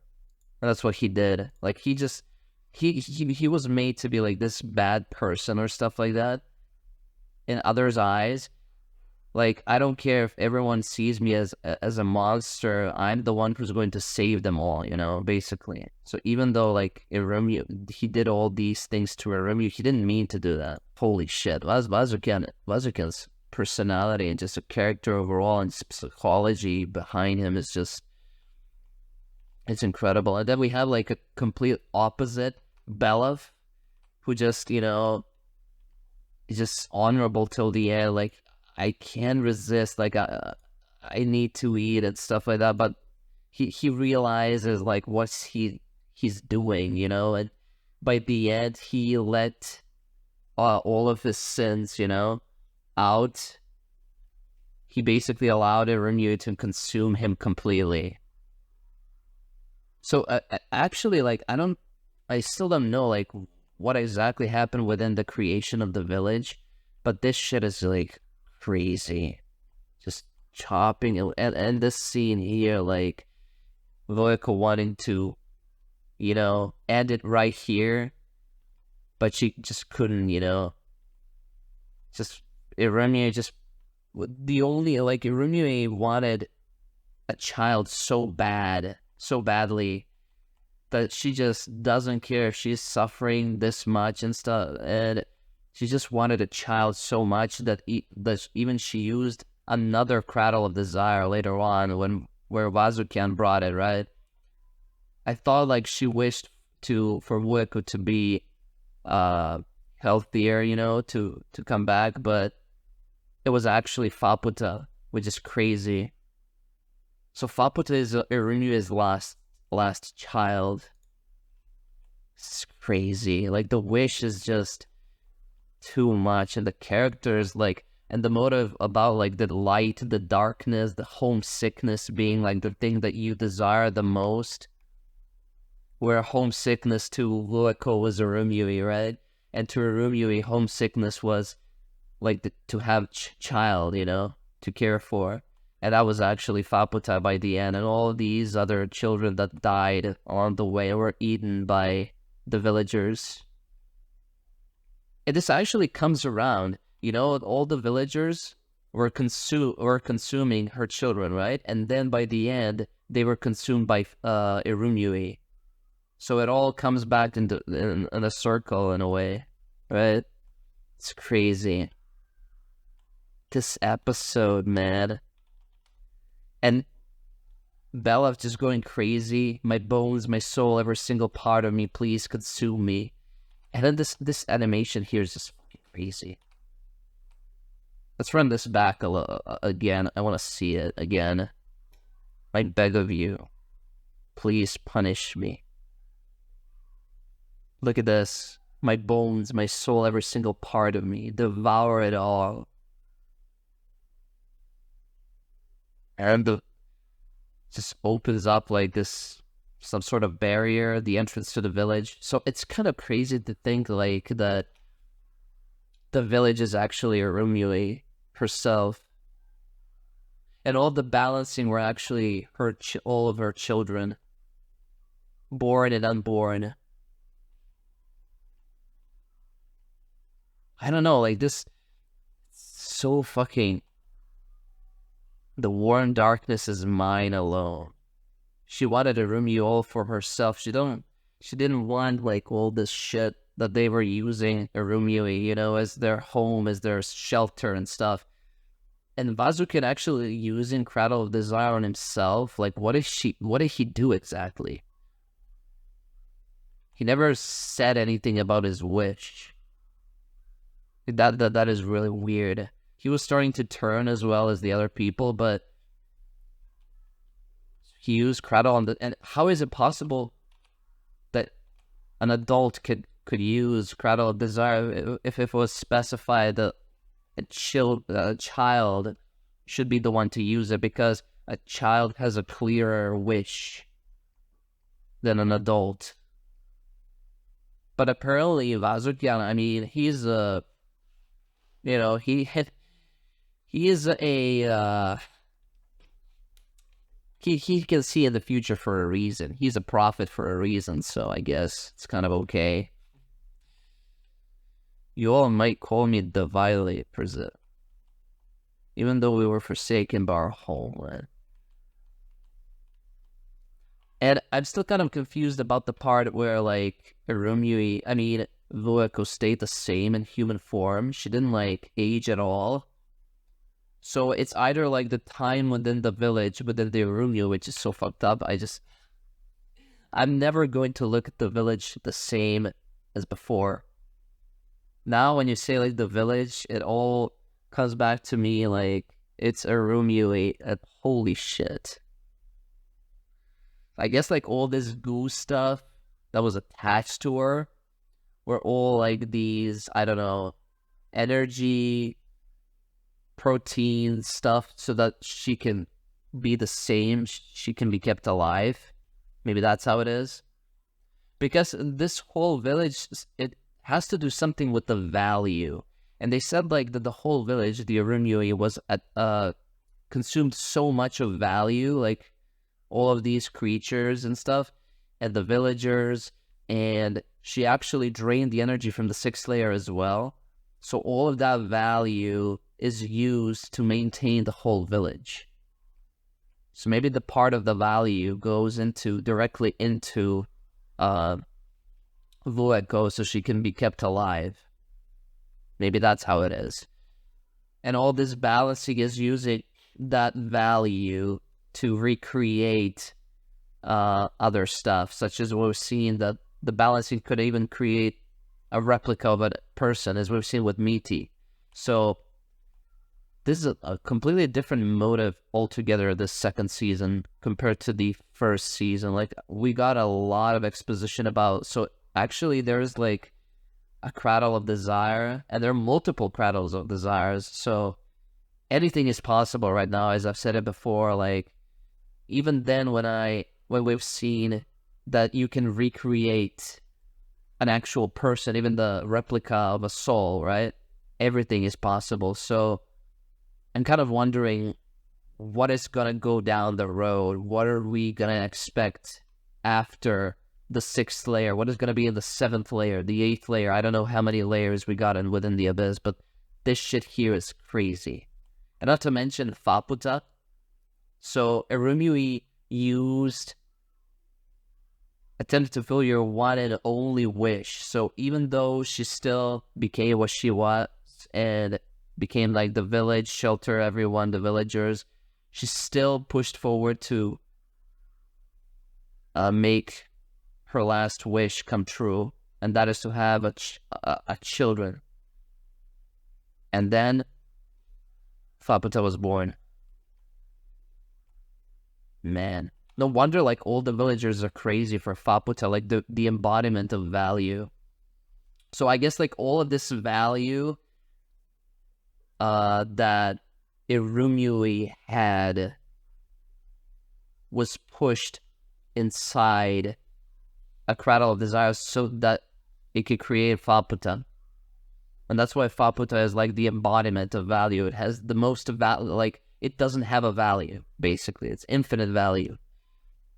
It's crazy. The voice of your imprisonment, soul of your flesh, which we made into our home. The end of my homesickness, I found something that was never going to come back. And all of this, in all of this darkness, there was light at the end, which was Faputa. And Faputa inherited will from her mother, irumyuui. So irumyuui wanted to be destroyed because she was suffering too much and stuff. So that's why Faputa wants to destroy the village. Wants to free irumyuui. Now it's all making sense now, man. And the promise between Reg and Faputa, I think that is it. To destroy the village. It makes so much sense now. So much sense. It's crazy. Man. But they look the same. The same voice actress. The same overall design. The eyes. It's crazy. And they said something about, like, even though the village still stands, irumyuui is dead in some sort of way, or maybe she's even trapped at a similar state where Mitty is trapped. So I don't know, like, if irumyuui is still alive or dead. I still think she's alive because there's still, like, the barrier within the village and stuff. So, yeah, it all makes sense because Faputa wants to free her mother. But in a way, you know what I think about this? It's the same thing as replicating a soul, as we've seen before, but with Cradle of Desire, because irumyuui was basically, I don't know how to say, like, reborn within the Cradle of Desire, and Faputa was made. So this is like the same replica of irumyuui. But then again, maybe it isn't. Maybe Faputa is actually irumyuui's final a child. And this is the first time that the wish actually worked. There's some conflicting stuff going on. So, yeah, you can interpret it in many ways. Crazy episode, but we're finally here in the present, I guess. So, we got the origin story of the Gaja corpse, the creation of the village, the cradle of desire, WAZUKYAN, the ultimate... I don't know what to call him, and I don't know what to say about WAZUKYAN. Like, WAZUKYAN is like a wild card to me, because I kind of understand his motives. He had to do it, like, he had no other choice, and he was so calm. Like, I don't know, like, why was he so calm in doing all this stuff? He was really calm, and his eyes, like, just... He seems like really tired. I guess like because he can foresee the future, right? He already seen what was about to happen, right? So that's why he's calm right now, because he knows what's going to happen. And there was some kind of foreshadowing here where he became a hollow. He said something about like the future, hope. So I don't know what he meant by that. Did he mean about like Rico, Reg, and Nanachi coming to the village here? Is that their hope? Or what exactly did he mean by that? Like how far did he see in the future? That's what I'm thinking about right now. Alright. Oh, the art? Itchy. Wait, is she on his head? Oh, I'm still perplexed that Faputa is Irumyuui's last child. Oh, the bugs are swarming around. Nice attention to detail.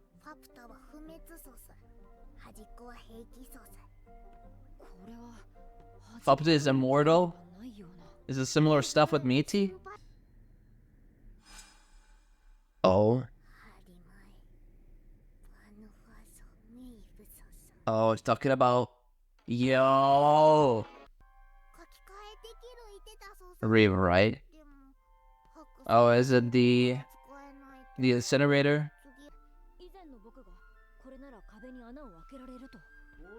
Oh, no. Oh, WAZUKYAN. You were the prince all along.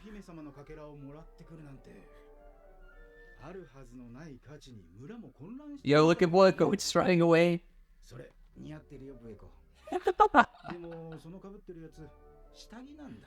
Underwear. So what's WAZUKYAN's plan in all of this? He keeps appearing at the crucial time. Do you hate me now? Oh.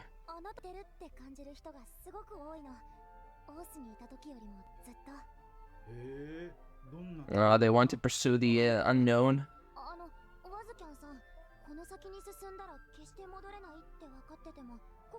The point of no return. Bondrewd?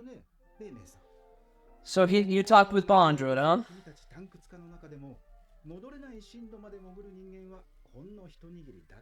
I mean, not everyone is insane. Not everyone is insane. Damn, I really want to hear all their stories. Kaja. Like, I want to see their human forms. And why they pursue the abyss.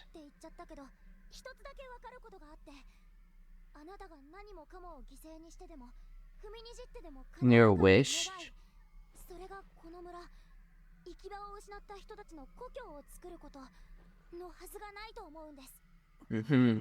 So what was his wish? He wanted to pursue the Golden City.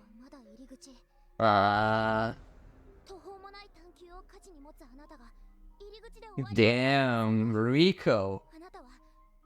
Why are you pretending you've given up on your adventure? I'm shocked. 150-ish years? Wait, 150 years have passed only? Thought it passed like 2,000 years or something. And it totally makes sense that, like, Rico even said it before, like, you are all the same as me, like, you wanted to conquer the abyss upon the point of no return, right? You wanted to, like, conquer the abyss. You wanted to know what's at the bottom. You had your own reason to go to your last dive and stuff like that. So no wonder she, like, you know, understood WAZUKYAN, actually.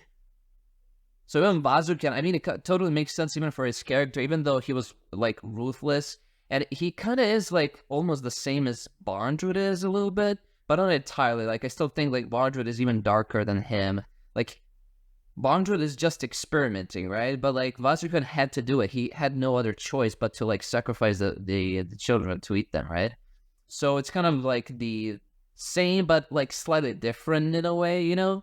But back on the topic, though, like, WAZUKYAN even said it before while they were sailing on the sea, right? That they were pursuing the Golden City, right? That's the whole point. From where Vueko found the compass, and the old man in the ship told, like, there was, like, the Golden City, right? So they wanted to pursue the Golden City. Even though, like, we're at the 6th layer right now, like, I guess, like, it's only the beginning of the 6th layer. You have to, like, find the Golden City.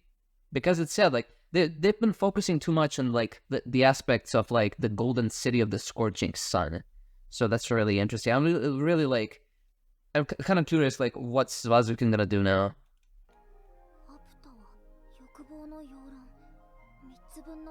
It's the wish of granting power of 3 cradles of desires.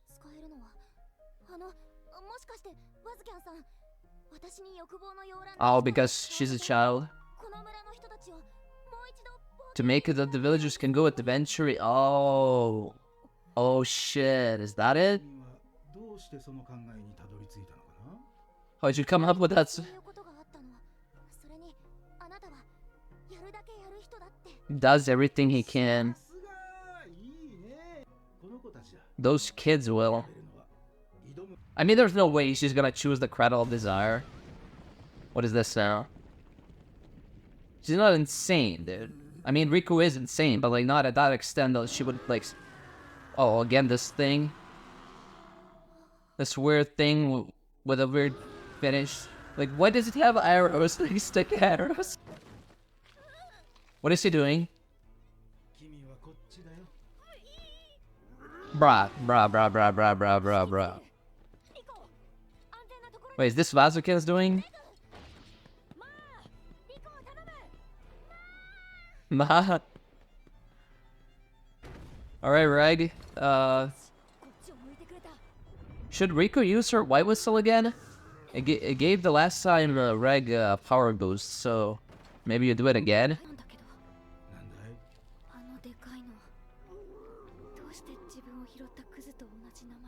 A piece of trash. Oh, that guy?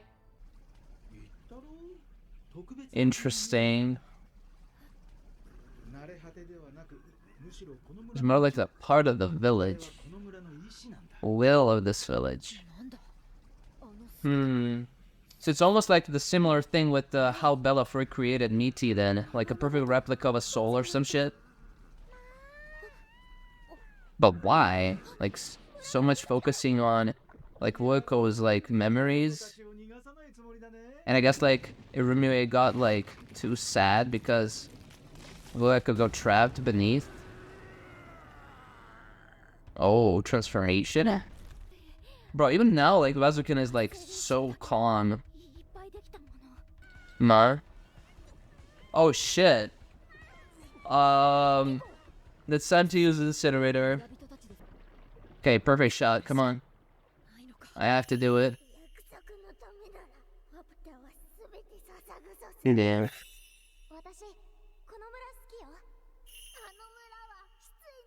Oh, if he fires the incinerator, he'll make a fall, right?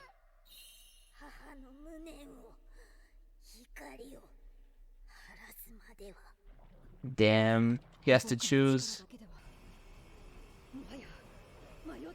No time.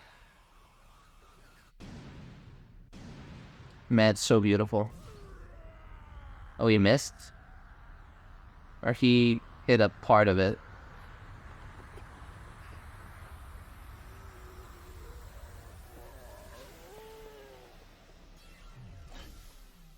So powerful. Oh, he hit him. Okay. Oh, shit.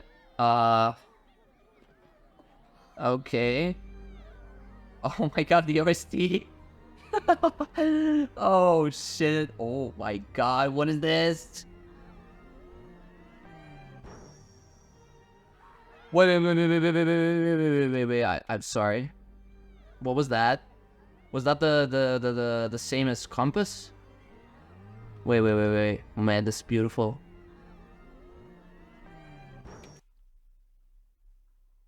Again, the compass. What? It's like clearly focusing on compass. Like all the design is all like the relics and stuff is just focusing on compass this season. I don't know why. Enrico just fucking lost it in the second episode, third episode. Oh god. Okay, let's just move on. Oh, Big Daddy, stand back. You're the presence of princess.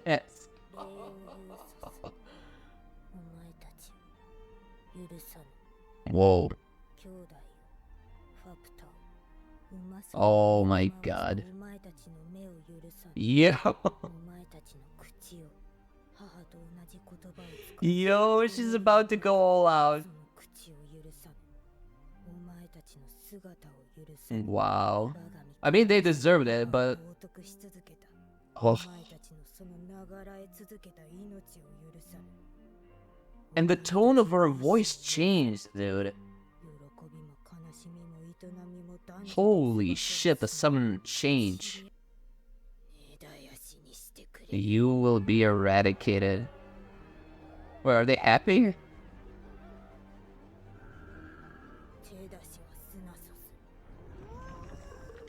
Alright, let's see her powers.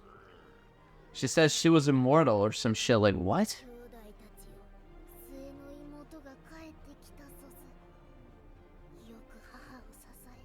Holy shit. Rest easy now. What? What the fuck? Oh. She regenerated?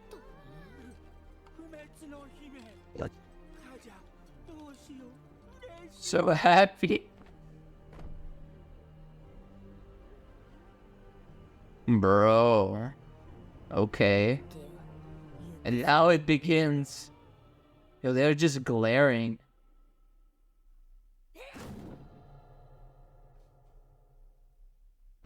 Holy shit. Holy shit. The chaos has begun. What is happening? Oh, we're back here. They finally found it. Oh my god, even Nanachi saw their story, their treasure.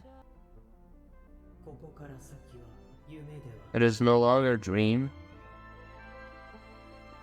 Bro. What? Oh. Oh, man. Oh, this episode. It is no longer a dream.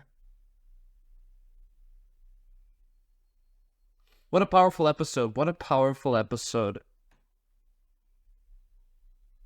The OST, though. It's not a classic ending. It's like completely different. Man. I don't know what to think. Like, what tops it for me? Is it like the first season? Is it the movie? Is it this second season? I have no idea. So many things to uncover this season, though. Wow. So much stuff, and like, it just felt, this episode felt so fucking fast, man. Like, we haven't even scratched the surface yet with all the stuff that's happening, but I feel like more and more we get to like the finish line of this season, right? This is like the season 9. We only have like 3 episodes left. The more we get the truth about like the nature of the abyss in some sort of way. Like every single episode, like it just through characters, it actually explains like the nature of the abyss truly, like how the why is the Abyss doing, like, how is this environment changing people and what's its true nature? It's crazy. It's crazy. Faputa, dude, like, the last episode, from what I've seen, the Faputa being Irumyuui's last child, that fucking broke me, dude. And her desire to free her mother is so fucking strong, and her desire to actually, like, kill all of these people here, like, they deserved it. Like, all of these hollows that we see here actually, like, consumed her siblings, right? And her mother had to, like, suffer so much. Especially how WAZUKYAN just used her. So I guess, like, she's gonna go all out on WAZUKYAN, like, no mercy whatsoever. And it's crazy to me that, like, she's immortal, just like Mitty is. No wonder she's, like, she doesn't have a value. Like, she's, like, a literal definition of, like, value. And that's why they call her a princess. Not only because, like, she's Irumyuui's last child and stuff, but the villagers want to atone for their sins, apparently. I don't know, like, their facial expressions, like, I don't know, they seem happy to, like, see her, dude. I don't know if it's because, like, the epitome of value, that, like, the very definition of, like, a limitless power, or I don't know what it is. Or the sight of, like, the Hollow Princess. Like, what did they desire from her? Like, is it, like, their salvation? Because, like, all of them feel guilty because they consumed, I mean, not all of them, apparently. Like, only the Ganja Corpse did. Like, not all of them were actually, like, involved in eating her siblings. Because, I guess, like, as time moved on, the population of the village became, increasing, right? So, at the start, there was only Ganja Corpse, and then later on, all the other cave delvers went in here. As we've seen, like, the Mugi, apparently Mugi, I didn't see Mugi as the part of the Ganja Corpse because she spoke Rico's language and not, like, the ancient language that the others were speaking, the Ganja Corpse were speaking. So, I don't know if, like, she was the part of Ganja Corpse, or was she later... was she later, like, inside of the village and became a hollow? Like, that's, like, a complete mystery to me. But I guess that was how it formed. Like, firstly, there were, like, Ganja Corpse, only the Ganja Corpse, and then later on, there were more and more people coming in and turning into hollows. So not everyone was involved in eating, Irumyuui's children. So I don't know if, like, they deserve all to die or stuff. And I don't know, like, this anime is so fucking weird. And especially this thing here, like, when Faputa appears, holy shit, this moment where, like, Big Daddy, I'm just gonna call him Big Daddy because we haven't had a name drop. I mean, this interference unit, better to call him interference unit. That was with Faputa. I don't know, like, their relationship. Like, how did they meet? Why is he protecting her and stuff like that? I don't know.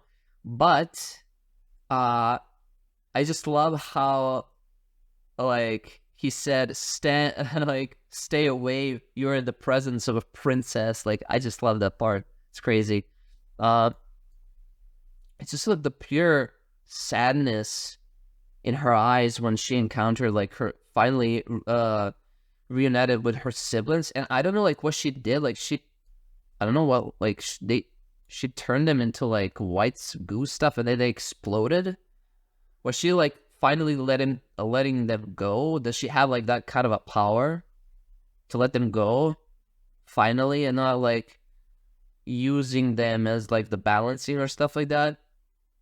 I don't know. And apparently, like, she can regenerate, so she has the same power as Mitty does, but, like, she can still, like, talk. She can, like, so I guess, like, is this, like, the true, the perfect blessing that the bondrewd was talking about? Is this, like, the perfect blessing, like, the top tier blessing that a person can have? Like, have this crazy abilities, and on top of that, you being immortal. Is that, like, the true blessing? that bondrewd wanted to achieve. Because if you like combine bondrewd being a hollow, which we've seen at the end, right? His blessed form, and you combine that with Mitty's power, which was regeneration, and you get like Faputa basically. I don't know if that's how it is. And also another stuff that really got to my eye was Faputa's eye. Like, look at this, Faputa's eyes. Why have they like? There's a reason why, like, the compass theme is scattered across this whole season. There's a reason to it. Like, I'm betting like there's a reason to it that I don't know if they're like literally going to explain it to us, or like they're just gonna give us like a little bit of a hints left and right, so that the viewer can actually like predict what's the stuff going on with this initial design.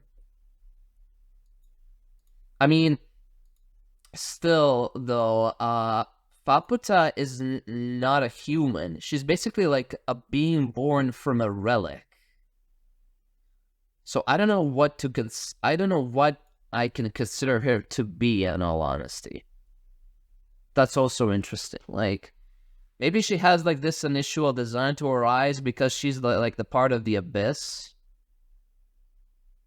Or actually, you know what?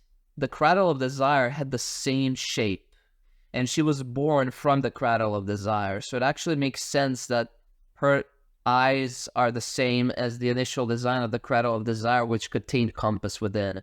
So there has to be like some kind of connection going on. There has to be. This episode was crazy.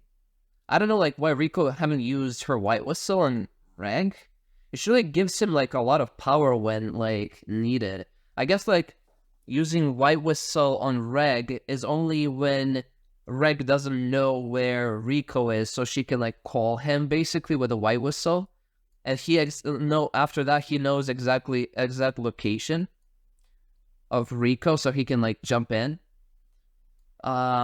This stuff is also crazy. Like this dude Jerimo, whatever his name was, that abused Vueko before, so he got recreated too from the balancing.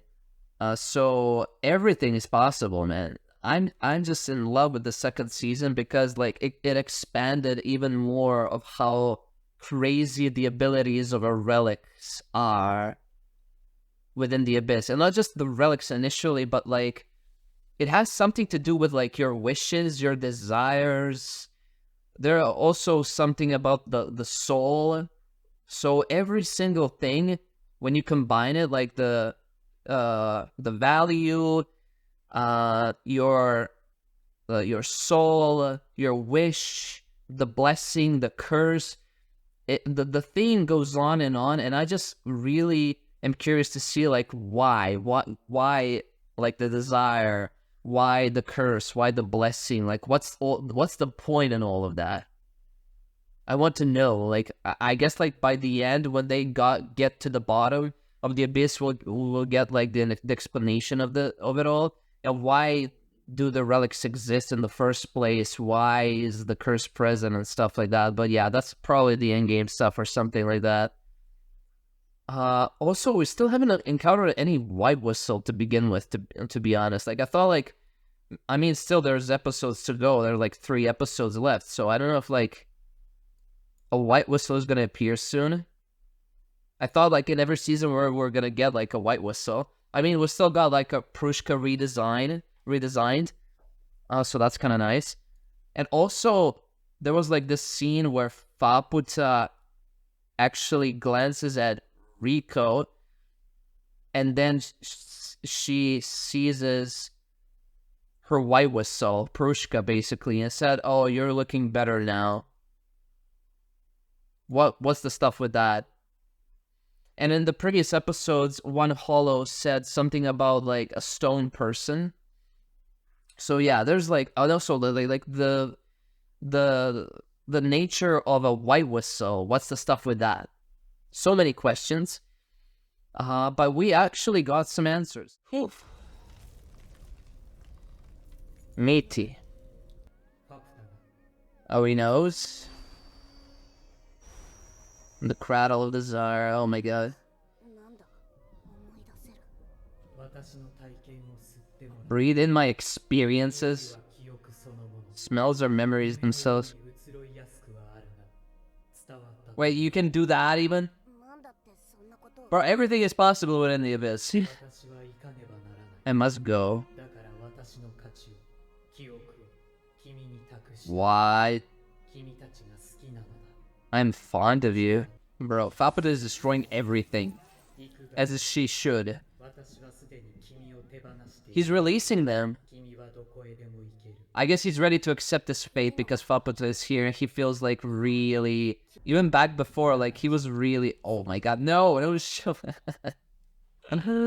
Ah. そこが境界線だ。そこを越えると、ミーティーは Mitty will disappear. What?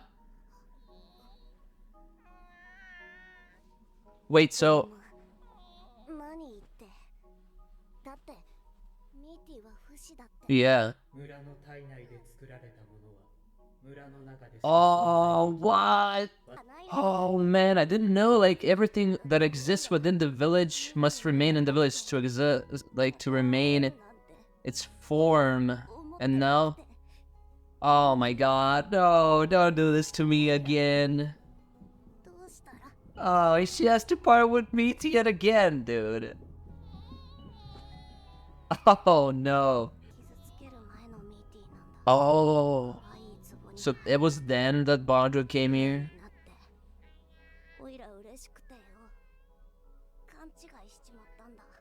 Oh, so this is different Mitty. I mean, the same Mitty, but different memories.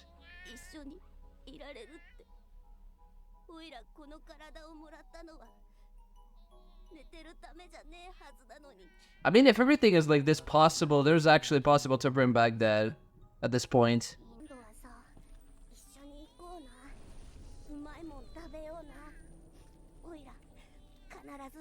Bro, why are you doing this to me again?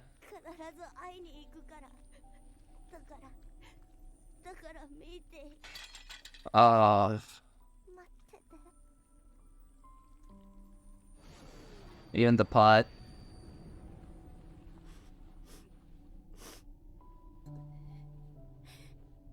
Man, I want her to bring Mitty back to life, dude. Not even these guys.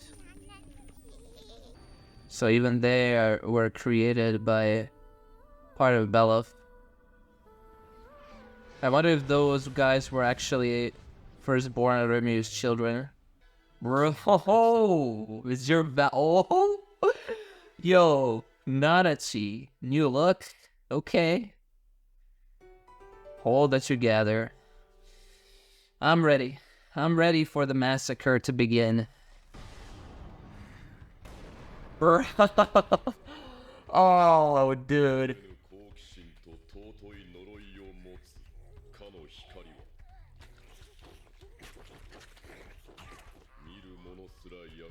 Holy shit. It's now become a scorching sun. What a sentence. Oh, the animation's going crazy, dude. Oh.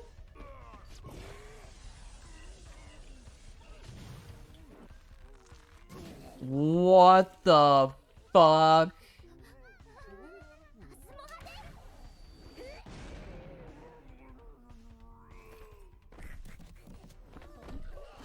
Holy shit, dude! Who's the Methuselah guy? Oh, they're not censoring anything. Oh, that's what I love about this anime. They're not censoring anything. Oh, it's an all-out war. With the balancing? Oh, even the balancing is going on for the villagers. Yes. Bro, Wasuka's just watching this. Another 30 minutes and he's still calm. Like, I mean, did he foresee even this? What did he...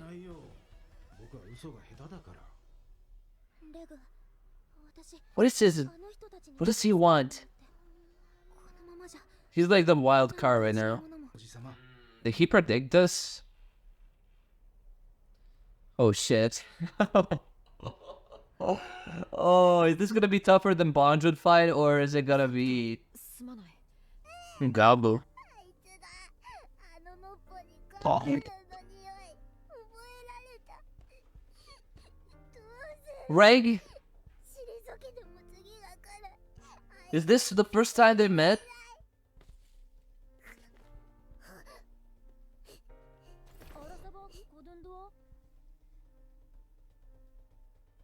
What? She's wearing the blazery though. What? What the fuck is this? And here's the thing that Faput is wearing right now. Wait. Yeah, that's the thing. I gotta go back to that scene in the review portion. He was carrying the blazery pen all like this shit. What the fuck is this? Wait, they're regenerating her? What, does she have herself like the regeneration ability though?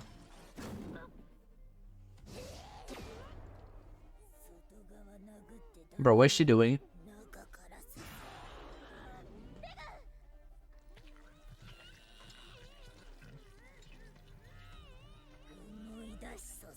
Oh, what the fuck is she doing, bro? What is this? How? What is this?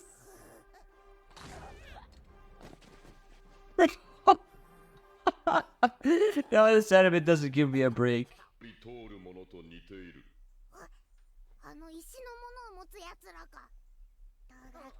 Oh, she knows about the white whistles? Wait.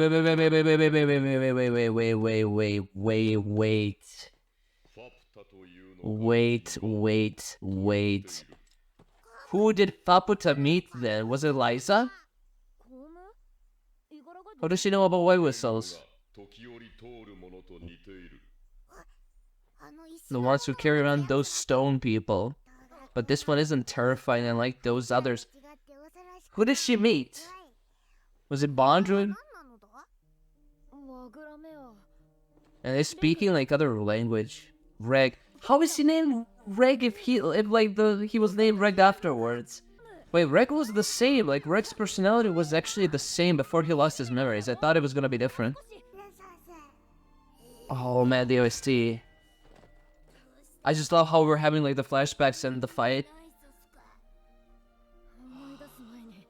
It's kind of sad for Faputa, like the way that Reg actually like lost all of his like memories of Faputa before. Should you call it a white whistle? Yes, that's what I've been wondering.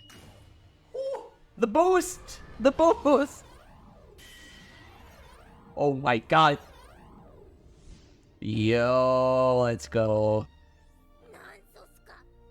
What was that transformation? Oh, the boost! Oh my god, they're going all in this episode. What, that kind stone person? How does she know Prushka? How can... The kind stone person. Oh my god, the animation.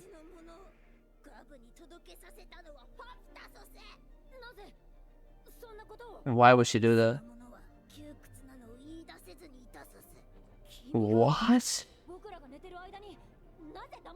So she can understand Prushka as well. How can they understand Prushka? Wow, dude. Oh, and the animation and the OST and this fucking story. This is just pure fucking madness. Oh, I'm losing it. What is this? What is happening now?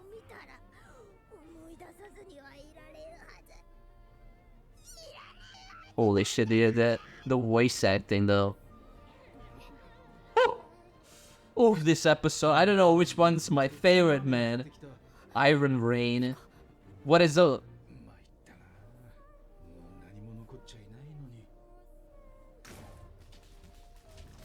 What the fuck? What is he doing? number one precious thing to you.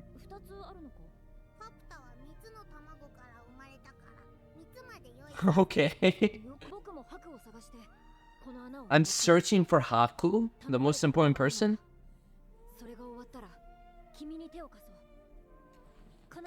There's so much exposition. I need to go back to all this. Oh man, how can you not cry after this, dude? Oh, and the OST. Let's go on an adventures.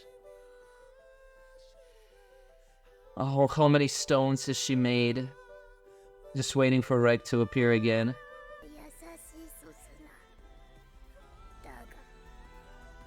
But... What?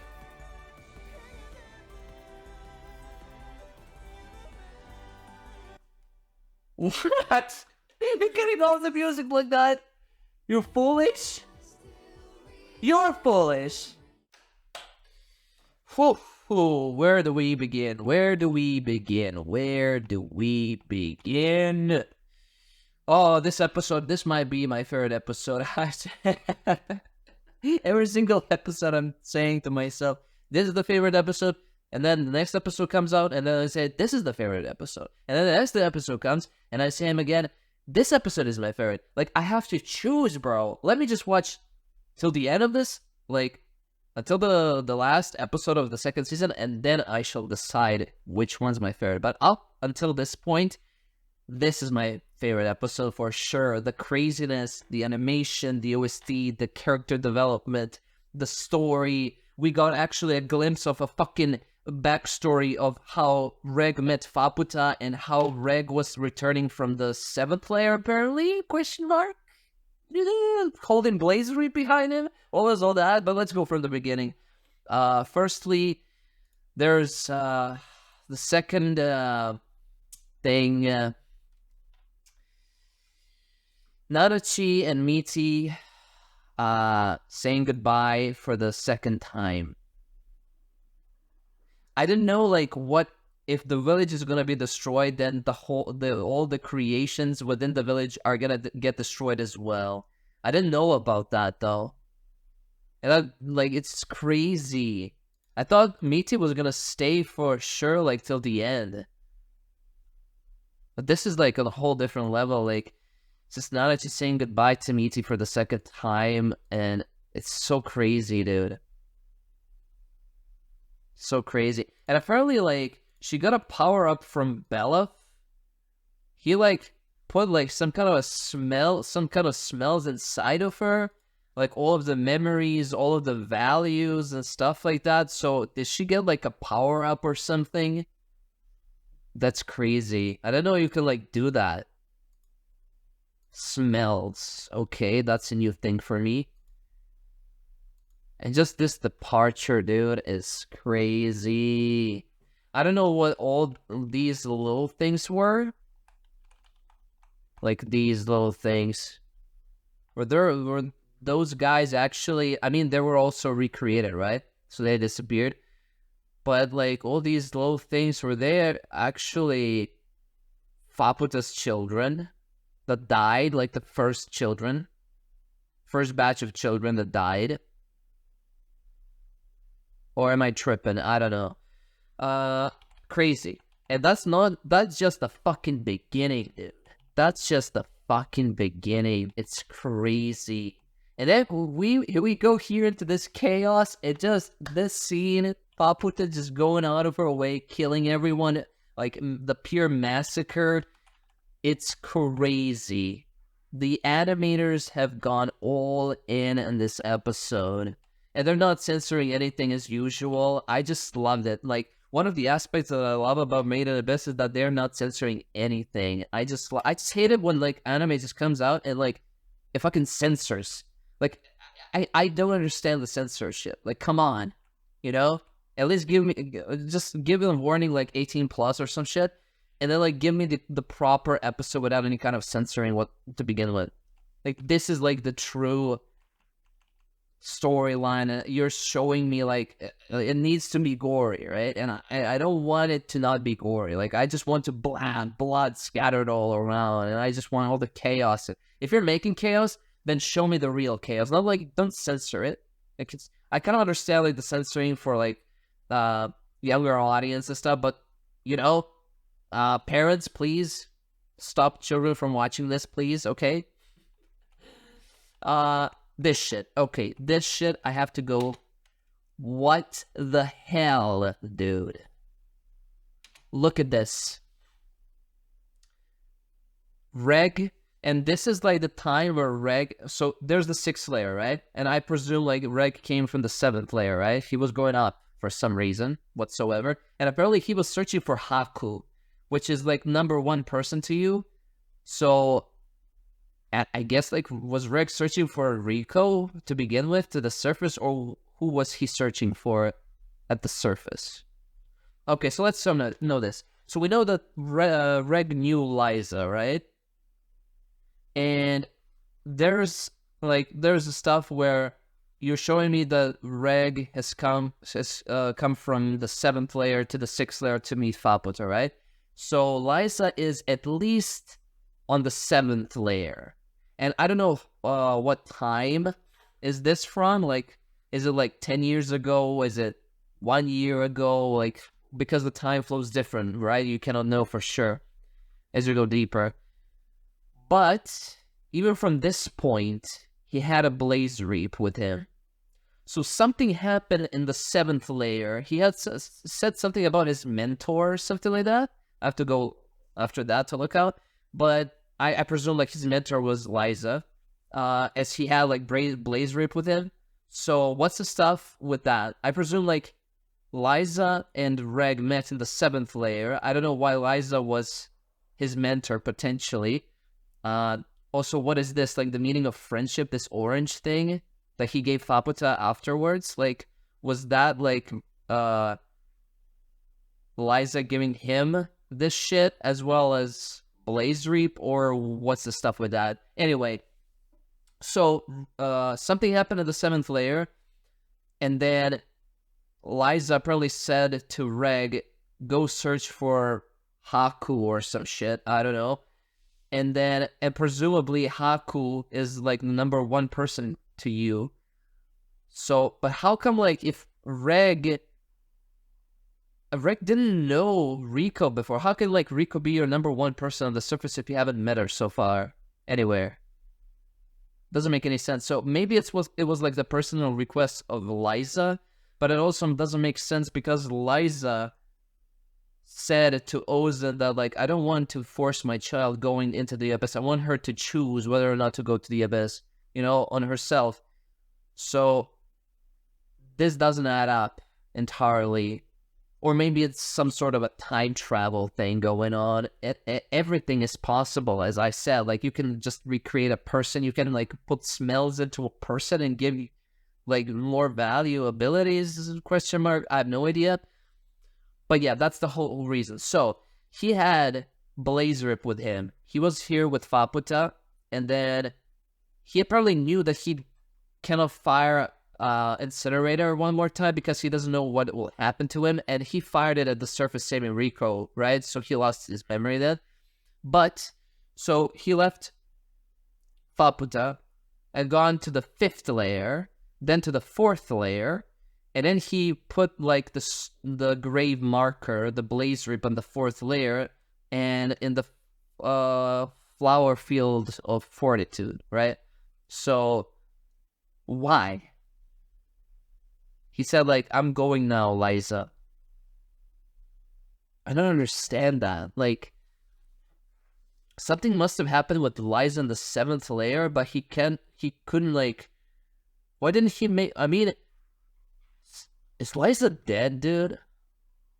Now that I think about it, this all adds up to, like, Liza being dead. Something happened in the 7th layer. Liza, like, sacrificed herself or some shit. And Reg and requested like Rico, or it doesn't add up. Like, the story is so messed up right now. It doesn't make any sense to me. Like, how can like your most important person be Rico if you haven't met her so far? I'm talking about Reg. Okay, to Liza, most important person is surely Rico, right? So maybe like Liza said to Reg to go find Rico and then come back to the bottom. But then again, that would be out of character for Liza. From what I've seen her character to be, she doesn't want to involve herself with her child. She wants her child to like choose for herself. She doesn't want to get involved with her at all.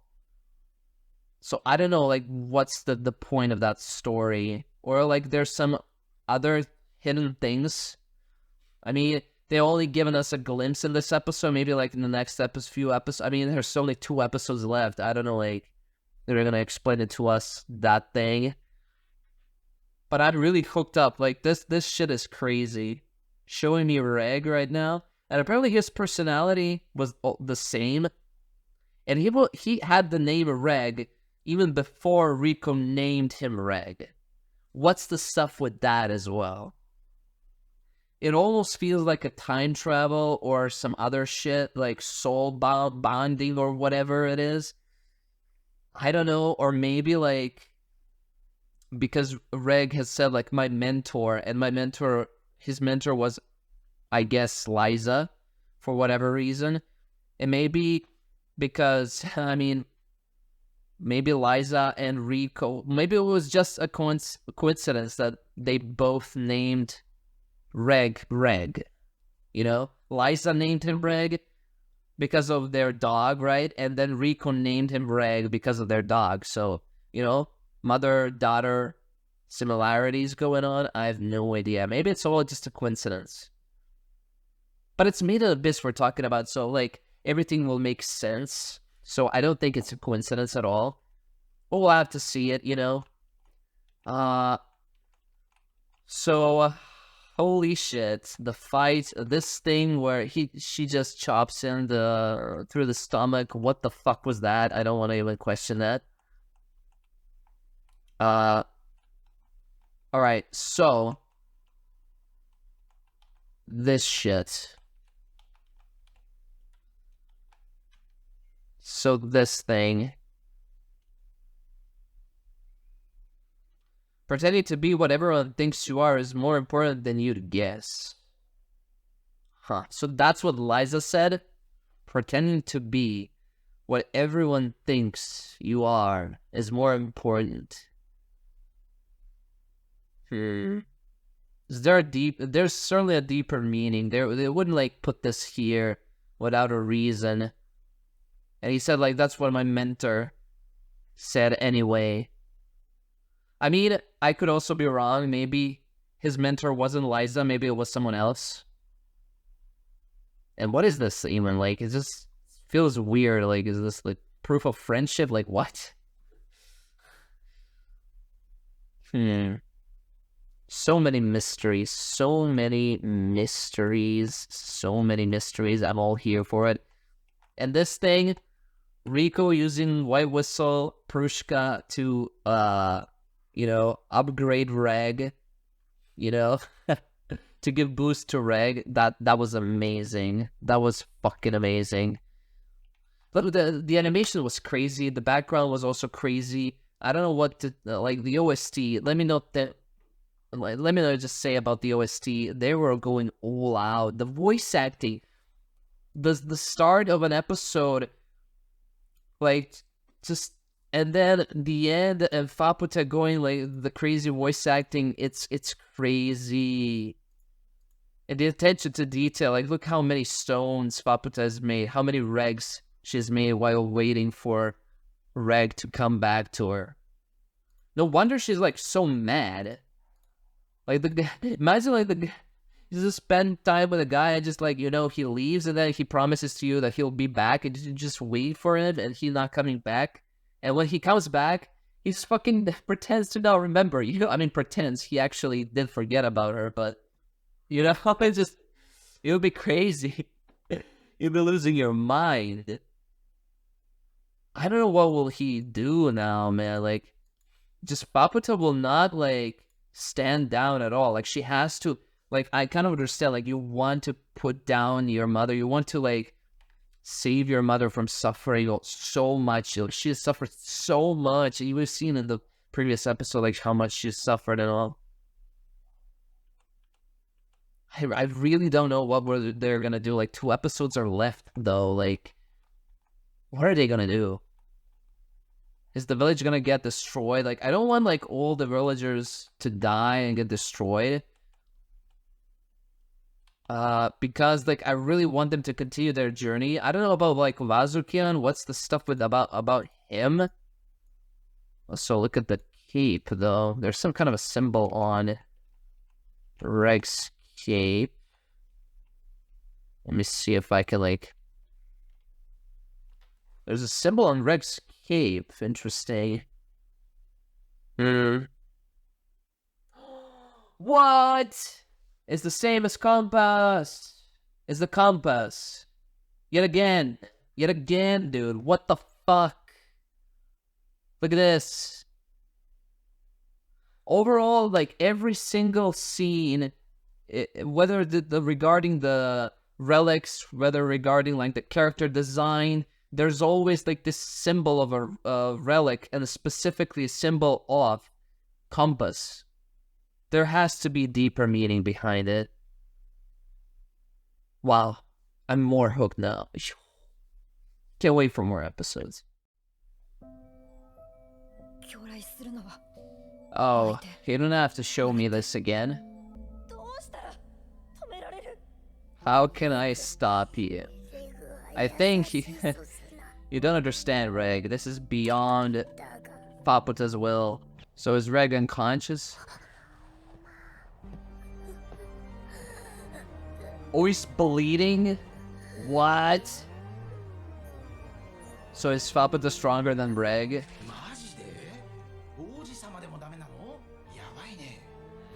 No wonder she's a princess of the Hollows. No value.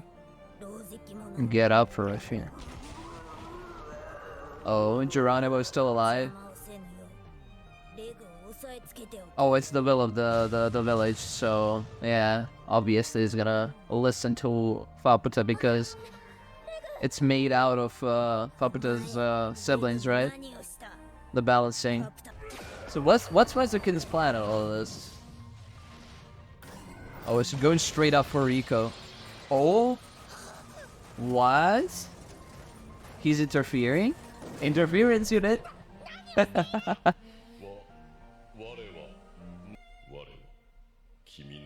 Wow.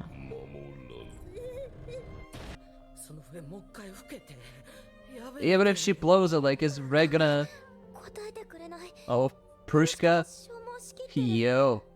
I didn't know WAZUKYAN can be drained.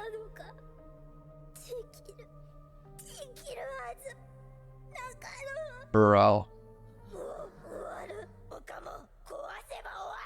Oh shit. What was that? Bella?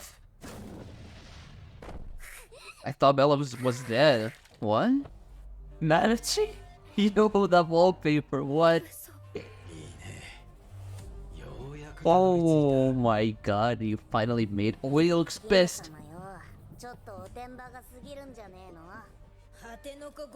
Bro, where's Nanachi's entrance like this badass? Like, what? Is this Nanachi's new design? I love it.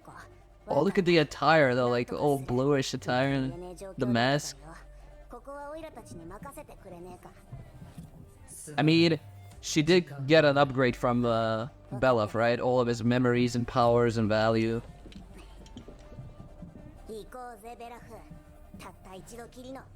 First and final audience for the royalty. He's letting himself be devoured.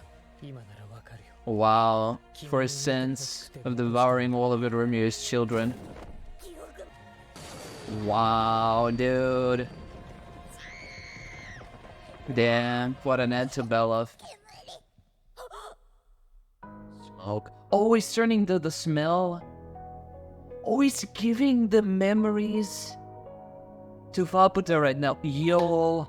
And now Faputa seeing all of these memories. Damn, dude. Oh, that's crazy. This is crazy.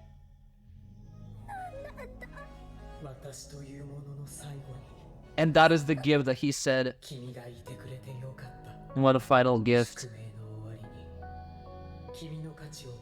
Damn, Belov is such an interesting character. Such an interesting, like, sad end to his character arc. What beautiful eyes. Oh, so long, Belov. Goodbye. And WAZUKYAN is just doing nothing. You don't have anything to say, WAZUKYAN? I mean, did he all foresee all this? No, don't underestimate WAZUKYAN. Yes, he did. He still hasn't said about his wish. He did use the wish granting egg on himself, but what did he wish for? Hasn't been specified yet. Riko's the only one. Is he trying to use Riko then? He wants to create that perfect situation. Blessing the vibe. So he wants to create another village.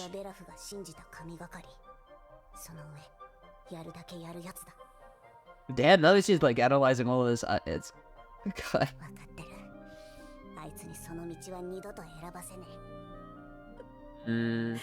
He doesn't want the history to repeat itself. No, not phased.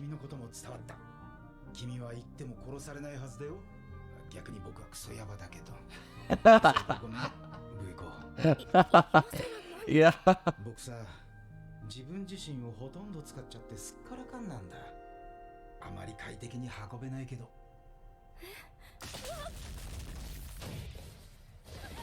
What?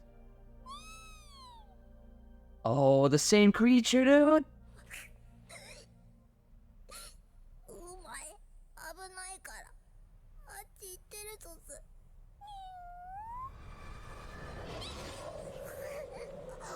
What? Come on. Why in this situation? I mean, how did all these creatures survive in this harsh environment if they're getting taken like this? Oh, it's this thing. Why come in here, though? Turbinate dragon. Oh, shit. The villagers are dying left and right.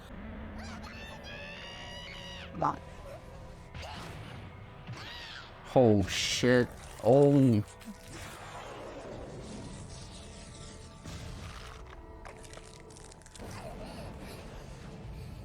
Bro. Oh, it's complete chaos right now.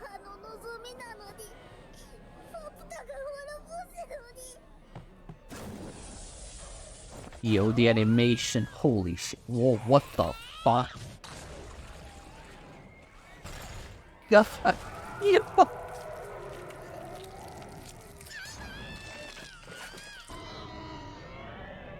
Holy shit, this brutal, dude.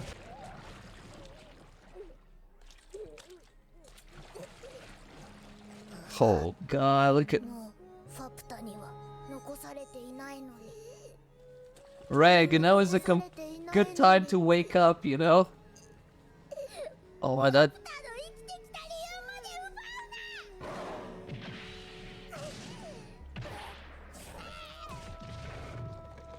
She cannot regenerate because, like, they're damaging her faster than her regeneration. Oh shit.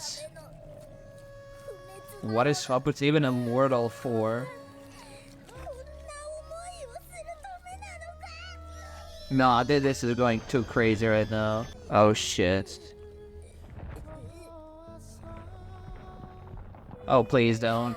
Please don't. I had enough. Oh my god, the best father of the year, basically.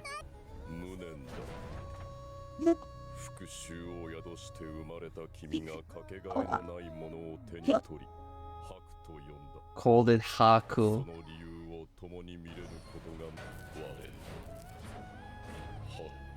Oh, it was his Haku. Of course. Damn. Bro, Reg, can you wake up? Please. Stop sleeping, my bro. Like, what the fuck is this?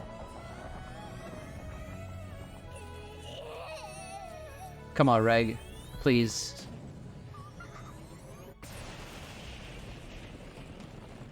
You gotta be fucking kidding me. Bro, this is too much. Yeah, even if I love how you're not censoring anything, like, this is too much. No value at all in being immortal.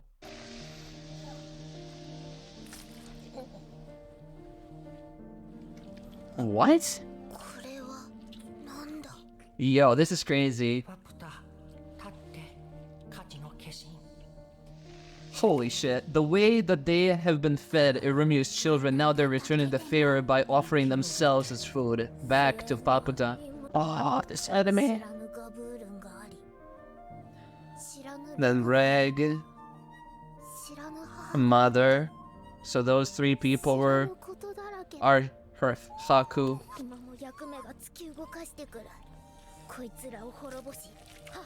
And the animation, the OST, the characters. Then one eye has the compass eye. I saw that. What value is there?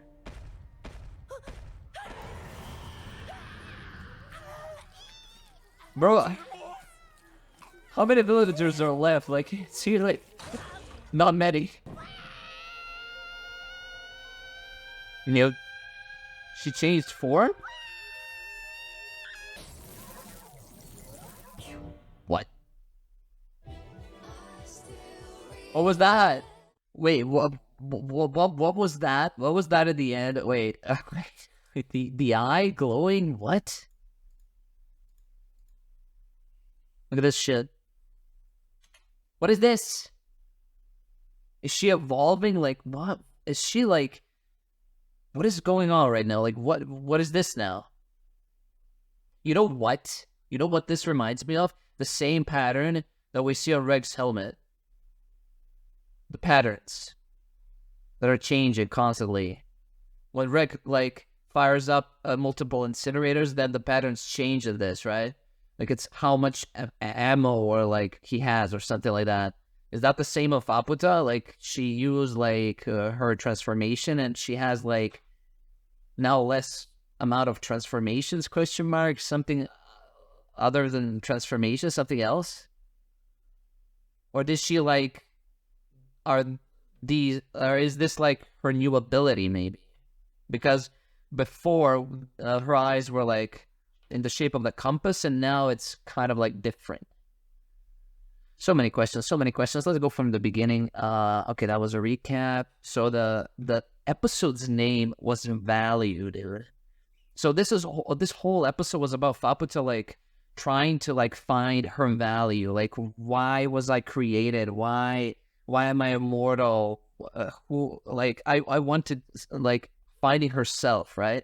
So, and when she got, like, when she sensed, like, all these monsters coming in and just taking villagers one by one, like, she felt useless, right? Because the only thing that was moving her forward was actually her revenge to kill all the villagers and free Mother. But with that gone, like, she didn't have any value. She valued herself, like, she was useless, basically. Maybe that's actually why she wasn't regenerating at all, as I've seen it before. Like, maybe she thought of herself being useless, worthless, and that's why her value changed to, like, this, where she cannot, like, regenerate herself. But now that, that she has accepted herself, that she's gonna find her value in herself, right? For herself, then she changed back again. Or maybe it was purely because the villagers offered their value to Paputa. But Paputa basically consumed it, dude. And I just love the contrast here and the parallels. how at first the villagers were the ones who were using irumyuui as children, right? To get value, and then right here in the scene, like they're returning that value back to Faputa, where it belonged, basically. That was the most powerful moment for me personally in this episode. Rick to Big Daddy, because he actually found his Haku, which was indeed Faputa from the beginning. Like, he was really a good father to Faputa, you know? Like, a father of the year, basically, unlike bondrewd, who's like the worst father of the year. So these turbulent dragons, like, come one by one, dude, like, one after another. I don't know how are they gonna get out of this situation. Maybe, like, Reg hasn't woke up yet. Like, what the fuck is the man doing? But yeah, Reg needs to wake up as fast as possible and take out these turbulent dragons, because I don't know, like, how we can deal with these things if not with Incinerator. Like, how? Exactly. They're, like, 100 times the size of an orb piercer and 100 times more stronger than the orb piercer. So, and he barely stood alive against one orb piercer, but now there's, like, 2 turbinate dragons coming in, and not only that, but, like, all the other monsters coming in. So I don't know, like, why they're swarming around in here immediately. I know, like, the village is ceasing to exist, but, like, in this amount of, like, creatures just coming in, I don't know, maybe they sensed prey, like, they feed on the villagers, and the villagers have, like, more value to them, question mark, and that's why they came in. I don't know. Crazy episode, crazy fucking episode. This has to be, like, the most brutal episode so far. I don't know, like, if the final episode 12, is gonna be more brutal than this. But this has to be, like, the most brutal episode. Not because, like, they haven't censored anything, which I love, by the way, but the way that, like, just Faputa missing an eye, and then, like, creatures just come in and just crunching on her, just like that, and the sounds, and yeah, the animators went wild in this and the previous episode for sure. Like, this has to be, like, one of the craziest episodes yet in Made in Abyss. Like, look at this, just pure chaos, dude. Pure fucking chaos.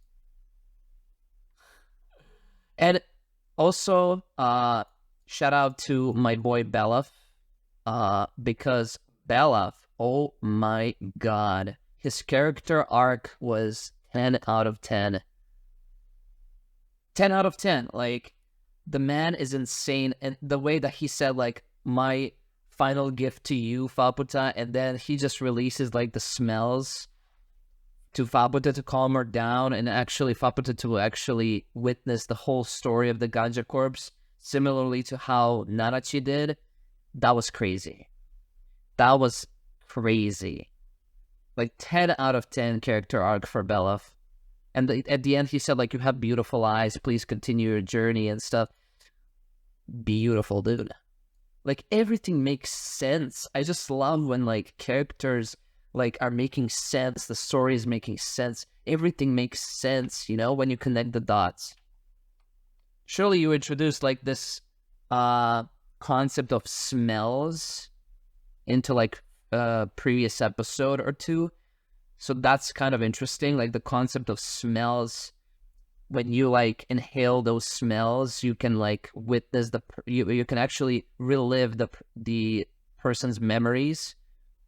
So that's kind of interesting. I don't know if they're going to reintroduce that when the next season airs. And there's also, like, stuff with, I'm just going back and forth, there's also the stuff with the Cradle of Desire. So apparently, whoever drinks the blood of Faputa, as Nanachi has mentioned here before, can actually, like, use her blood as a wish-granting egg, basically, because Faputa has consumed 3 Cradles of Desire, right? So that's also interesting. And I just love this scene where Nanachi, you know, was scheming a plan. Like, what is actually WAZUKYAN's end goal? Why is he doing all of this? And I guess I just don't know about WAZUKYAN. Like, as I said it before, he's the wild card right now. He's just calm in all this shit. Like, he just, as if he, like, predicted all of this. Like, I'm 100% sure that he actually predicted all this shit. And Faputa's gonna go against him, like, for sure. Like, after she's seen all these memories, #1 target should be WAZUKYAN. As he said it himself as well. So the biggest concern is going to be whether or not we keep Riko safe. Because if we don't, then you already know the Riko in the first season where she was hit like by the curse of the 4th layer. She was about to lose her arm and stuff. So she wanted to keep pushing even if she lost an arm, right? So that's her desire. So WAZUKYAN is about to use Riko when she's about to be on the verge of her death, to use Faputa, to use one of her wish-granting eggs on Riko, and then Riko's wish would obviously be to continue her journey. So in what shape? Nanachi has said something about creating like another village that can like move throughout the abyss. So I don't know if that's like WAZUKYAN's scheming plan or not. He still hasn't shown his true face. And also, it's also a great mystery, like, what did he use the wish-granting egg on himself? Like, what did he wish for? Because it was stated back that he actually used wish-granting egg on himself, which is kind of impressive because you have to, like, focus just one thing and just one thing in particular, and he actually did it. So what did he focus on? Is it the adventuring? Because he has the same vibe as Riko does. He hasn't given up on his adventuring. As Riko has said it before, like, you and I are the same. We just want to keep pushing. We want to keep moving forward no matter what. We want to keep challenging the abyss. And WAZUKYAN hasn't even given up on that yet. Like, he still wants to go to the bottom of the abyss, wants to challenge the abyss. So, I don't know. Also, Nanachi's looking so fucking cool in this new attire. Like, 10 out of 10. I just love the new design. Man. Now, like, in this season, actually, like, every character got an upgrade in some sort of way. Nanachi got her upgrade, like a change of character design overall. And more power as she inhaled Belloff's smells and value. Also, Reg also, like, got an upgrade. Where Riko can use her white whistle, Prushka, right, to boost Reg's abilities. And even Riko herself got a white whistle, Prushka, so she can use that. So yeah, the trio got an upgrade, all 3 of them now. Oh man, this episode was crazy. Now, I wanted to know, like, interaction between Vueko and Faputa, because Faputa's seen all the memories now. I want to know, like, what Faputa thinks of Vueko. Because if you think about it right now, right, irumyuui was basically like a child to Vueko, right? Vueko was irumyuui's adopted mother. She always wanted a child. And Vueko and Faputa is irumyuui's child. So does that mean that Vueko is Faputa's grandmother? I don't know. It's crazy, right? Oh man. And also this creature, I don't know, like, how do these creatures even survive in the Slayer? Because all they just do is get out of their shell and phew, just like that, they get killed. So, yeah, these creatures should not exist in the 6th layer whatsoever. Like, they actually, it's more like that they actually belong to the 1st layer rather than the 6th layer. I don't know, maybe someone moved them here? Here we go. How are we gonna deal with these two turbinate dragons? Oh, she has golden hair now. Okay. Oh, Geronimo is still oh, don't show me that. Oh, where did the... Oh, what? Upgraded to the sword? What is that? I was about to ask what about the pattern, the green pattern of Faputa's eye?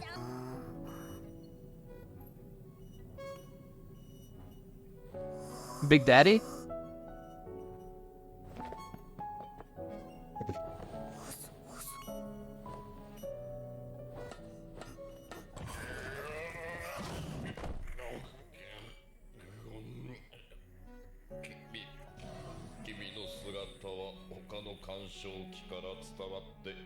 This is their first interaction.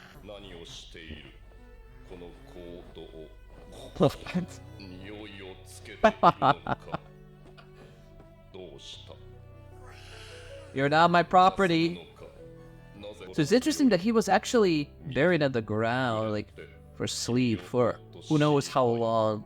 More exposition on the interference unit. Seems like a lot of time has passed, even in the 6th layer, even if at times is running slower than usual still, like, for it to be buried underground and just grass growing from it, there has to be, like, a significant amount of time passed. Oh my god, oh, you're gonna show me their bonds right after he died. Haku, the very highest value. The shape of a soul. The most important person to you.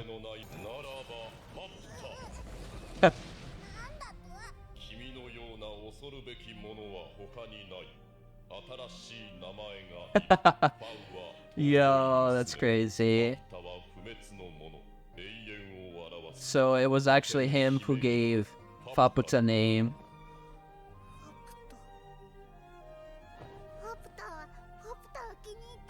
Faputa is pleased with Faputa. Gaburon. The Queen's Guardian. Yo, don't give me this now. Yo, is this time where she... Okay, more exposition on this. Okay. So that's what she found, Reg. Wow. The fact that they haven't even noticed her. She was actually speaking as well. Like, what? Oh, Reg's Haku.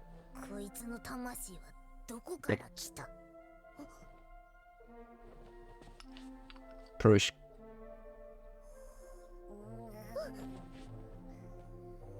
Even nanachi didn't.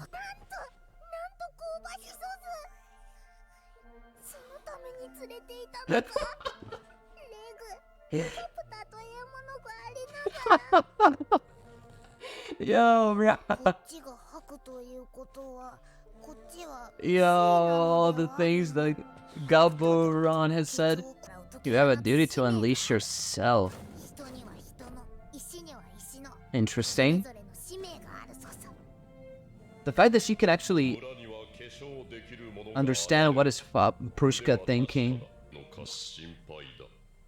Oh, really? Daughter and father relationship. Oh, it's so sad, man. It's showing me this now. The Gaburon has been destroyed. And the next scene, you're giving me this shit? Come on.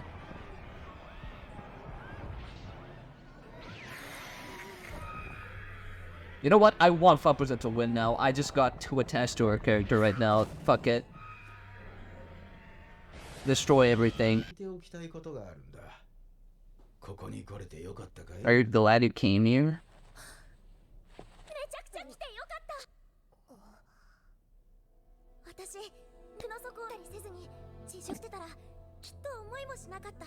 No. Of course. Rico is a pretty big nerd when it comes to Abyss. A short time ago. You lost it in the first layer, girl. I'm sure next person who find will head out on an adventure. Interesting. Is that foreshadowing for some future things?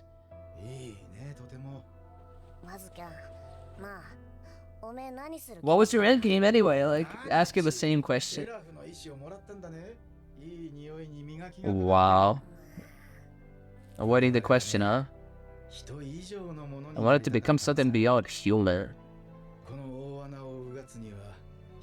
One must surpass, of course, obviously. Not a single one. Accumulation? What do you mean by that? Wow. 果てを目指す好奇心と枯れた申し子が混ざりついでいった今その末端にいるのが君たち。Wow. そして道を決めようとしている。だから僕がしたいことは今や He's done. 君らにこう言うだけさ。どうかあの子を頼むよ。After Fabuta. 今更言われるまでもない。Homesickness. 望郷を旅の先に持つ奈落の子供たち。叶わない夢より恐ろしいものが黄金の先で待つ。More frightening? せめて夢を叶えて絶望しておくれ。Bro, WAZUKYAN! Where are you going? It's not gonna play out. Just like that, he's gone. Man, don't... Just how far ahead was this guy able to see? I have to go back in my review portion. That is crazy foreshadowing for some future events. Man, I don't want these guys to die, dude. I want them to join us on our adventure. Oh, Liza's letter. That is also some kind of foreshadowing for later events. This creature. Interesting. Okay. But so much foreshadowing in this last episode. What? It's crazy. And we have just barely started this episode. Ma for the win. Hopefully Ma joins our squad, dude. I want Ma to become a mascot of this group. Even though Nanachi is, but, you know. Even... You Vueko knows about Prushka? How does everyone know about Prushka, though? Like, oh man, the perils. Holy shit. WAZUKYAN and Bellifer died. Is Vueko gonna die as well? I mean, the way that they're giving us all these flashbacks of a character, you know, when there's a flashback of a character, like backstory and all, you know, something bad is gonna happen with the character. Oh, the flower field of fortitude. Oh man, the OST though! I gotta check out the OST maybe, after I finish with this season. What?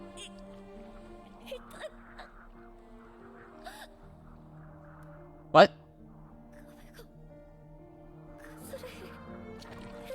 Oh, the curse? She's turning into Hollow, no! You gotta be fucking kidding me. This is there's no way she goes out like this. That's also a mystery. How did you remain human all these years? You gotta be fucking kidding me. At this point, like, everyone is gonna die except for, like, the main group. Like, what is this author doing? Like, he's just killing characters off one by one.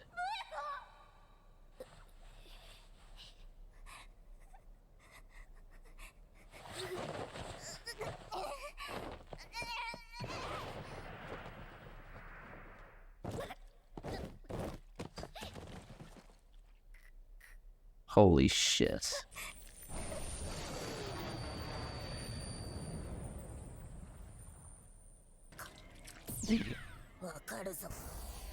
Again, this thing. Oh, it changed the shape again? I gotta, like, compare the two shapes. What? That's not a change. Sorry for fighting you without thinking. To help you. The ones you called are waiting. Wait, that's all the villagers? No way, that's all the villagers. So everyone died. Alright, let's go. The third use. Oh, I love this transition. This is crazy. What the fuck?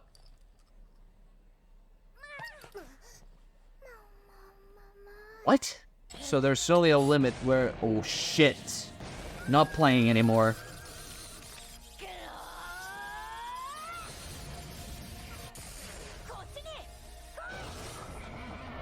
Damn.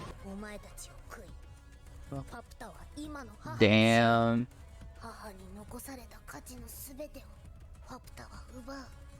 Don't devour them. I mean, I kind of understand, but like, Ma as well. And Mogi. And Kaja. Oh man, what a what a beautiful end to their character arcs. It's time to free Mother. Every single character this season has had a beautiful character arc. It's crazy. 10 out of 10 developments. Oh, that... So that's what WAZUKYAN did? But why? This is so interesting. So WAZUKYAN did like the little bridge so that the creatures can get in. Interesting. So he did foresee, but how far did he foresee? He intervened with something. Like everything was going on this plan, like everything. Oh, it's a bit... Oh.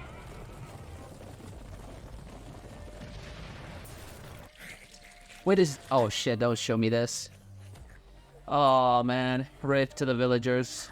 But I did see Kaja and Ma were there, so... all their memories. Wow. She gonna free her mother now? Yeah. I'm gonna destroy the whole village. Farewell to the village. All these good characters. Wow, what a fucking story.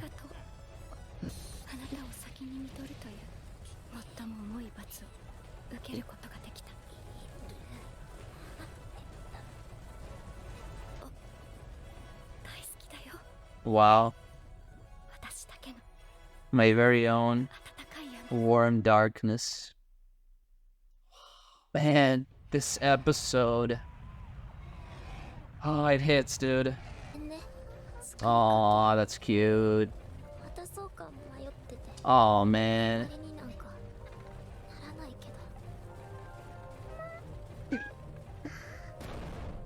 Wow. No, Kaja. Oh, that's Kaja? Kaja smell? Oh, it's coming inside of Faputa, dude. To give Faputa her strength.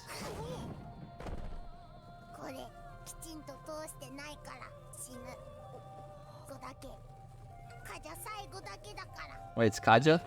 Wait. Okay, Kaja. Kaja possessed Faputa.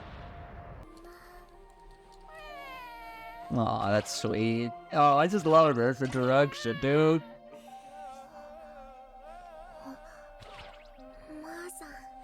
What? No fucking way. What?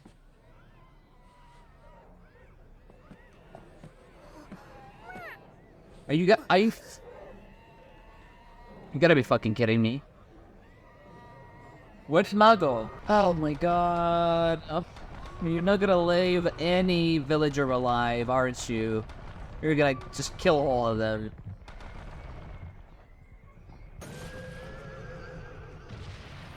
Okay. Putting it out of his misery, I guess. Savage. Don't do that to Ma, dude. I really hoped even for at least Ma to join our squad. Oh, that's savage. That's... It just... The other one leaves. Oh, that's the environment of the abyss for you. Damn. I'm kind of pissed that Ma died as well. She's not okay. Ma just fucking disappeared. Everyone is disappeared. Because Mother is destroyed, I kind of understand that they had to be destroyed as well. Because Irumyuui consumed their soul, right? And then this shit.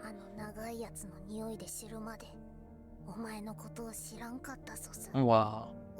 So make me cry now. Can we have like one cheerful episode, please? This is like too much suffering right now. At least ReZero had like OVA, which was like cheerful. Right up until the very end. You were there for him.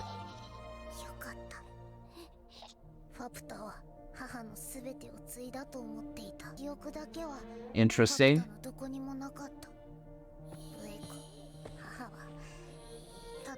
Wow, dude. She did not want to give Vueko away. That's how much Vueko meant for her. Oh god, no. You changed me.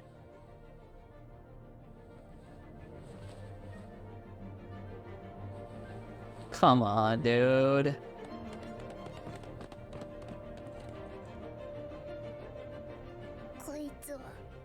This one belongs to Mother?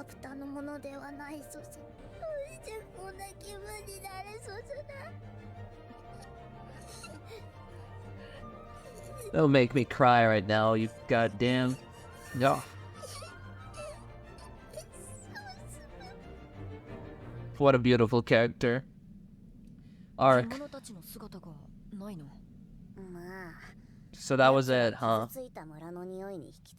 That was the whole arc of the village. A proper burial. Oh, yes please. Yes please. There's no way she just leaves you here. You made a promise back.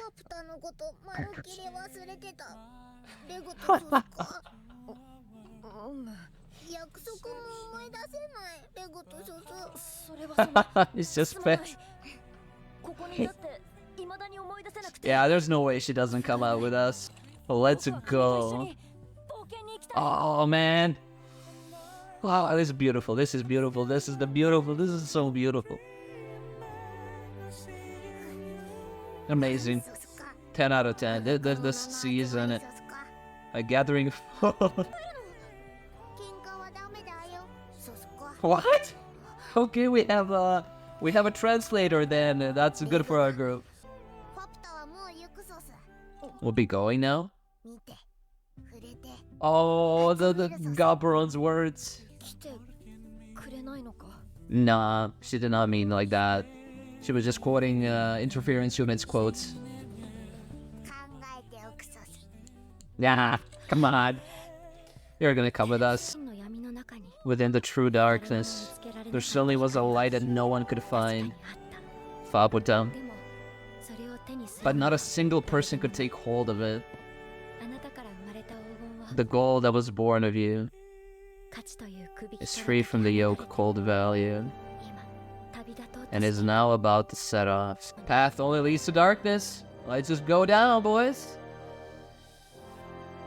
And the only way is down.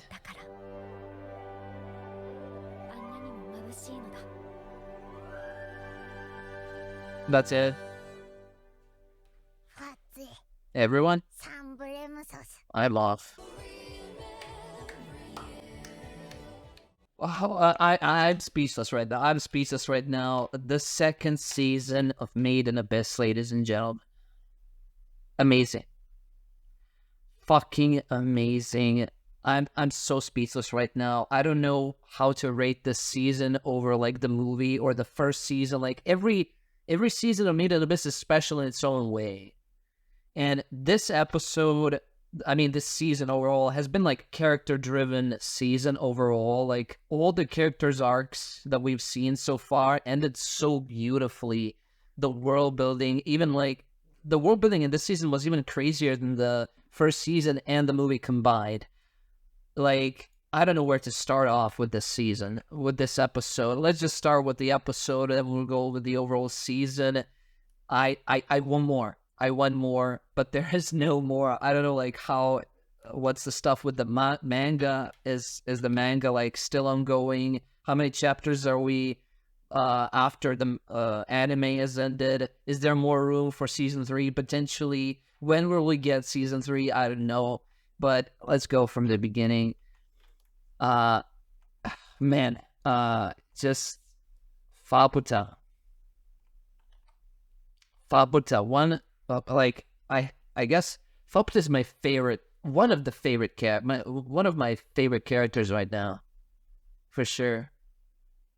The amount of suffering, the amount of like just pushing forward to free just her mother and just finding her value and just, you know, experiencing her mother's memories and not knowing about Vueko whatsoever, because irumyuui wanted Vueko only for herself, right? Like the two bonds that they make, Faputa and irumyuui, and the similarities between those two characters, that's fucking amazing. And the single light within all that darkness that no one can have, basically, that's Faputa. Man, this fucking episode. We start off with chaos, obviously. I want to compare the eyes first, from this scene to the other scene. So let me see it. So okay, so there's like 4 of these things, and that's literally it. There's still like the shape of a compass at the center. I'm still seeing it. And I've been revisiting the previous episodes, and the one thing that caught my eye was actually the compass, and the episode number was actually like episode 2 of the second season or something like that, where Ganja Corpse, before going inside of the abyss, they met like with some kind of a tribe, right? And there was like this old guy in the tribe, and he said something about the compass being like returned to the core or something like that. So that is interesting detail. Return to the core. And the core is the compass. So there is some similarities. But okay, let's compare the two images. So this is like before Faputa had her ultimate like move. So there's like 4 of these. Okay, and let me now try, if I can, any way, shape, or form, find the scene. Yeah, so this thing appeared. So it's more. It's coming out more now. And also the center is the compass as well. So there's something happening here. Something's happening. The pattern changes. So the more Faputa upgrades herself, the more the pattern changes. The more things get added to her eyes, which is kind of interesting. And there's also like the thing with Reg as well, having his helmet, the pattern, but the pattern gets weaker and weaker, but here the pattern gets stronger and stronger. So she's every time she upgrades herself, the pattern increases. Okay, that's good to know. Also, the backstory, how Gabaron met with Faputa, their initial like backstory, the relationship. You know, Gabaron has my respect, dude. Like the father of the year. It's crazy. Their relationship. It's also so many questions this season, but Gabaron was like left here for who knows how long. You see like the grass growing from him, the flowers and stuff. So he's been here for a long time. Even though we are in the 6th layer, and the 6th layer time is different from the surface time, so it's even more years here than, and on the surface who knows how long. So interference units, I'm convinced that the interference units existed within the abyss for like, I don't know, like 15,000 years or some shit. So for the moment that the abyss was created, basically there were interference units, and then something happened, and then they malfunctioned or some shit. I don't know, but that was really nice to actually see their relationships, how Gaburon thought her words, what Haku means. That was also nice. And this thing, how Faputa, when Faputa infiltrated herself here to get Prushka, and she analyzed like this, that was actually also nice. How Faputa was actually jealous as well, like she sniffed Nanachi. She was like laying here with them and they didn't even notice it, like how? And she was even talking to herself as well, like I don't know how like they haven't noticed her whatsoever. Is that Faputa so much like strong in terms of like agility and like stealthness that no one can actually like notice her whatsoever? And it's also interesting how she can understand. It still hasn't been explained why she can understand Prushka. She basically mimicked Prushka at the end of the episode. But I guess like now that potentially Faputa has joined our group, I mean surely she has joined our group, right? Now we have a translator for Prushka, so that Faputa can translate whatever Prushka says and can like say it out loud when needed to be. And she calls Prushka stone, kind stone person. So I just gotta say that there's been like too many like foreshadowings in this episode as well, especially with WAZUKYAN later on. But let's go on. And the way I saw how like Faputa is like, you know, I'm so shy, I don't want to talk with that, you know. And we're back here with the chaos. Man, rest in peace, Mugi, Kaja, and Ma. You were the MVPs for sure.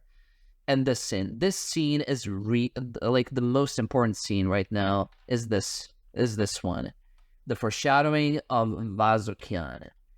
How far did he foresee into the future? How far? He just, like, it seemed like he had, like, his ultimate plan or whatever, but then it seemed like he just given up on it. I mean, maybe it's the same situation as bondrewd, where bondrewd just said, you know, all of my aspirations and dreams, I pass it on to you, you know? So maybe that's also the case with WAZUKYAN.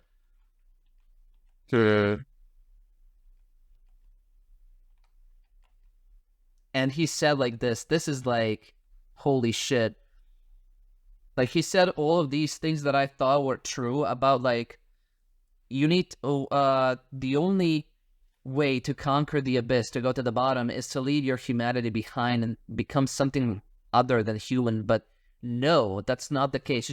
You need to be willing to like cultivate value, and to be willing to like, you just have to have a strong will, basically. You have to have a strong will, and you add to this accumulation, and then you just push forward, and you're gonna go to the bottom.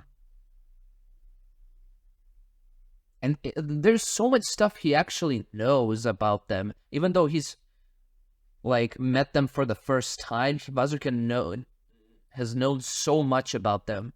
So he did foresee into the future, but how far did he foresee one? And that's to tell you this. Okay, let's revisit this. This is interesting. Look after that child. Look after Faputa. Okay. Homesickness. Children of the netherworld who harbor homesickness for the end of their journey. This is a huge foreshadowing. Something more frightening than unfulfilled dreams awaits beyond the gold.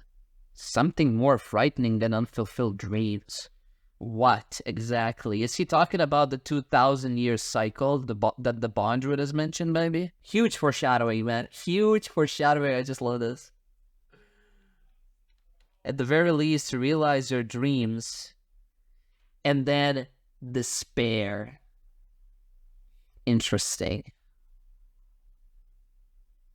Why did he tell them, like, what did he... Like, why is he speaking in riddles? I mean, you know... For the sake of mystery, I kind of understand, but like, it's become like too much of a cliche that a character that foresees the future speaks in riddles, you know? If you know the future, what's gonna happen, then just straight up just tell me what's gonna happen. Don't like talk in riddles. And I still don't know, maybe it was like, I don't know, hinted or whatever.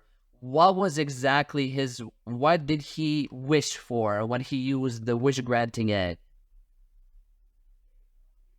I almost feel like this is not the end of WAZUKYAN whatsoever. I'm so weird. It's so weird that he just ended up like dead here, because him and Rico are the same. They'll do anything to continue their journey. So maybe he potentially comes back later on. Who knows? Like maybe he's foreseen like this is the only path of me to like be resurrected or some shit. So I need to do exactly that, and then I'll be resurrected somehow. Maybe somehow he might come back. You know, everything is possible. I just gonna say like it's so like weird that he just, you know, dies like this and turns to dust apparently. And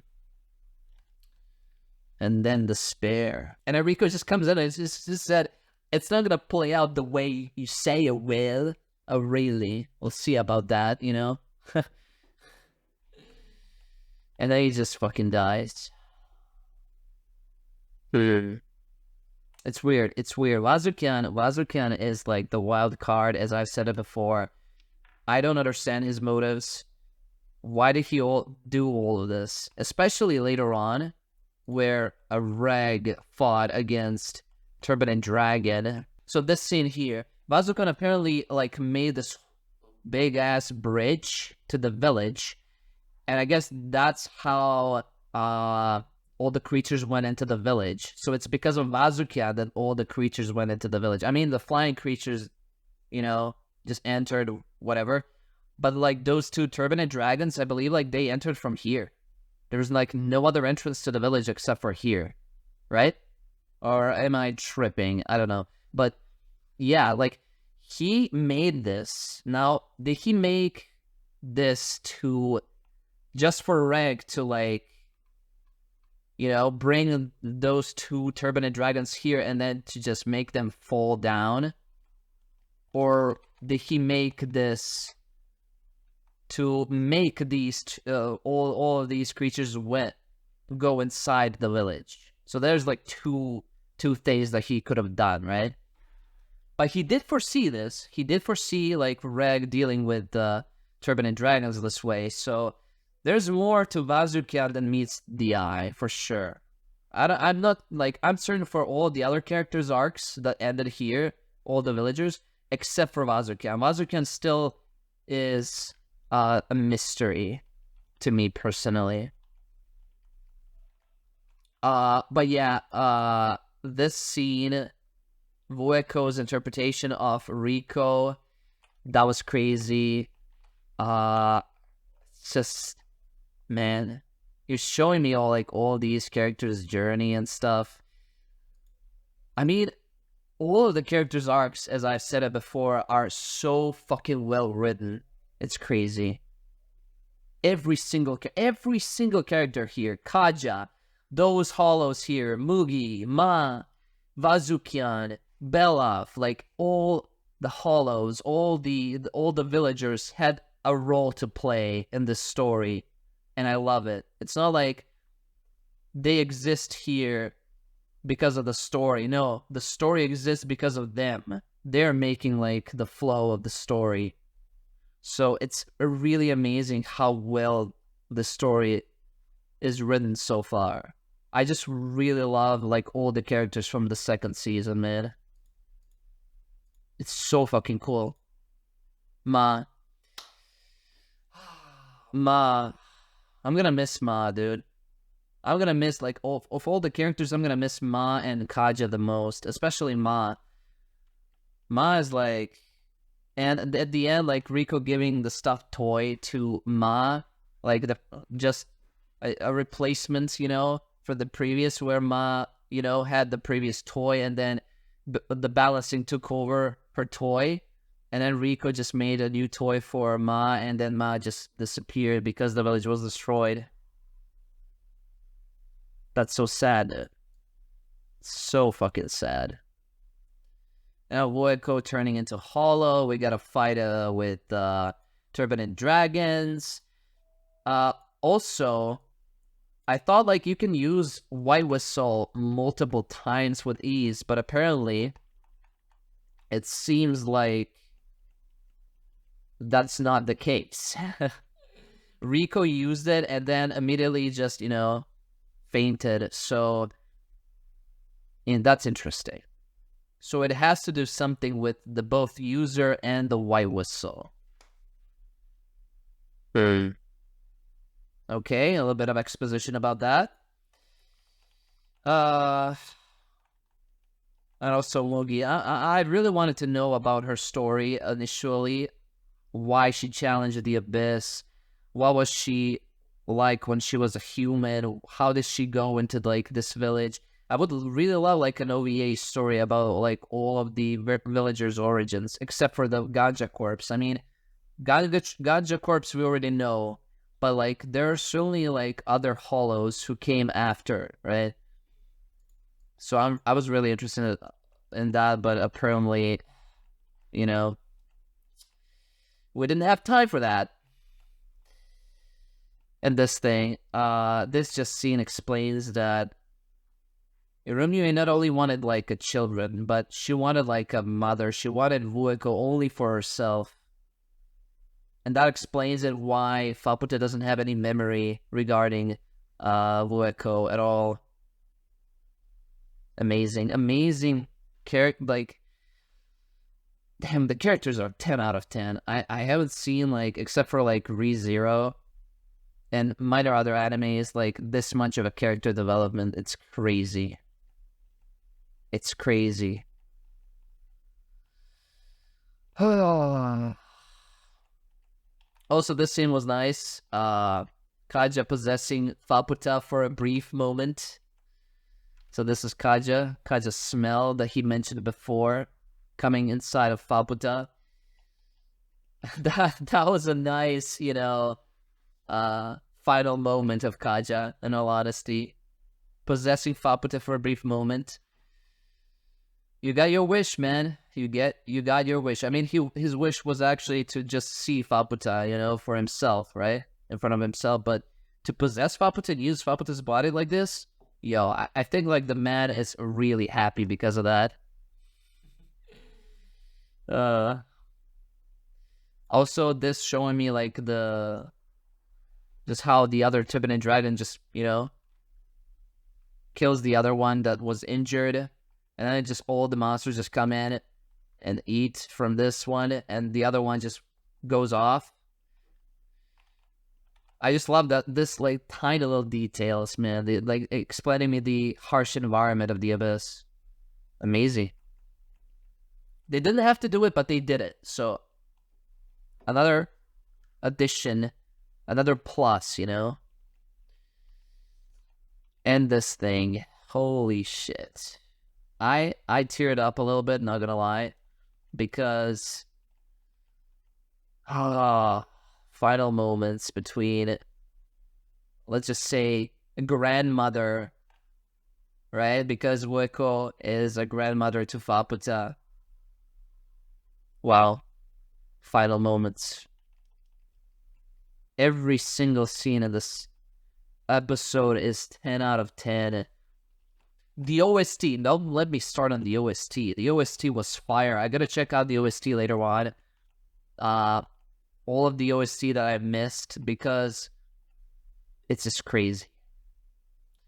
And hopefully Faputa will join our group. I mean, what does she have to do in the 6th layer anymore? Like, she fulfilled everything, right? She freed her mother. She wants to find her value, right? She wants to know for herself, like, her value.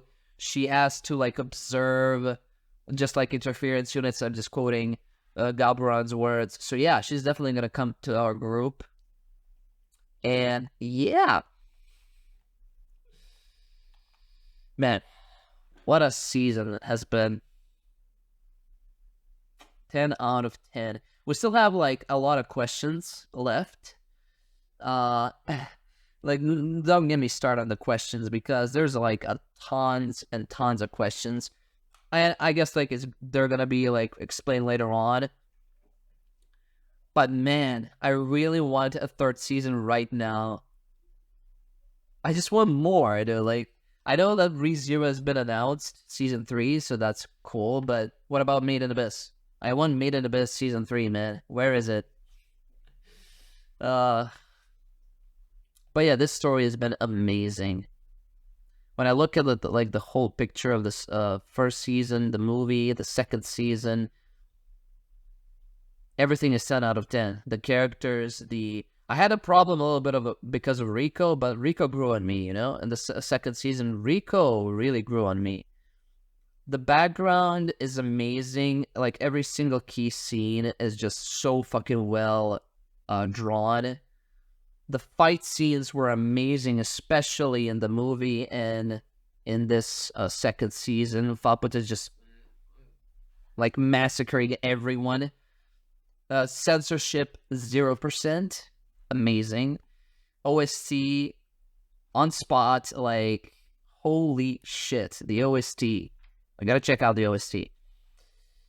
The characters are the most interesting to me personally, but other than characters, I guess it's just rather the nature of the Abyss itself, because the story on the surface, it feels like really, you know, simplistic, but once you dive deep into, like, the lore and the characters and all the other nitty-gritty stuff, it becomes, like, so much complex, and I want to theorize so much about this show, but, like, there's not so much information, you know? So I'm I'm just gonna wait for the 3rd season. Maybe we get even more little details, you know?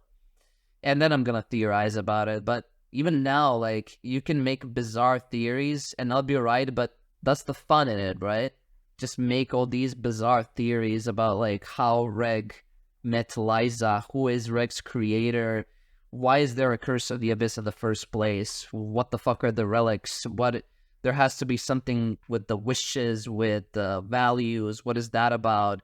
Why the white whistle system? Like, why does it exist in the first place? What is the 2,000-year cycle? The hollows, are there more hollows just like Faputa? Are there more robots like Reg? What are interference units? Who made them? Why observe and stuff? I could just go on and on and on.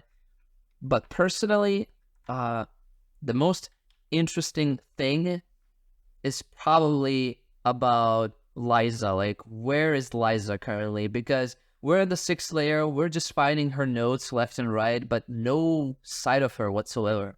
So, is she in the 7th layer, the 8th layer? Where is she currently? I'm also kind of curious, like, is this, like, the end of the 6th layer? What are they gonna focus from the next season on the 7th layer, or have we just barely scratched the surface of the 6th layer? Because we've been focusing on this village this whole time, and we haven't even seen, like, the Golden City yet. So why do they call it the Golden City of the Scorching Sun? So that makes no sense whatsoever, right? And I've talked about it before in like previous episodes, I guess like there has to be like some kind of a relic that turns anything into gold. So that's why they're calling it the Golden City of the Scorching Sun.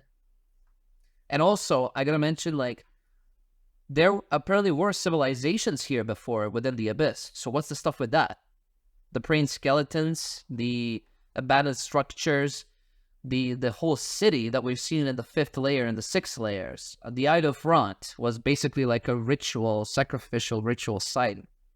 I don't know. The 6th layer also resembles a city. So what happened to all the residents? Where did they go? At least in the 2nd layer, we've seen like all these praying skeletons, but here we didn't see anything or anyone, right? So that's also a mystery. What is going to happen in the 7th layer when I think about it? Because the 6th layer's curse is turning into hollow or dying. I mean, you turn into hollow and you die, basically. So that's death, right? So what is the curse of the 7th layer going to be like? What is worse than, like, death? No clue. No clue whatsoever. Also, we haven't met any other White Whistle, apparently, this whole season. I thought we were gonna meet, like, another White Whistle because every single season we've met, like, a White Whistle. In the first season, we met Ozen. In the movie, we met bondrewd. But now, in the 2nd season, we haven't met anyone. So, I guess, like, in the next season, we're gonna meet one, potentially. Or even Eliza herself. Who knows? But yeah, amazing story, amazing characters. I just want more of it when it comes out. It's just so sad, like, knowing that there's no more, dude. It's just, now it's the waiting game. But, you know, I'm gonna wait. I'm gonna be diligent. I'm gonna wait. And, yeah. Thank you guys so much for watching, and let me know your thoughts in the comment section below. Your theories on Made in Abyss as well. Like, I love reading theories a lot. And yeah, I'll see you guys next video.